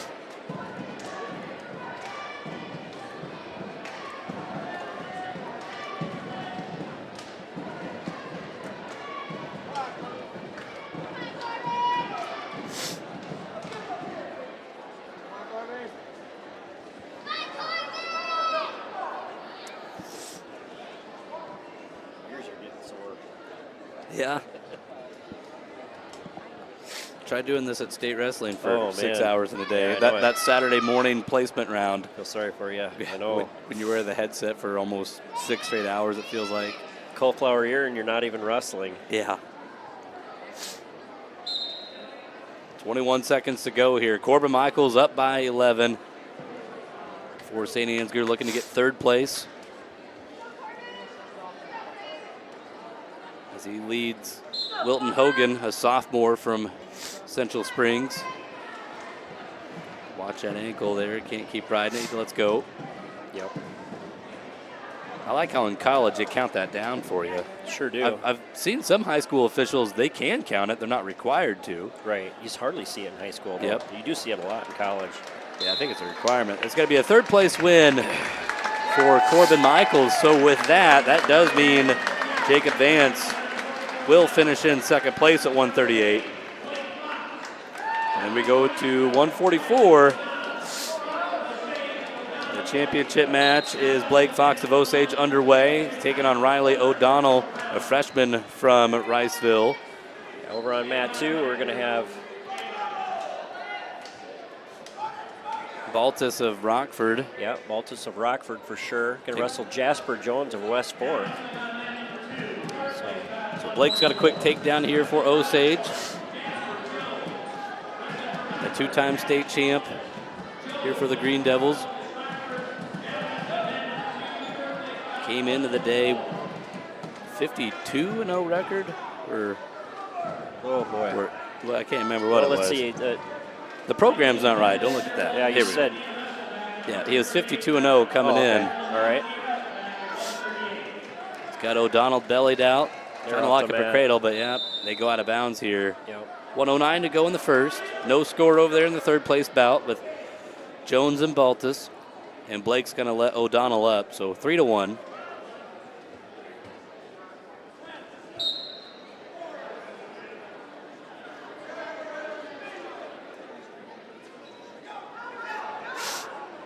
Blake gets in on that single. And O'Donnell grabs a leg. There's 3, though, for Blake. Now he'll settle back. Getting some near fall. Close to a pin. He's got it. Blake Fox, a 3-0 day with 3 falls. All right, well, over on mat 2, if Alex Baltus wins, he'll have a wrestle back with O'Donnell, I believe. I think that's right, because Blake wrestled Baltus. Yep, you're correct. So O'Donnell was on the other side of the bracket, so we'll watch mat 2 here and see if there'll be a wrestle back or not. No score here with Baltus and Jones. And no matter what, there's going to be a wrestle back. Oh, is that right? Baltus and Jones wrestled each other in the quarterfinals. Okay. So O'Donnell has not seen either O'Donnell's one. on the other side of the bracket. So there will be a wrestle back. There will be a wrestle back at 144. That'd be number 3. Number 3 wrestle back. Okay. Or over under. We picked the under of 5.5, and we might be in trouble. Yeah. The girls' regional a couple weeks ago had 9. So. Oh wow, that's a lot of wrestle backs. It got to a point where the tournament was getting so long, they started wrestling second place matches on both mats. Is that right? To help speed it up. It was a lot of times they have to worry about the time constraint, but you know, on that wrestle back, there were so many of them. It could have, could be another hour. I know. Yeah. Yeah, 9 matches could easily take an hour. If you wrestle out and go 6 minutes, right? And a lot of those matches were going. Heck, then you had remember Havig's match went to the ultimate tiebreak, and so that was a 15-minute match alone. It seemed like that was the loudest I've ever heard this gym. That was nasty. I couldn't believe how loud that tournament got. Oh yeah, way louder than today. Yeah. So Osage now with 6 state qualifiers with Blake winning 144.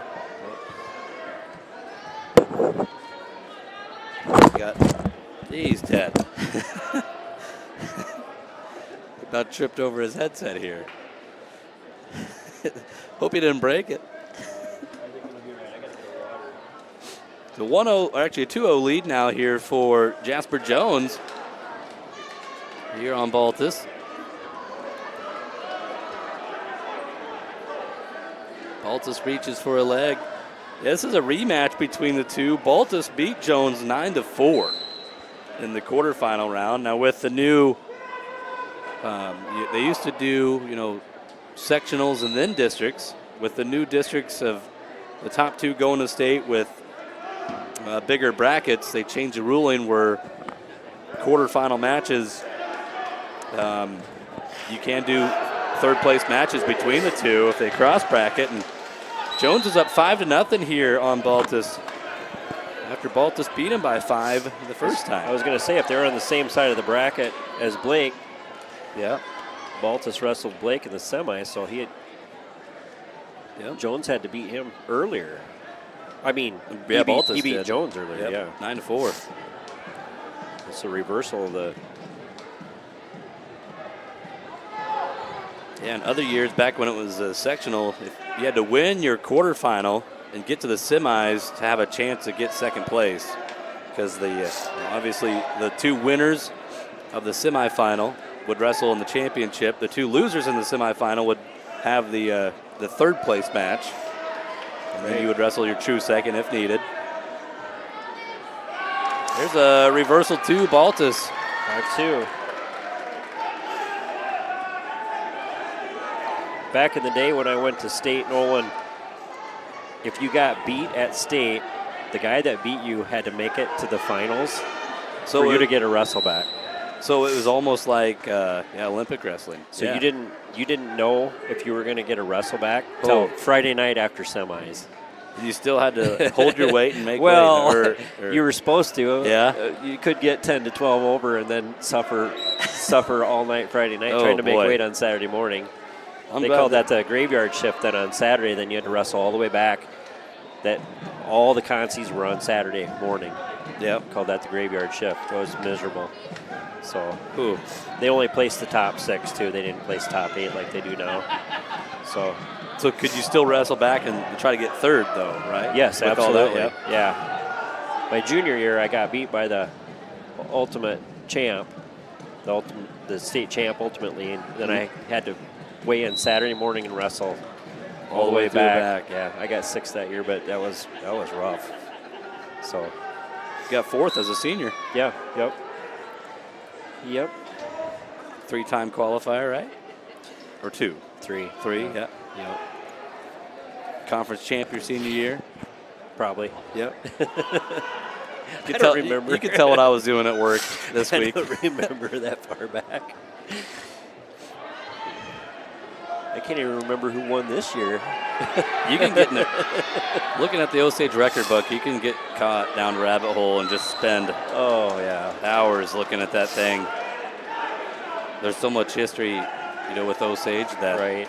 Yeah, the coaches from the very beginning kept stats of everything. It's really cool. Like there's like the holy grail of the Osage record book that every coach has kept track of. So a couple years ago, Tony Geiger asked me, he said, did they really have 67 state champs or something like that?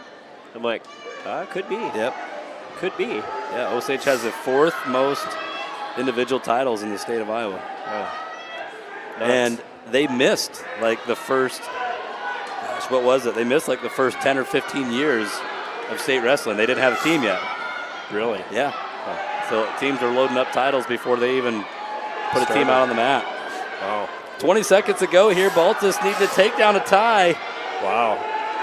Jones. It's going to be heavy hips. Baltus still got that working for a double. Wow. 5 seconds to go. And Jones is going to hang on, and he's going to have a wrestle back for second. Jones gets it done 5-2, and he's going to have O'Donnell for second.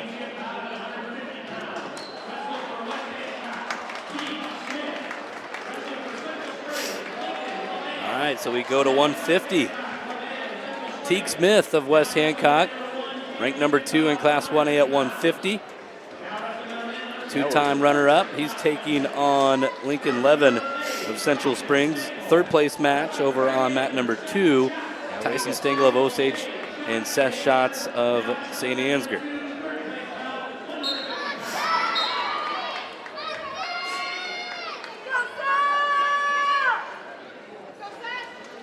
And Levan beat Tyson, so we're going to need Levan to win on the championship match. Going against Teague Smith, a 2-time runner-up. Teague gets a quick takedown, and he's looking for a cradle here on Levan. Over on Tyson's match, he's wrestling Seth Schatz. Tyson's in on a good shot. Now they're doing the leg pass on each other. Tyson's coming out the back door. Oh, they're going to stop it for potential dangerous. Yes. Legs were got 4 near fall for Teague. So he's up 7-0.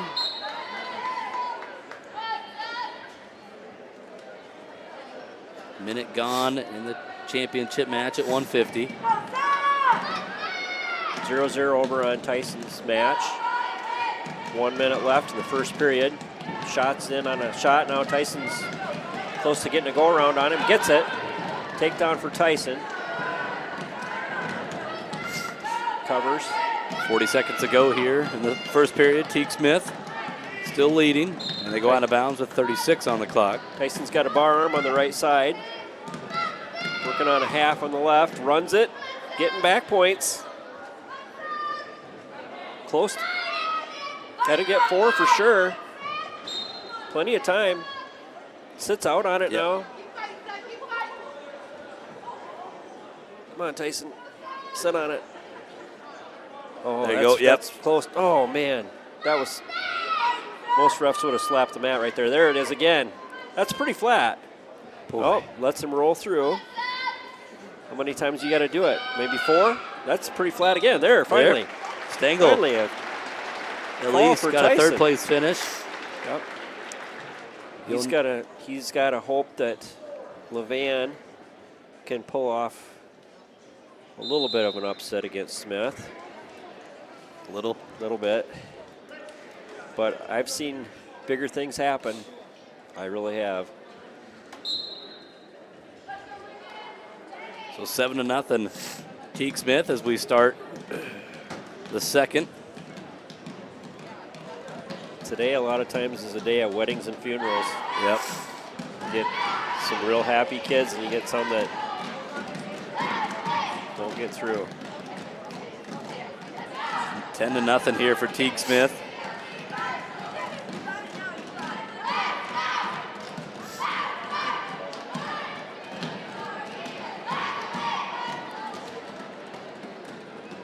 Tony Geiger says we're kicking butt. Yep. Thanks, Tonio. We'll see him next week. Oh, yeah. Oh, heavens, yes. He wouldn't miss it. He better come prepared. He'll be prepared. Well, Teague's getting a little frustrated here with Levan. Yes, he is. And the hard crossface, I think, had something to do with that. Yep. 50 seconds to go. There's a stall call on top, they say. Yeah. Parallel riding.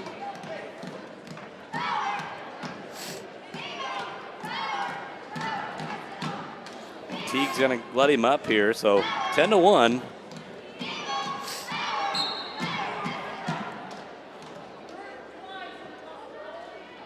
Nice shot there by Smith. Gets in on that single leg, gets a takedown, 13-1. He's got that bar in. Yep, Trying to run it. He'll turn Levan over. So this is going to be it. It's going to be a fall or tech fall. It's a fall. Yep. So Teague Smith is going to be your conference champ at 150. And Levan, though, he's going to get second place. There will be no wrestle back at 150 as Stengel lost to Levan 4-1 earlier. So we go to 165 or 157. I'm jumping ahead here. Yep. We're going to have on mat 2. We're going to have Jacoby Subject from West Hancock is going to wrestle Andrew Hall from Riceville, and on the championship mat we've got Ty Voigt wrestling Caden Gibbons from Central Springs.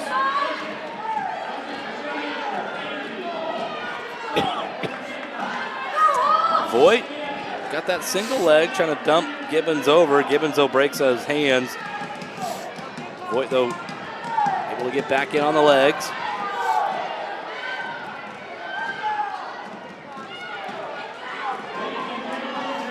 Ty Voigt beat Andrew Hall in the semis. No, he beat Reese. He beat Hayden Reese of Riceville. Oh, and he got, you're right, he got beat out. Yep. So there's a couple of ways there could be a true wrestle back. Yep. Gibbons beat Hall in the semis. So if Hall gets third and Voigt gets first, there would not be a wrestle back. Yep. Gibbons, though, in on the body.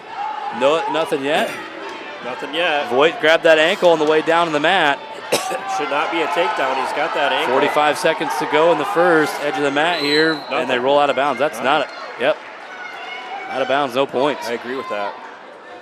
Subject has got a headlock here on Hall, and Subject has got to win by fall. All right, so no matter what, we will have a wrestle back here at 157. Subject has not wrestled Gibbons or Voigt today.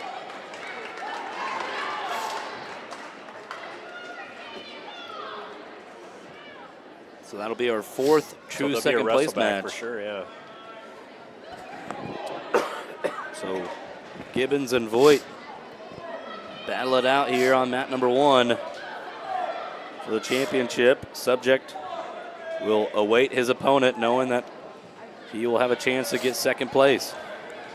He lost to Andrew Hall by fall in the first, and then returned the favor with the win by fall. End of 1, no score with Voigt and Gibbons. Good match. Pretty evenly matched. Gibbons will go on bottom. We know Ty's in shape. We'll see how it goes here. Haven't seen a high flyer today. No, saving that. Maybe, he's been doing so good without it that just save that for a rainy day now. He hit it last week at state duels. Made it work, too. Right. Gave Osage a chance against Jessup in that first round. Boy, Osage was so close to winning that, too, as Brock Trees had his opponent on his back for a second. Yeah. That would have been a tie in the duel. Osage would have won the tiebreaker because they would have the most falls. But 5th place felt all right. Yeah. Get to wrestle Nashville one last time. I had a heck of a battle with them and Coach Frost last duel.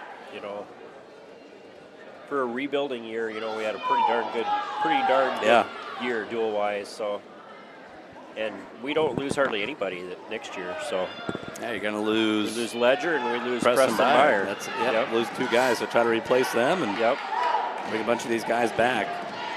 Yeah. A lot of juniors on the team right now. Ty Voigt's one of them. He's trailing 1-0 right now to Caden Gibbons. Voigt tried the little high C there, but didn't have that right arm cleared. Yep.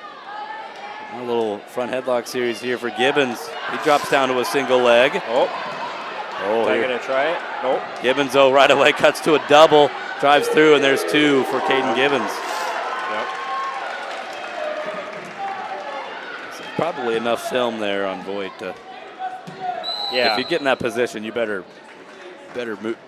Coach Jay McDonough for Central Springs, he's pretty good at studying that stuff. I know. Yeah. So Gibbons did get warned for stalling there.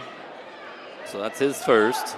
Oh, by not working up on the ankles? Yep, after the takedown. So 20 seconds to go in the second. Voigt will have his choice in the third. Yeah, Ty needs to get up to his base here. Try to get one. We got Gibbons parallel riding here. Needs to get off to the side, but the ref is not going to call that. So we'll go to the third. Voigt's choice.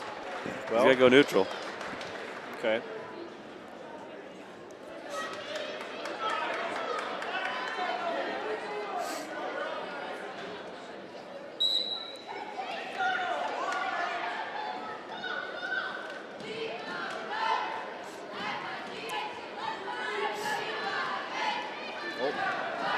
Shuck by attempt, gets it. Gibbons goes up 7-0. Nice little Granby there for Ty to break free. There's a Coach Jennings wants to locked hands. No call. Even the trail official didn't see nothing. There's a 1-point escape, Voigt. So should be 7-1. There we go. Yeah. To get it fixed on the scoreboard. 7-1. Minute 23 to go in the match. Coach Jennings. The officials got to come together. The head official's asking the trail, did he see locked hands? And he's shaking his hand. So. Well, it was locked hands, but it was like in a different, kind of a weird position, like a front. It wasn't around the body. Right. It was like around the top. It probably was. I mean, he's not usually wrong. So.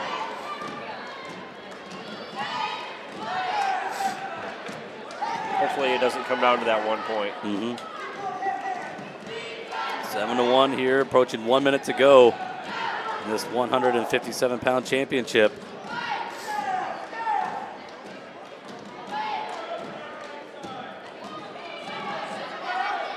Two on one. Now underhook here by Gibbons. Goes right into a little high crotch. Trying to cut off to a double, and he'll get another takedown to go up 10-1. 40 seconds to go. So Caden Gibbons, the senior, looking for his first trip down to state. He's riding that. Yeah, got to be careful riding that leg. He does let go of it, and they go out of bounds with 30 seconds to go.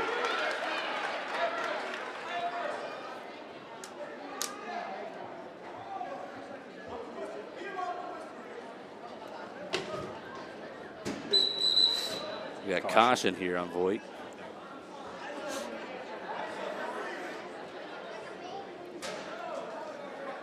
Now caution here on red.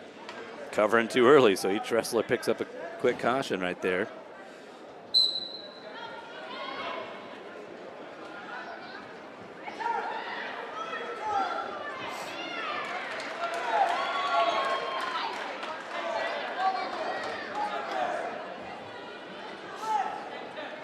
So 10 seconds to go here for Caden Gibbons. And Ty will have a wrestle back. Is he going to wrestle subject? Yep, he'll have to wrestle subject. So Gibbons is going to be your district champ at 165 or 157. I keep messing that up. And we will have a wrestle back as Voigt will take on subject.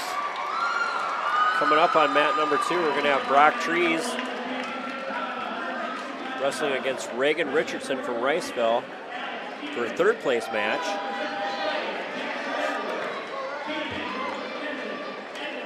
Brock is going to want Blickendorfer to win, I believe. Tiedemann. Oh yeah, there you go, Tiedemann. Yep. So Alex Tiedemann and Jackson Edwards, your championship match underway. Tiedemann in the white singlet for Northwood-Kensett. Jackson Edwards, a junior for Central Springs. Alex Tiedemann is ranked number 6. Tiedemann. He's got a quick takedown. Yeah. And he'll take Edwards straight to his back. Pin. He's pretty flat from here, but you can't see his shoulders. Boy. Over on Brock's mat. No points yet.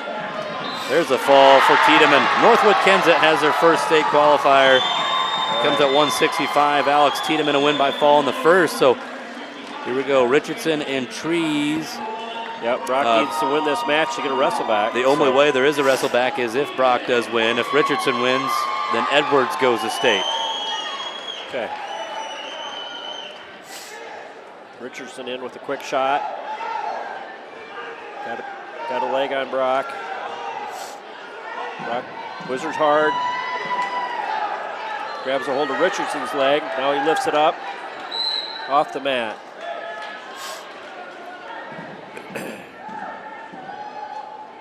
We got blood time here on Richardson. Richardson is sophomore for Riceville. This young class, these freshmen and sophomores for Riceville have been having a really good day. So they'll be back for a couple more years.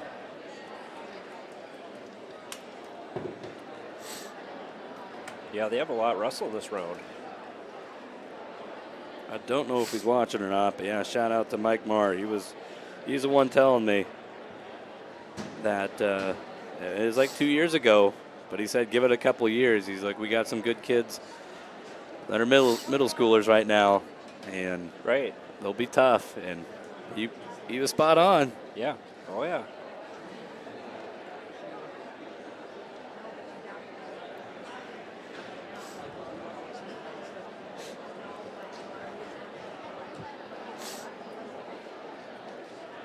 So Tiedemann, go ahead. I was just going to say, we've had a lot of blood time here today. Yeah. I don't know. Everybody's just that's been about the thing that's like slowed us down the most. I know it. Everybody's wound up pretty tight today. So, you know, when they did away with the sectional and you just have one district, it's all or nothing here. So I mean, you don't get another day to make it right. Yeah. So you got to have your best performance in about 4 hours. So. Well, if my memory's right, what Osage's all-time wins leader, Nicholas Fox, he only won sectionals once, I think his freshman year. We know all about getting caught. Yep. He got caught. He got pinned 2 different times and came back then at districts and won. Yeah, he got revenge on those guys, but yep. Yeah, it just shows anything can happen when you get to that. I've seen it sectional all. meet. Absolutely. And then you get punished in the rankings for it. But you do, yeah. Well, that's the thing about being up there. You know, people are going to try crazy stuff on you because they feel like that's the only way they can beat you. Yep. And then when they get it. Yep, you got to swing for the fences. Yeah. On every move. Yep. Good match here. No score 10 seconds ago, but as I say nice that, job, wow, Rock. Trees, that could be a big 3 points right there Absolutely. in the final 10 seconds. Yep. Scoring late in the period is, man, those points sometimes feel like they're multiplied by 2. 0-0 is a lot different than 3-0. Oh, absolutely. Being in a hole. Yeah, the new scoring system this year, it just.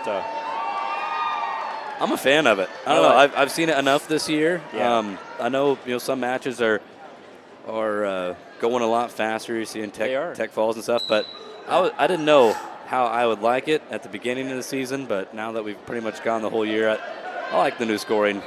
I feel it's important to have the high school and the college the same. Yeah. Because a lot of these refs are doing both. They're doing high school and college. So it's confusing to them if they're not the same. Yep. So I like it. I think that it rewards people for being aggressive. Yep. So we get an escape there from Richardson. 3-1 in favor of Brock Trees of Osage. If Richardson wins, then Jackson Edwards of Central Springs gets second. If Trees wins, then Trees and Edwards will have a true second place bout here at 165, as Alex Tiedemann was the conference champ, or excuse me, the district champ at 165. He was a conference champ. couple weeks ago in St. Ansgar, or 3 weeks ago. Yeah.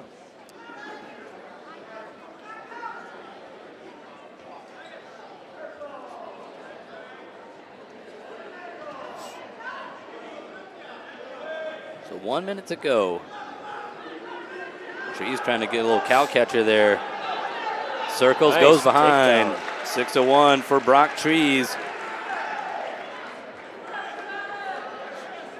Yeah, Richardson, he's a sophomore with a 28-12 record. He's tough. Tough 10th grader. More blood time here. Yep, on Richardson.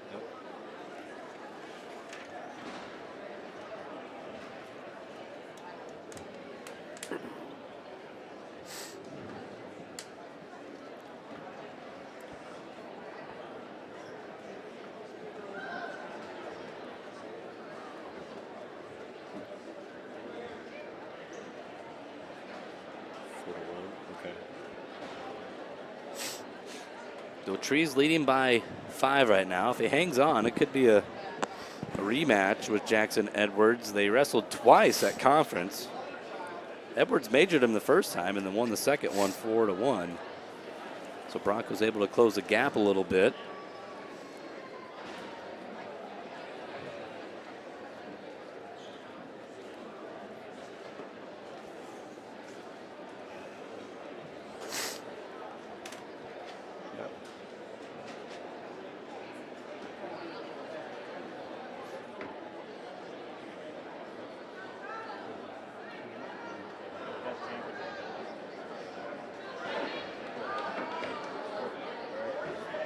I figured it had been done by now. All right, back to wrestling here out of the blood time. Richardson right away up to his feet. Brock just got to let him go. So 6-2. Richardson quickly on the attack after the escape. 35 seconds to go in the second.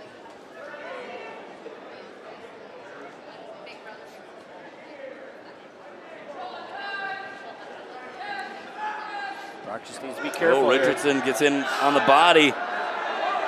Uh-oh. Whoa, they're going to wave him out. They waved him out. They're saying that his foot came up. Okay.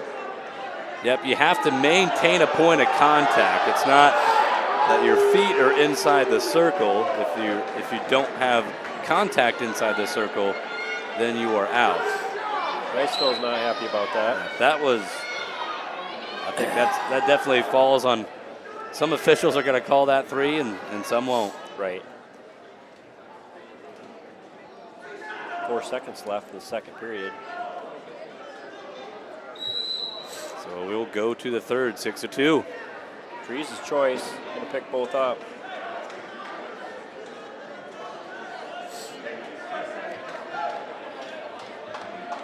So win by Trees. We have a wrestle back for second. It'd be Trees and Edwards, but a win by Richardson. Then Edwards is your runner-up.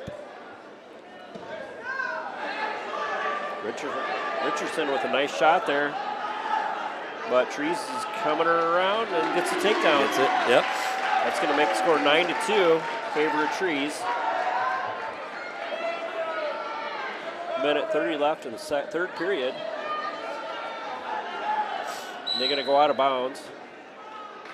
Pretty good scrap here.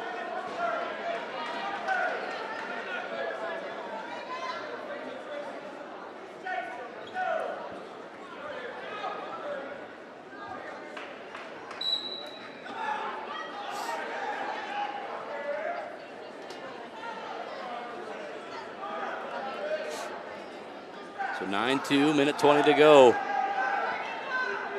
Richardson, tripod up to his feet. Brock lets him go. 9-3, favor of Trees. Richardson with a beautiful ankle pick, but didn't get it. Back up to their feet again. Minute left.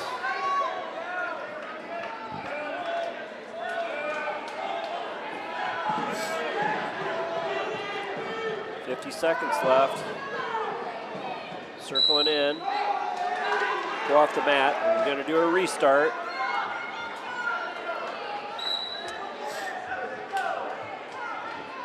Brock controlling the wrist. Down to 40 seconds to go.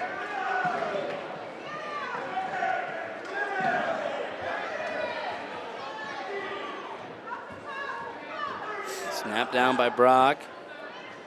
Under at 30.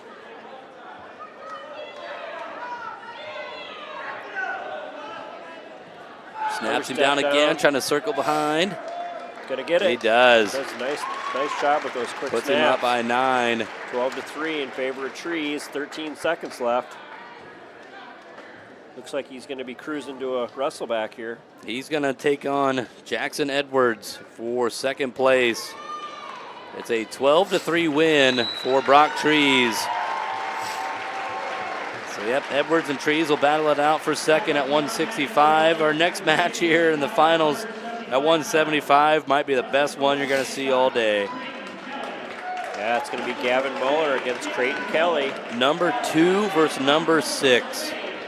Over on mat 2. This is their only match of the day that could have resulted in the 2 ranked wrestlers, and they do meet in the finals. Over on mat 2, we got Dylan Blickendorfer from Central Springs going to wrestle Patrick Doyle from Riceville for third. So first meeting between these two when Osage and West Hancock had a duel. Creighton Kelly was out. And then at conference, Gavin Muller did not wrestle at conference. So first meeting between these two.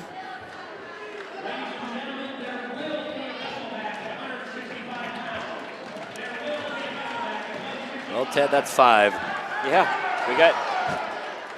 We both went over under of 5.5. So we got Blickendorfer with a quick takedown over here on mat 2.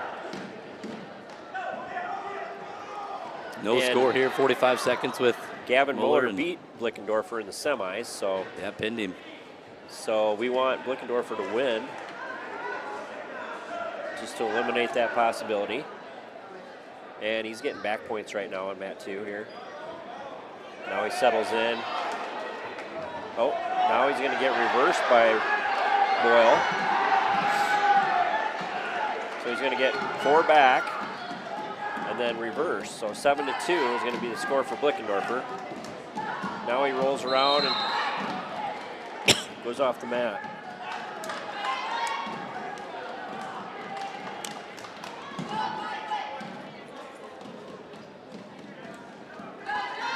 Ted, you're getting grilled on the chat line.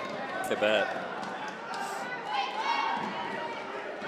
Derek Joanne's wondering if that's Old Man Fox on the call. Yeah, come on up here, I'll show you. Oh, Gavin. Gavin gets behind. He's going to get a takedown. takedown. 3 on Kelly. They go out of bounds. 3-0 lead for Gavin Muller. Wow.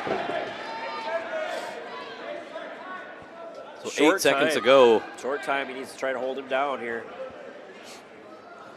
Blickendorfer winning 9-2 on the other mat. They have caution here. They're going to call it on Gavin. Yep. Flinch a little bit on that tight waist on the cover. Just his first. Right away, Kelly gets up to his feet. Gavin just got to hold on, and they're going to call injury time. Oh no, that's that knee for Creighton Kelly. Not good.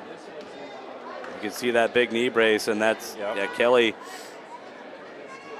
And Gavin did nothing wrong. He was just hanging on to the ankle, but Kelly, when he tried to kick out of it, I think he twisted it. Oh man, there's a win by fall over there for Blickendorfer. I don't.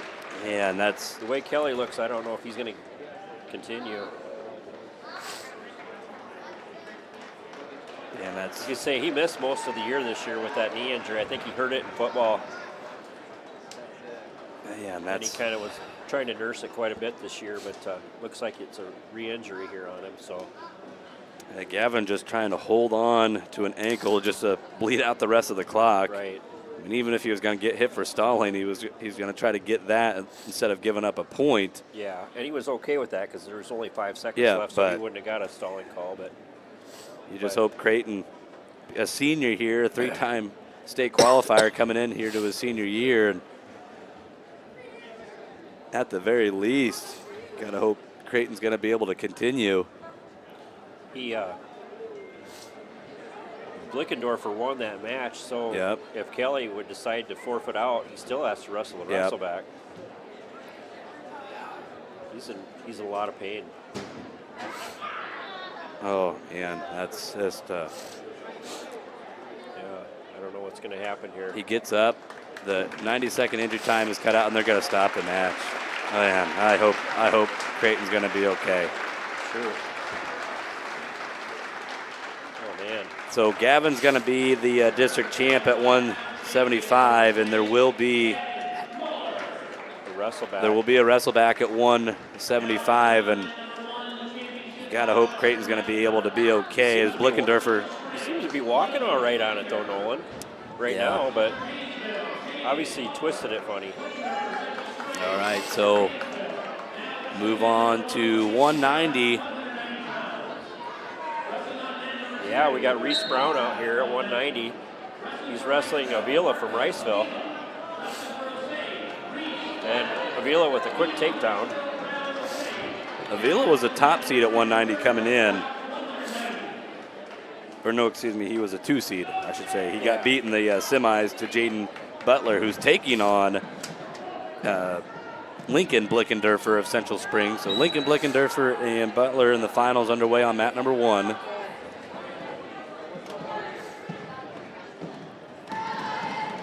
Derek says he's not messing with you. Somebody says a Fox Joanne's New Haven showdown. Might have 10 pounds on me. Oh, yeah, so we got Reese Brown out here wrestling Avila from Riceville. This is for 3rd place. Marco Avila Gets with another takedown. Leads 6-1. No score in the championship with Blickendorfer and Butler. Lincoln Blickendorfer is ranked number 9 for Central Springs, a state qualifier last year at 165.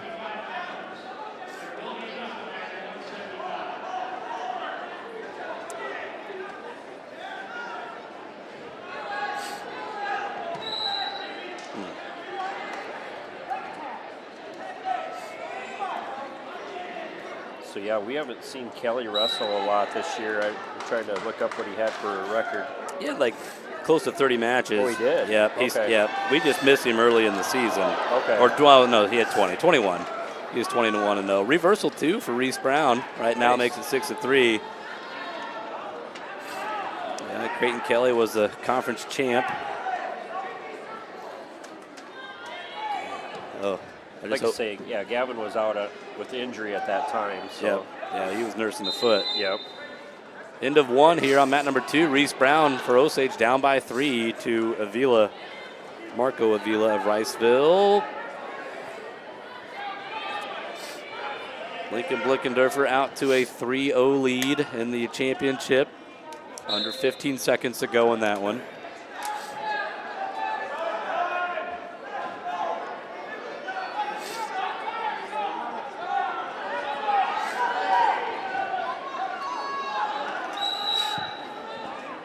And 3-0 lead going to the second for Blickendorfer.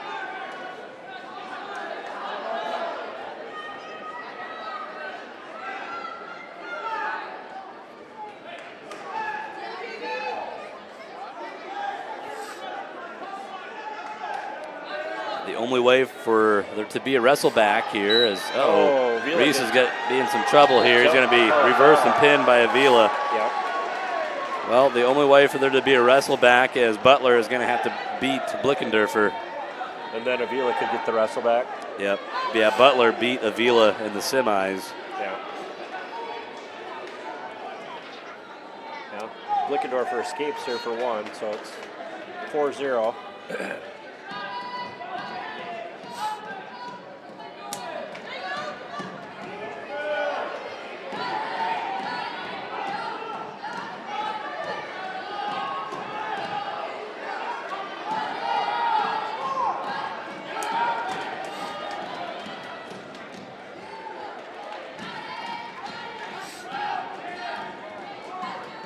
So 7-0 now as Blickendorfer gets an escape and the takedown. Lincoln is 45-4. Pretty good record. Qualified to state last year at 165, up a couple weight classes to 190.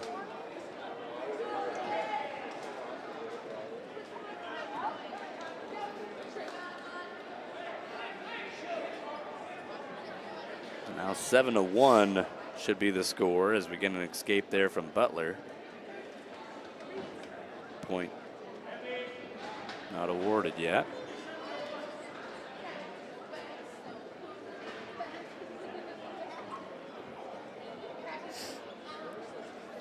There they get it. We got a lot of wrestlebacks. Yeah, up to 6. Yeah.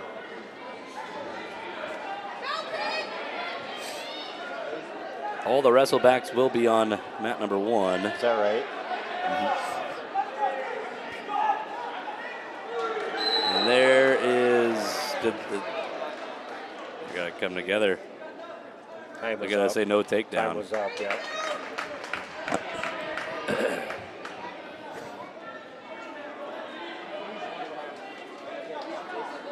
So 7-1 going to the third. Lincoln Blickendorfer covers on top, up by 6. Right away, puts the legs in. Trying to go cradle. Maybe. Yeah, He's got it. Cradle locked up. Legs with the cradle. That's crazy. He's got a pin with it. There will not be a wrestleback then. Nope. At 190. So Blickendorfer is going to be your district champ at 190. Second place, so we'll go to Jaden Butler. That's going to be Janesville's second state qualifier. Okay. Butler will qualify to state as he beat Avila earlier in the semis. Janesville has their next wrestler here that's really tough here. Going to wrestle.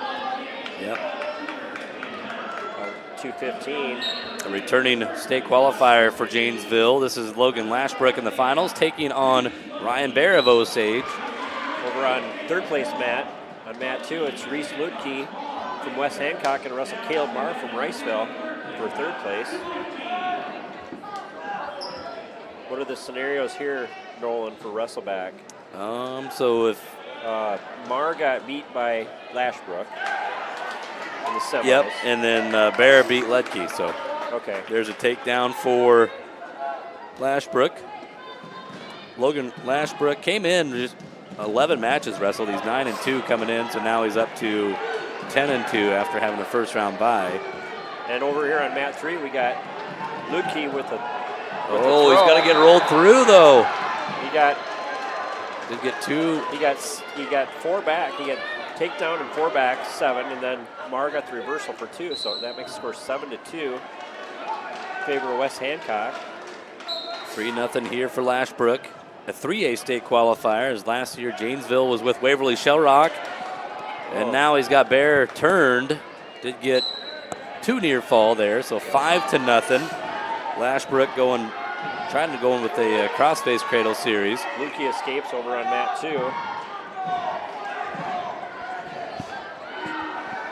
Now Lukey with a headlock on Marr, gets it. He loves the headlock. We've seen a lot out of him. Yeah, he did that to Ryan. Oh, that's a fall. So if Bear will not have a wrestleback. Whether he wins or loses, he won't have a wrestleback. Yep. So Bear will go. Yeah, Bear's going to be a qualifier for Osage at the least. Yep.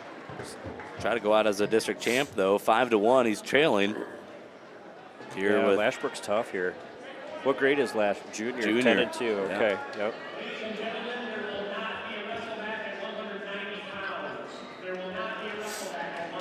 Yep. We hear you, Rob. You're a little behind. Yep. Rob does an awesome job on the PA. We're lucky to have him here at Osage. Yeah. All right, end of 1. 5-1 here for Logan Lashbrook of Janesville. Bear's choice. He'll defer to the third, and Lashbrook will go neutral. Yeah, they did not wrestle each other in the duel this year. Lashbrook, that's right. When he was right. I don't know what happened, if he was banged up or what, but he didn't show up. Osage did not see Lashbrook in their duel down in Nashua.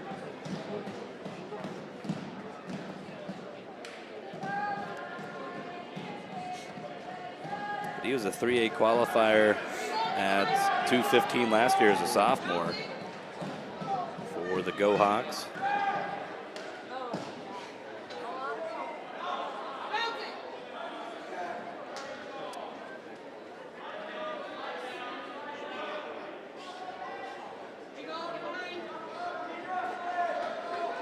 Lashbrook trying to cut that corner.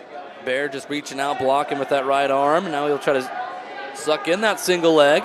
He's in a good spot right now. Minute left. Oh, call Now, a stalemate. Why would they call a stalemate on somebody that's getting a takedown? Unbelievable.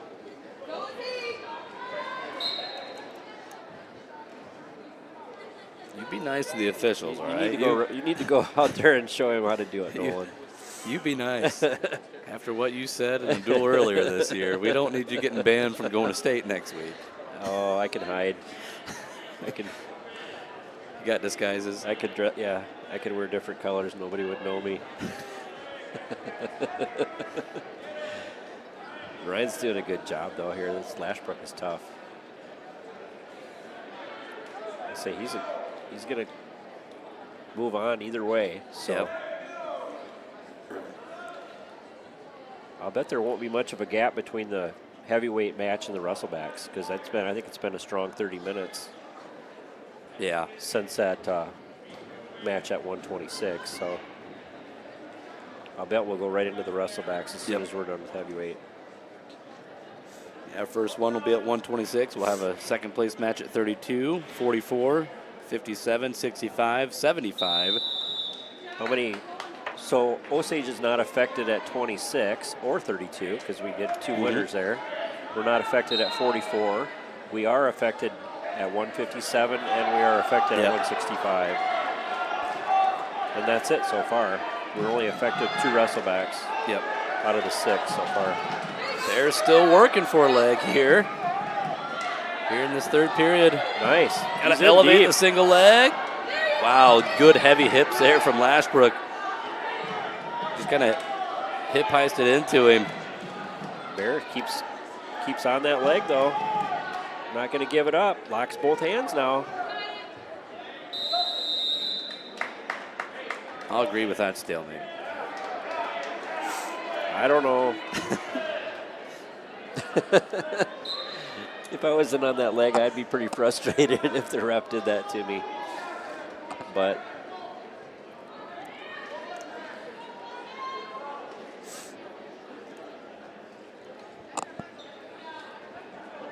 we're in the third period, 1 minute left. Ryan's not out of this match yet. He's still takedown away from being right back in it. So nice shot. Lashbrook's heavy hips come around and get a takedown. Makes the score 8-1, favor of Lashbrook. They're going to stop the match for headgear.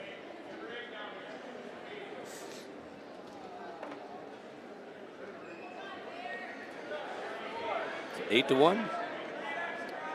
Yeah. Yep, it's 8-1. They need to adjust the score. There we go. We're sleeping down there. There they go. Yep.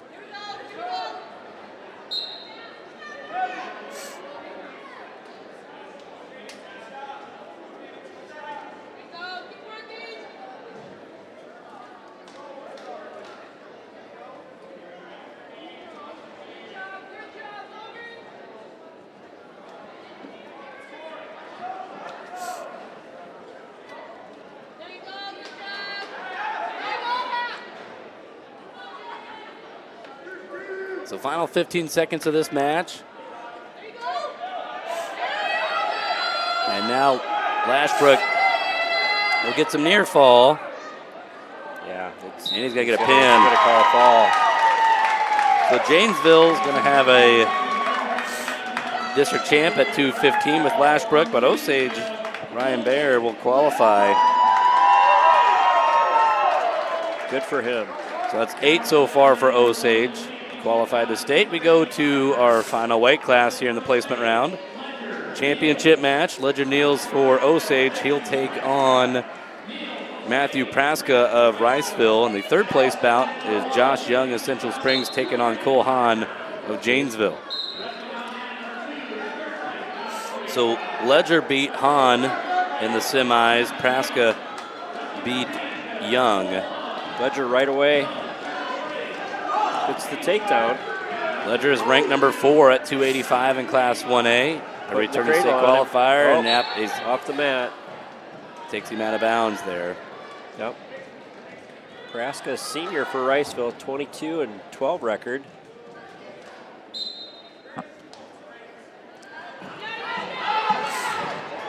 Ledger working on the cradle again.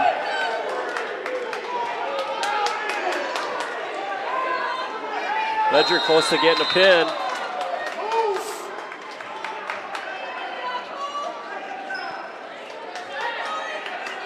Oh, he's got it tight. And he's got That's a fall. Ledger Neals, a district champ. That's from Derek.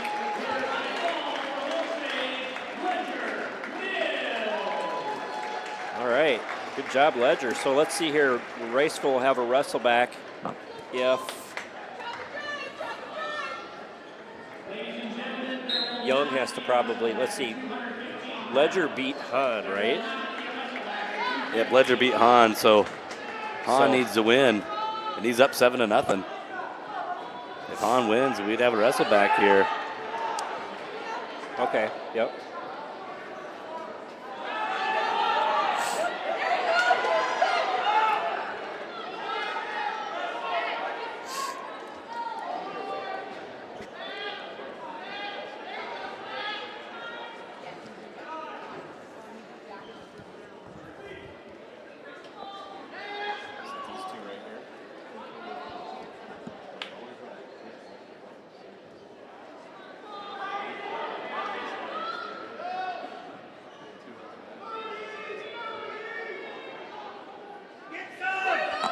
Seven to 1. Young trying to throw.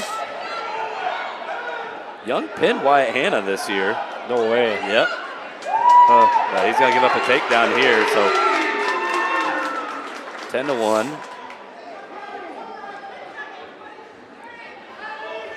Well, then Ledger had a good day against him today, so. Yep. Ledger picked up his 100th career fall earlier today. Now he's got 101. Yep. Unless he picked it up at state duels last week and they just awarded him a week. Could have. I don't know. We saw that was Blake, yeah. Regional duels. Right. It could have happened.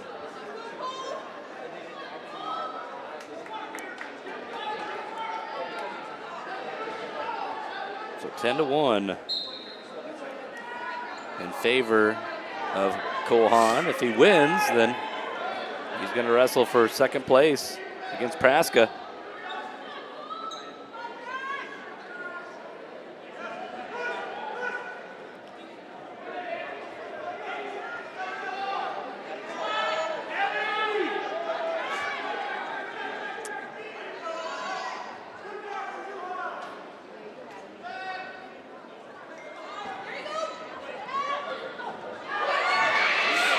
Throws him in a headlock. Young, though, rolls out of it. He's going to give up four near fall, so 14 to 1. And now he turns him back over. This is it. It's either a fall or a tech. It's going to be a fall for Hahn. That means we're going to have a wrestle back at 285. Oh, yeah, that's a lot of wrestle backs. 7 wrestle backs. We were, good thing we don't gamble. Whew. We were both wrong. All right, so ton of wrestle backs. So mat number 1 is where they're going to do all the second place matches. 126 pounds will be the first second place match. We'll have 7 of them: 126, 132, 144, 157, 165, 175, and 285. We got Dawson Jacobson from Central Springs right here at 126 against Trace Huseman from St. Ansgar. This wrestle back at 126. Jasper Sonberg won the finals match by fall over Dawson Jacobson. Jacobson's ranked number 6 too, and he darn near pinned himself on a defensive pin, and then Sonberg rolled through and caught him on his back anyways.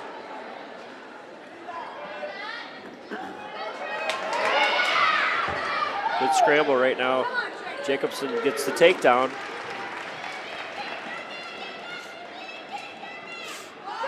St. Ansgar looking for their first state qualifier. Central Springs right now currently sitting with 5. Yeah, they've had a good day. Yep. Osage leads all team with 9. Possibility of getting 2 more, so they can max out at 11. As Jacobson turns Huseman over. Huseman fighting this off. Minute to go, though, in the first. A lot of time here. Jacobson trying to settle. Treso, he's fighting like crazy, but Jacobson will get the fall. So he'll be a second place finisher at 126. And now we go to 132. Gassed out. Broken. All right, so 132. This is Daniel Sutcliffe for St. Ansgar. He'll take on Ethan Gakin of West Hancock. Gakin was a state qualifier last year.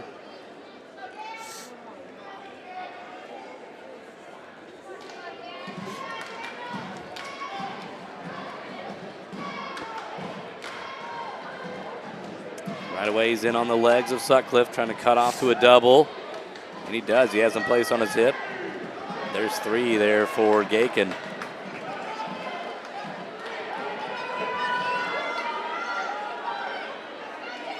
A little neck wrench possibly for Sutcliffe. Oh, stacks him right up. Gakin takes him almost to his back. Got off his back, though.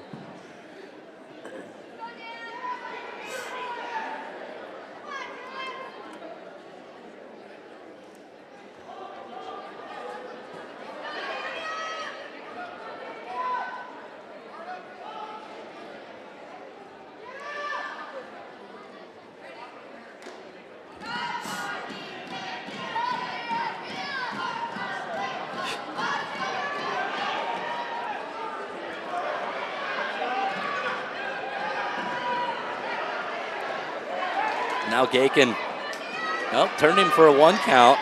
Sutcliffe in on the leg. And that's going to be a reversal too. Oh boy. Daniel Sutcliffe makes it 3-2.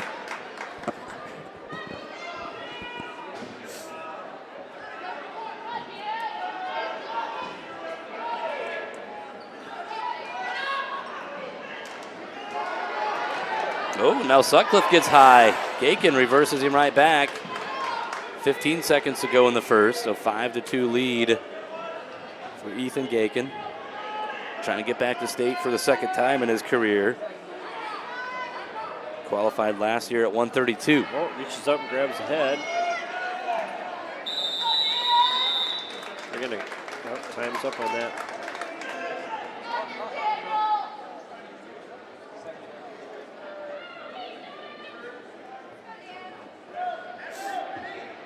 So Gakin will go on bottom, up by 3.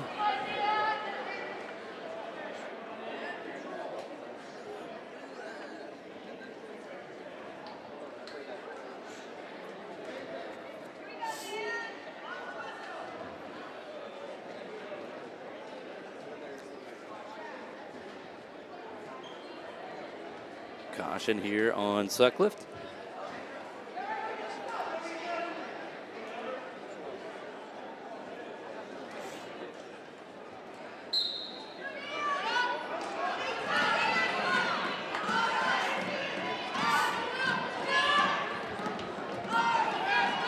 Sutcliffe trying to lock up a cradle. He's a little high. Yeah. But trying to get his hips back. He's way high. He's got it locked up, but in that position, I don't think he can do anything with it. Yeah, they're gonna stalemate it. Thought you don't like stalemates. Yeah, I don't like stalemates. Not supposed to call a stalemate on a pinning move, but whatever, right? I've never seen this ref before, so I don't know who he is. Just don't say anything bad. We don't need your band next week. I'm good. I'm good. Heavy lift and return there, Sutcliffe. Stand up attempt for Gakin. There's a stall warning on Sutcliffe. Now he'll cut Gakin. So 6-2, 105 to go in the second.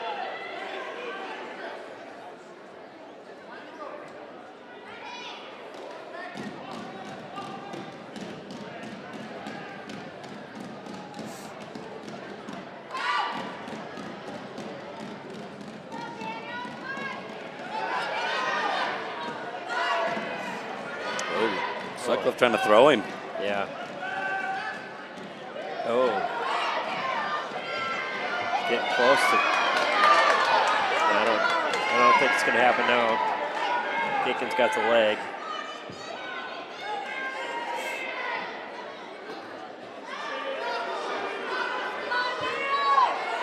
Now Sutcliffe dumped on his hip. Yeah. Gakin's going to catch him, get some near fall out of this. Got a 2 count, so a 5-point move there for Gakin to go up 11-2. Final 10 seconds of the second.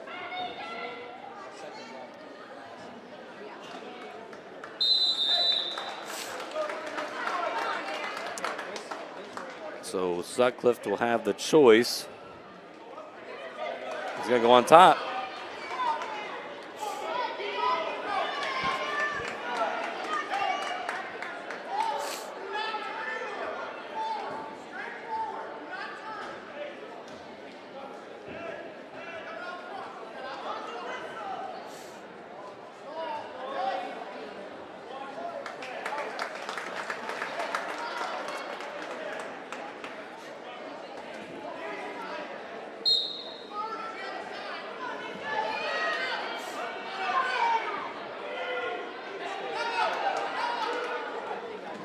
Gakin's got to get out, score the escape.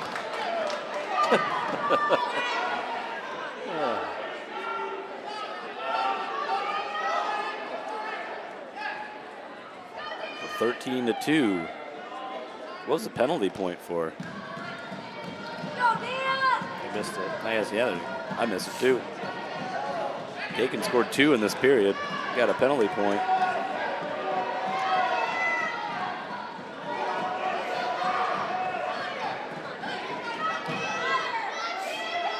Sutcliffe was hit for stalling. Oh. Gakin with a. That's it. Bowled him right over. It'll be a fall or a tech fall. Yeah. Sutcliffe will get to his belly, but Ethan Gakin is going to score 4 near fall. And he is going to be a state qualifier here at 132. West Hancock will have their 3rd right now. And now we go to 144. Riley O'Donnell for Riceville will take on Jasper Jones for West Fork.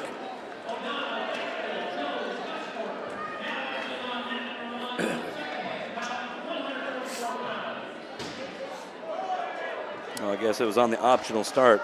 He was taking too long to cover on the optional start. So really? All right, we're underway. West Fork looking to get their first state qualifier in a long time. I believe their last state qualifier was Ethan Peterson. Or not, not Ethan Peterson, sorry. Yeah. Is that who it is? No. Cale Peterson. Cale Peterson. I'm thinking of our guy that helps announce basketball here on GSP Oh, sure. and Ethan. Sure. Yeah, Cale Peterson wrestling Cale for Iowa. Peterson. I think, he was West Fork's last state qualifier. Yep. And then he moved to Greene County after that. Yep. So Jones is a senior, O'Donnell a freshman. Blake Fox was a winner at 144.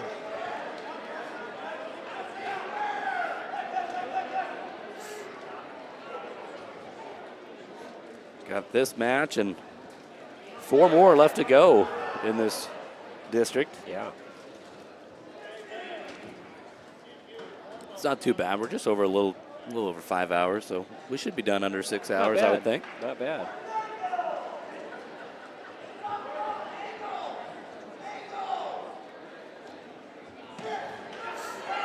O'Donnell gets in on the body. Nothing yet. Jones snaps him down.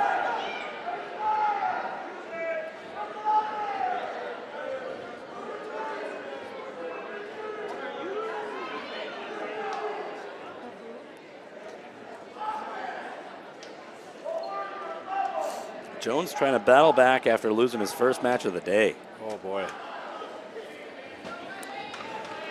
He lost 9-4 to Alex Baltus of Rockford, and then he beat Baltus 5-2 for third place.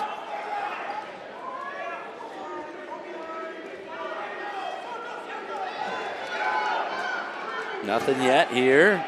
O'Donnell in on the leg. Time's going to expire. No points. Scoreless here at 1:44.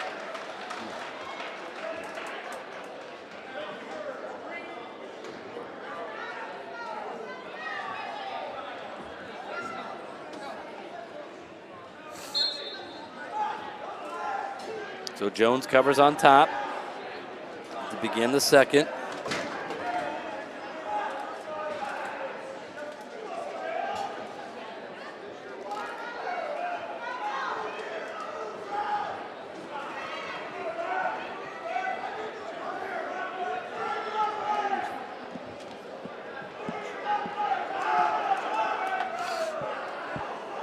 Down to 90 seconds to go in the second. Looking for her first points.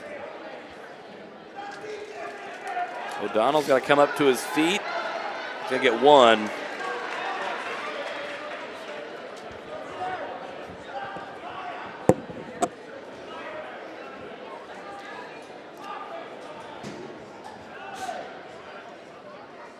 It's a 1-0 lead for Riley O'Donnell of Riceville, the freshman. 1 minute to go in the second. Riceville with one state qualifier so far. That was Chance Christensen at 1:38. I would imagine he and O'Donnell are workout partners. Unit 38 and 44. Jones, heavy on that head. O'Donnell in on the body. He'll take Jones down to the mat and to his back. But no, well, too near fall at least. So 4-0, and now should be 6. He'll get those 2 near falls. So 6-0 lead here for Riley O'Donnell.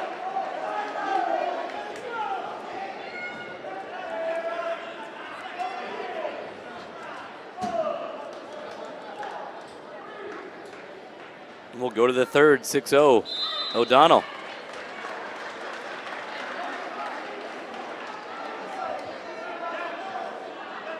And Jones will go bottom.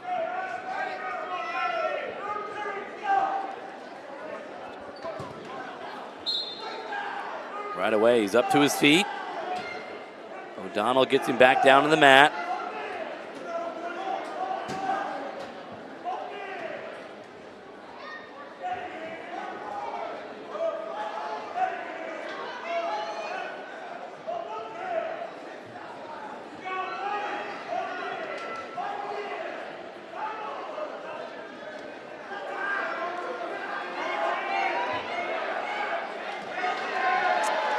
And now O'Donnell's got him on his back. Oh, nice. He's going to get the fall.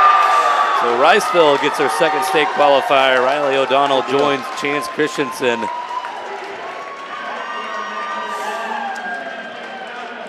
Congratulations to him. And we go to 1:57 now. Ty Voigt for Osage taking on Jacoby Subject for West Hancock. I don't believe they've ever wrestled. I don't think so. I don't think so either. This could be a dogfight.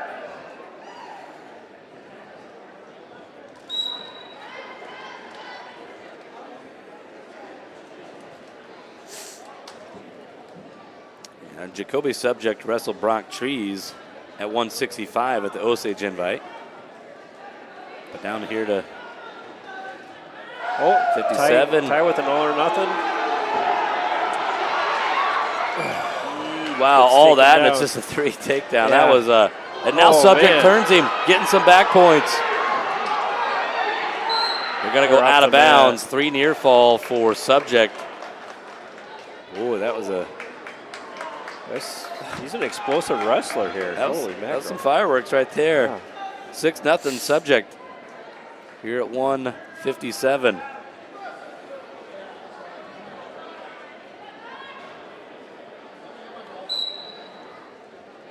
Osage with 9 state qualifiers. They can max out at 11. They need Voigt to win here. Then they got Brock Cheese coming up at 65. West Hancock trying to get their 4th state qualifier here with Subject. Subject's young. He's a sophomore, I see. Scrappy.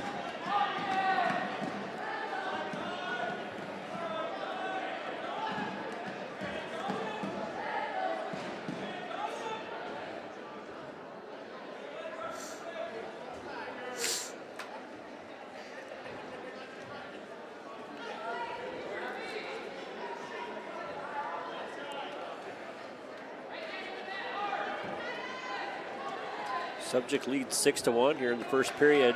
38 seconds left. But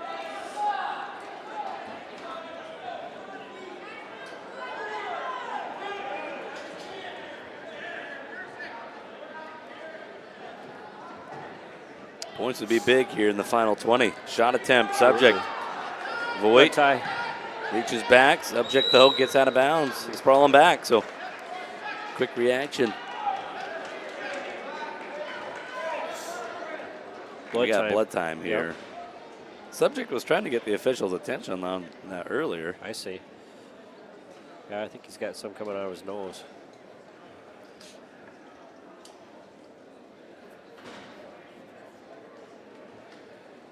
Yep, Ty's got to be careful here. Scrappy wrestler here.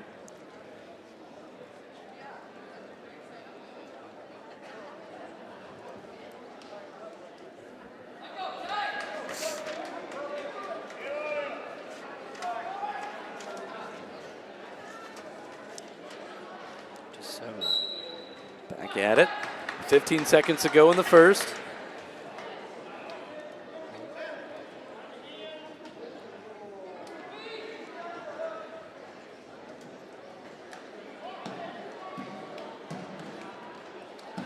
And end of one. 6-1 lead for Jacoby Subject of West Hancock. Voigt wins the toss. He defers to the third, and Subject will go on bottom.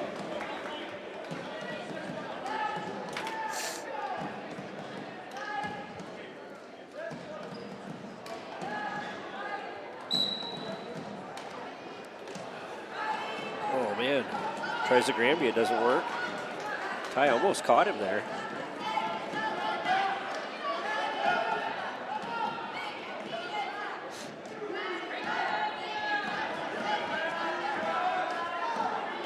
Maybe trying a little ball and chain. Nope. Gave up on it. Now he's got an arm bar. He's got an arm bar with a wrist tie. Look at that. Got a 1 count. Come on, Ty. Oh, stoppage there for blood time. Darn it. Had it locked up tight, I think, but shoot. Start over again. So, minute 31 to go in the second. Get out the wrap, right? Maybe. Wrap it up, keep going. I think Ty's got some blood on him, so they'll go get him wiped up. So 4 more matches left to decide. 24 tickets have been punched to state. We're trying to figure out the last 4.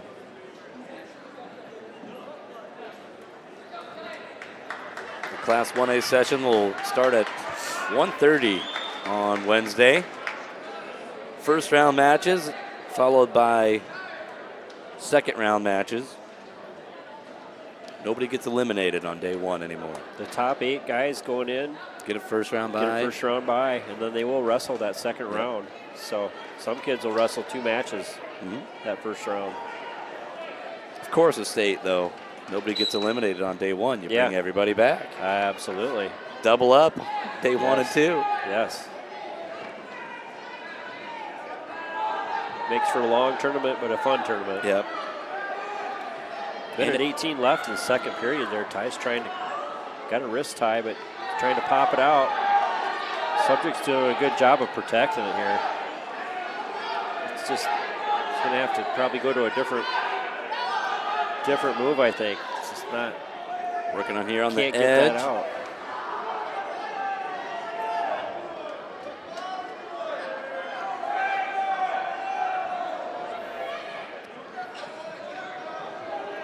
Ty trying to turn him. He's keeping his toes in bounds. Right.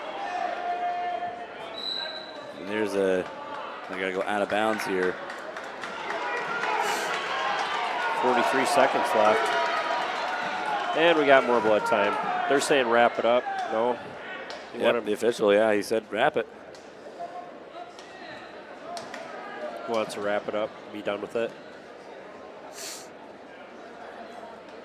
Second face wrap today. Yeah. Yeah, you hardly ever see that, do you? Yep. Hardly ever see it.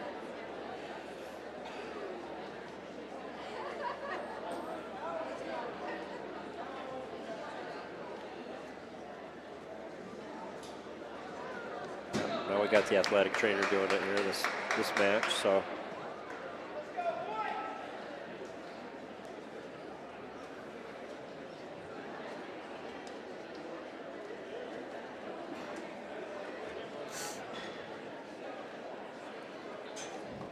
.165 will be our next second place match. That's going to be Jackson Edwards of Central Springs, Brock Trees of Osage. They wrestled twice at the conference tournament, and Edwards beat him twice. He majored him the first time, but then Trees narrowed the gap 4-1 the second time. And now it's just winner take all here for a shot at state coming up next. So if you're going to beat a guy, I guess you try to do it when it counts. Yeah, you never know. It's hard to beat. It's hard to beat the same guy 3 times. So it really is. So final 30 seconds of the second.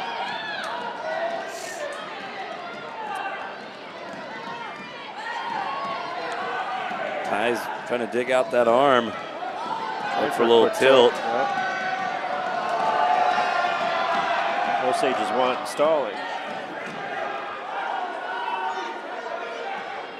Almost getting a turn there is Ty, but it's a hard spot to try to turn somebody there, though.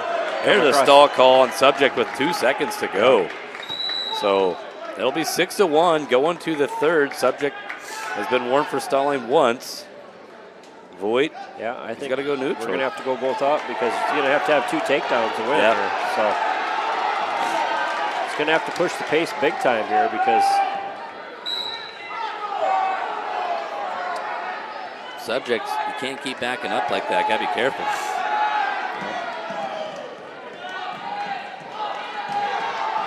Shot attempt, Subject. Go, Ty. Go, gets go, front go. headlock series. Subject, gets in on the legs. Ty tries a high flyer. Subject's going to get the takedown and catch Ty on his back in a headlock. And there's a win by fall. Jacoby Subject going to be your second place finisher at 157.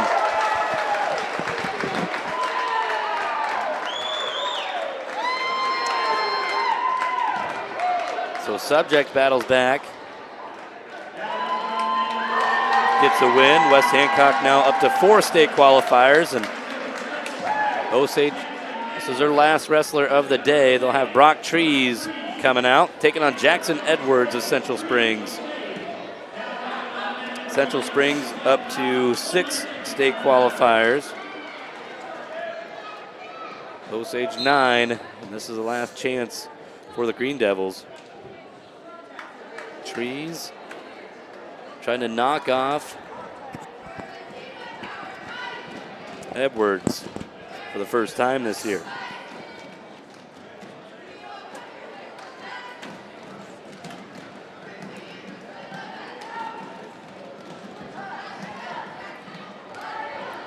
shot attempt there by Trees.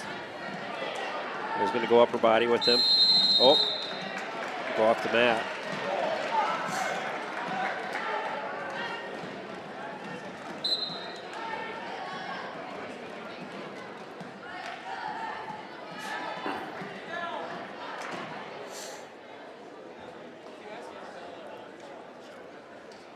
So 45 seconds gone, no score. The champion at 165 was Alex Tiedemann.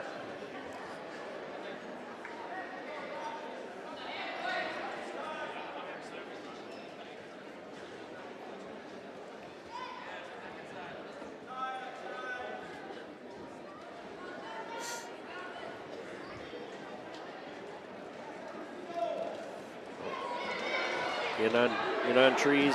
Gonna get the Edwards takedown. will get the takedown. 40 seconds to go in the first.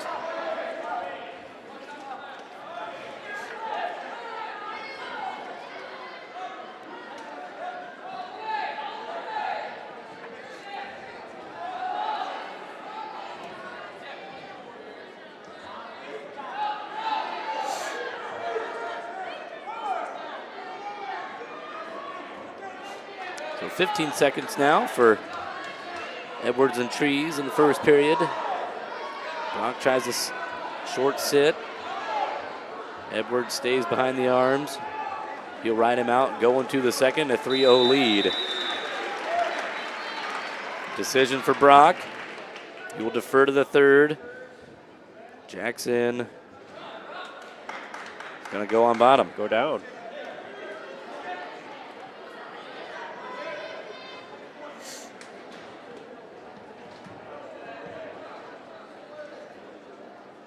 They're going to get caution. Oh, no. Not the delayed whistle there. He called caution on Brock. Brock cuts him. Scores 4-0. Slide by for Edwards. Brock fighting it off. Now turn in and Whizzer. It's hard to catch that Whizzer. Yep, there's 3 for Edwards to go up. That should be 7-0. Yeah. The escape and the takedown. Yep. Well, good news for West Hancock at 175. I do see Creighton Kelly walking around. He's going to go. That was a scare that he had in the finals against Gavin Muller where he had to medical forfeit that match. But he is going to go for that true second place coming up next against Dylan Blickender for Central Springs.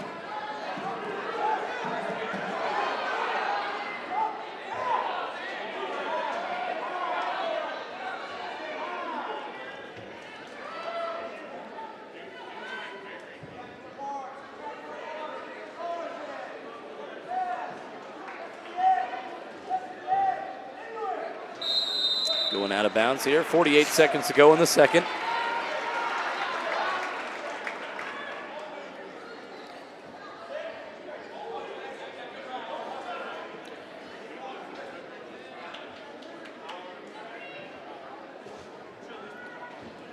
There's a caution on Red. Yeah, that's going to be on Edwards. His first.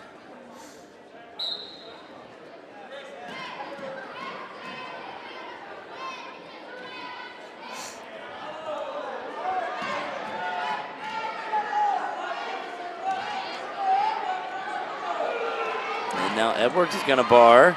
Oh, they're going to get a stoppage Potentially here. dangerous, yeah. It came up on that. Arm came up on that shoulder. 29 seconds to go in the second.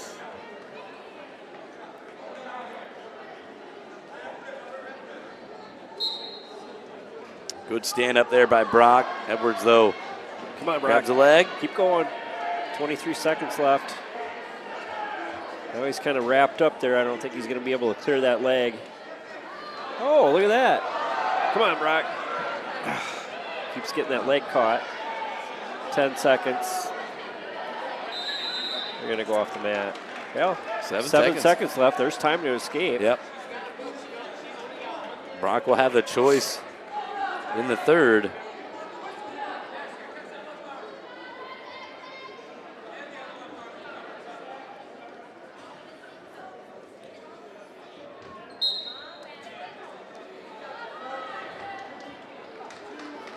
All right, we go to the third. 7-0 lead for Jackson Edwards.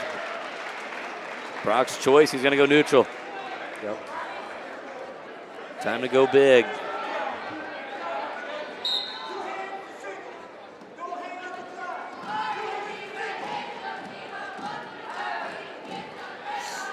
Ooh, watch that club there, Brock.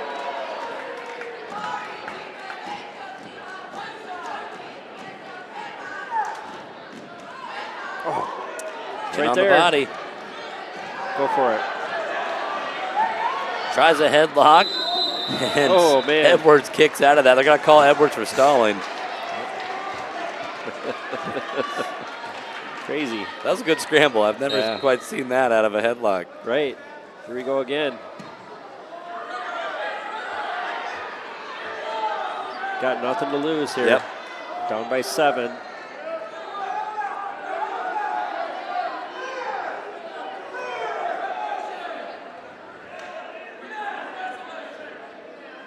Down under a minute 15 to go. Second place match here at 165.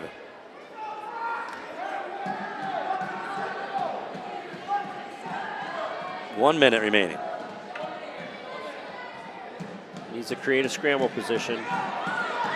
Edwards Yeah, gets they're to the gonna be off legs, the but they mat. go out. 54 seconds remaining.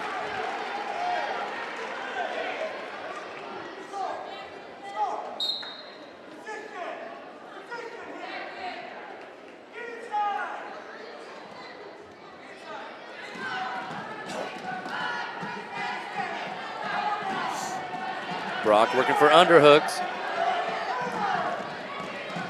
Down to 35 seconds to go.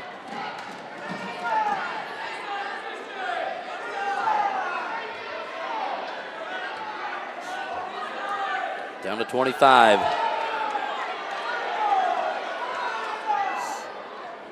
Gonna have to do some head hunting. He's trying it. Trying to get in position. 15 seconds remaining. Tries a headlock. But slips out of it, and Edwards is gonna get the takedown. Go up 10-0. And Central Springs is gonna get a second place finish here at 165.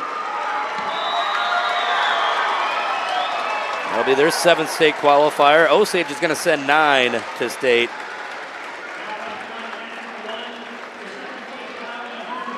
And we go to 175. Creighton Kelly for West Hancock take on Dylan Blickendorfer for Central Springs. So this match in 285 second place, all we have remaining. And our day will be done. Yeah, we'll see if Kelly's knee can hold up here.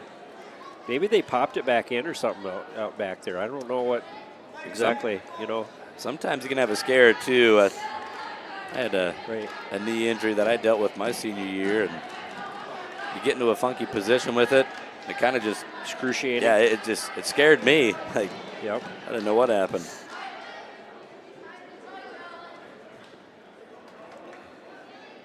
Well, he's definitely protecting it. He's kind of.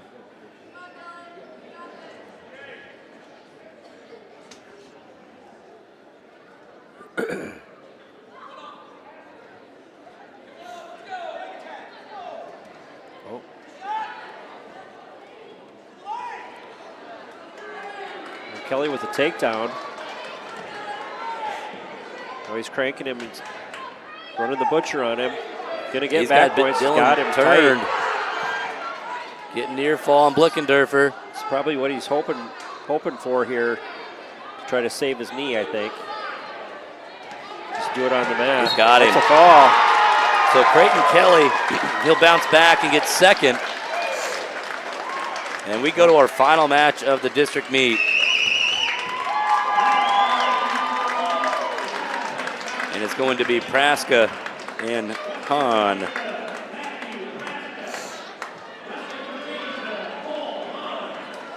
So Praska, Matthew Praska of Riceville taking on Cole Hahn of Janesville. A couple of seniors here trying to punch their first ticket to state.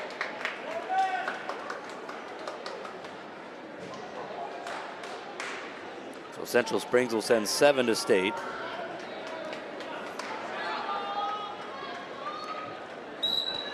Now, like I say, we got Prask here from Riceville and Hahn from Janesville, I believe. Last match of the day.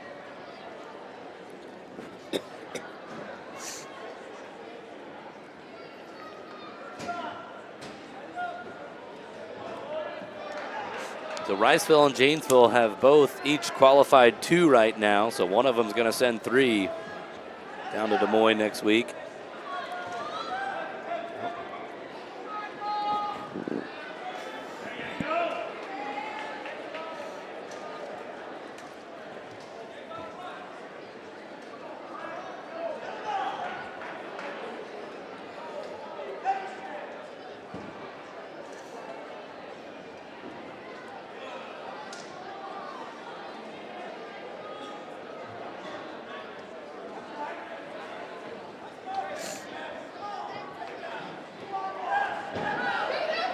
I got to take that back. Janesville has actually already sent 3. They got 3 guys going to state. I was like trying to add that up, like my numbers are not right.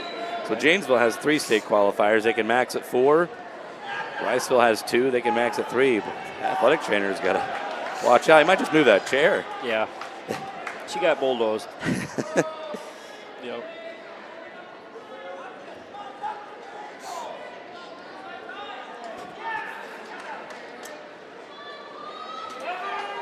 .35 seconds to go in the first. Final match of the tournament.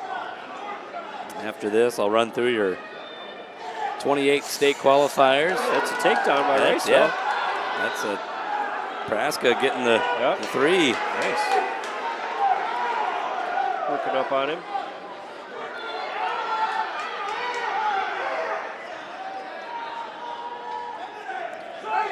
I know Praska's a senior.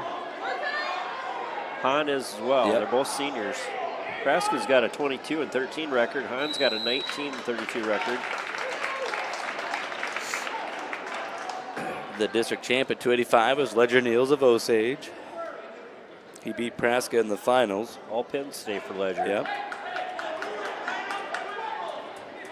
He also pinned Hahn, too. So he wrestled both these guys. Did.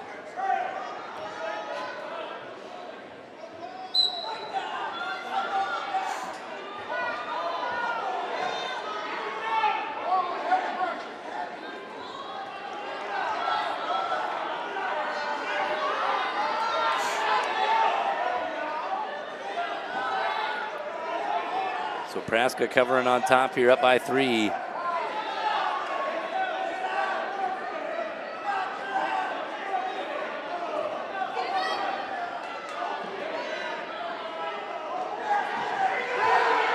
now Praska's got a bar in.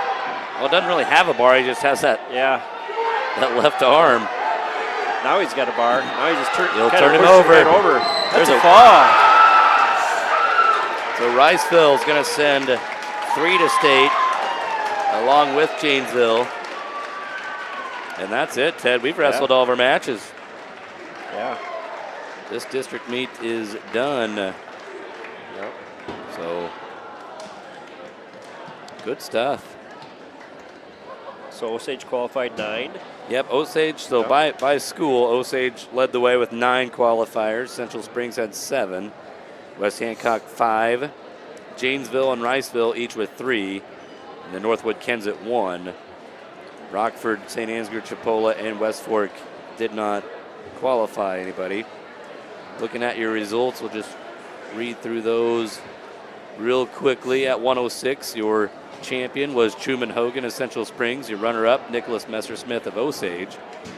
At 113, Preston Byer of Osage was a district champ. Lane Knutson of Central Springs second. At 120, Tyler Kibbe of Janesville first. Ozzie Smith of West Hancock second. At 126, Jasper Sonberg of Osage first. Dawson Jacobson of Central Springs in second. Your district champ at 132 was Eastern Sonberg of Osage. Ethan Gakin of West Hancock finished in second. 138, Chance Christensen of Riceville, your district champ. Jacob Vance of Osage in second.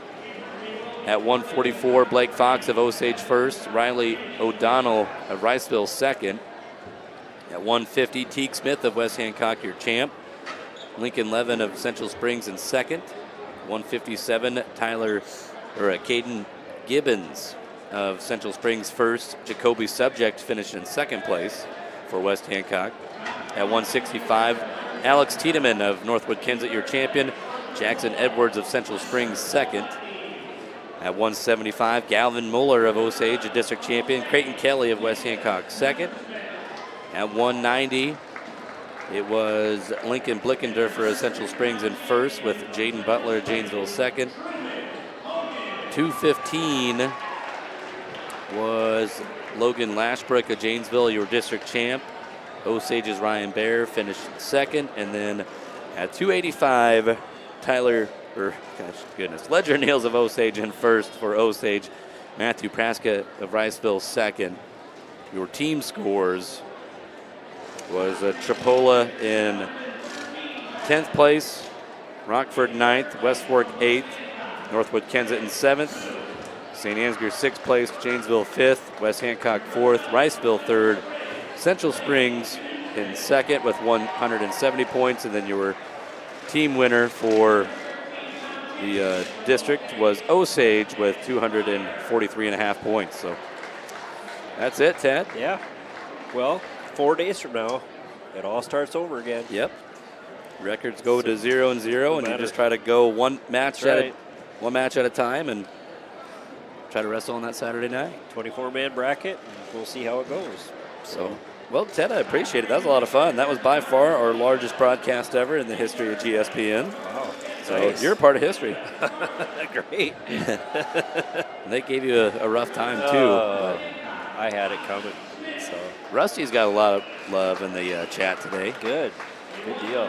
But, no, it's a lot of fun. We got our 28 state qualifiers figured out, and now we'll see how many medals this district can bring back. And I think they'll bring back quite a few. I hope so. Hope we get a few state champions out of this district as well. Yeah, there's a good chance of it, maybe. We'll see what happens. So, well, that's going to do it for our coverage here on GSPN. Big thank you to all of our supporters of GSPN, the Osage Booster Club, helping out, along with we've had some donations from some families around the area, so we do appreciate that for contributing to GSPN. It all goes back into paying for postseason rights and whatnot, so couldn't do it without the help of all you. So for Ted Fox, I'm Nolan Peters. We appreciate you all for tuning in. Have a great rest of your weekend.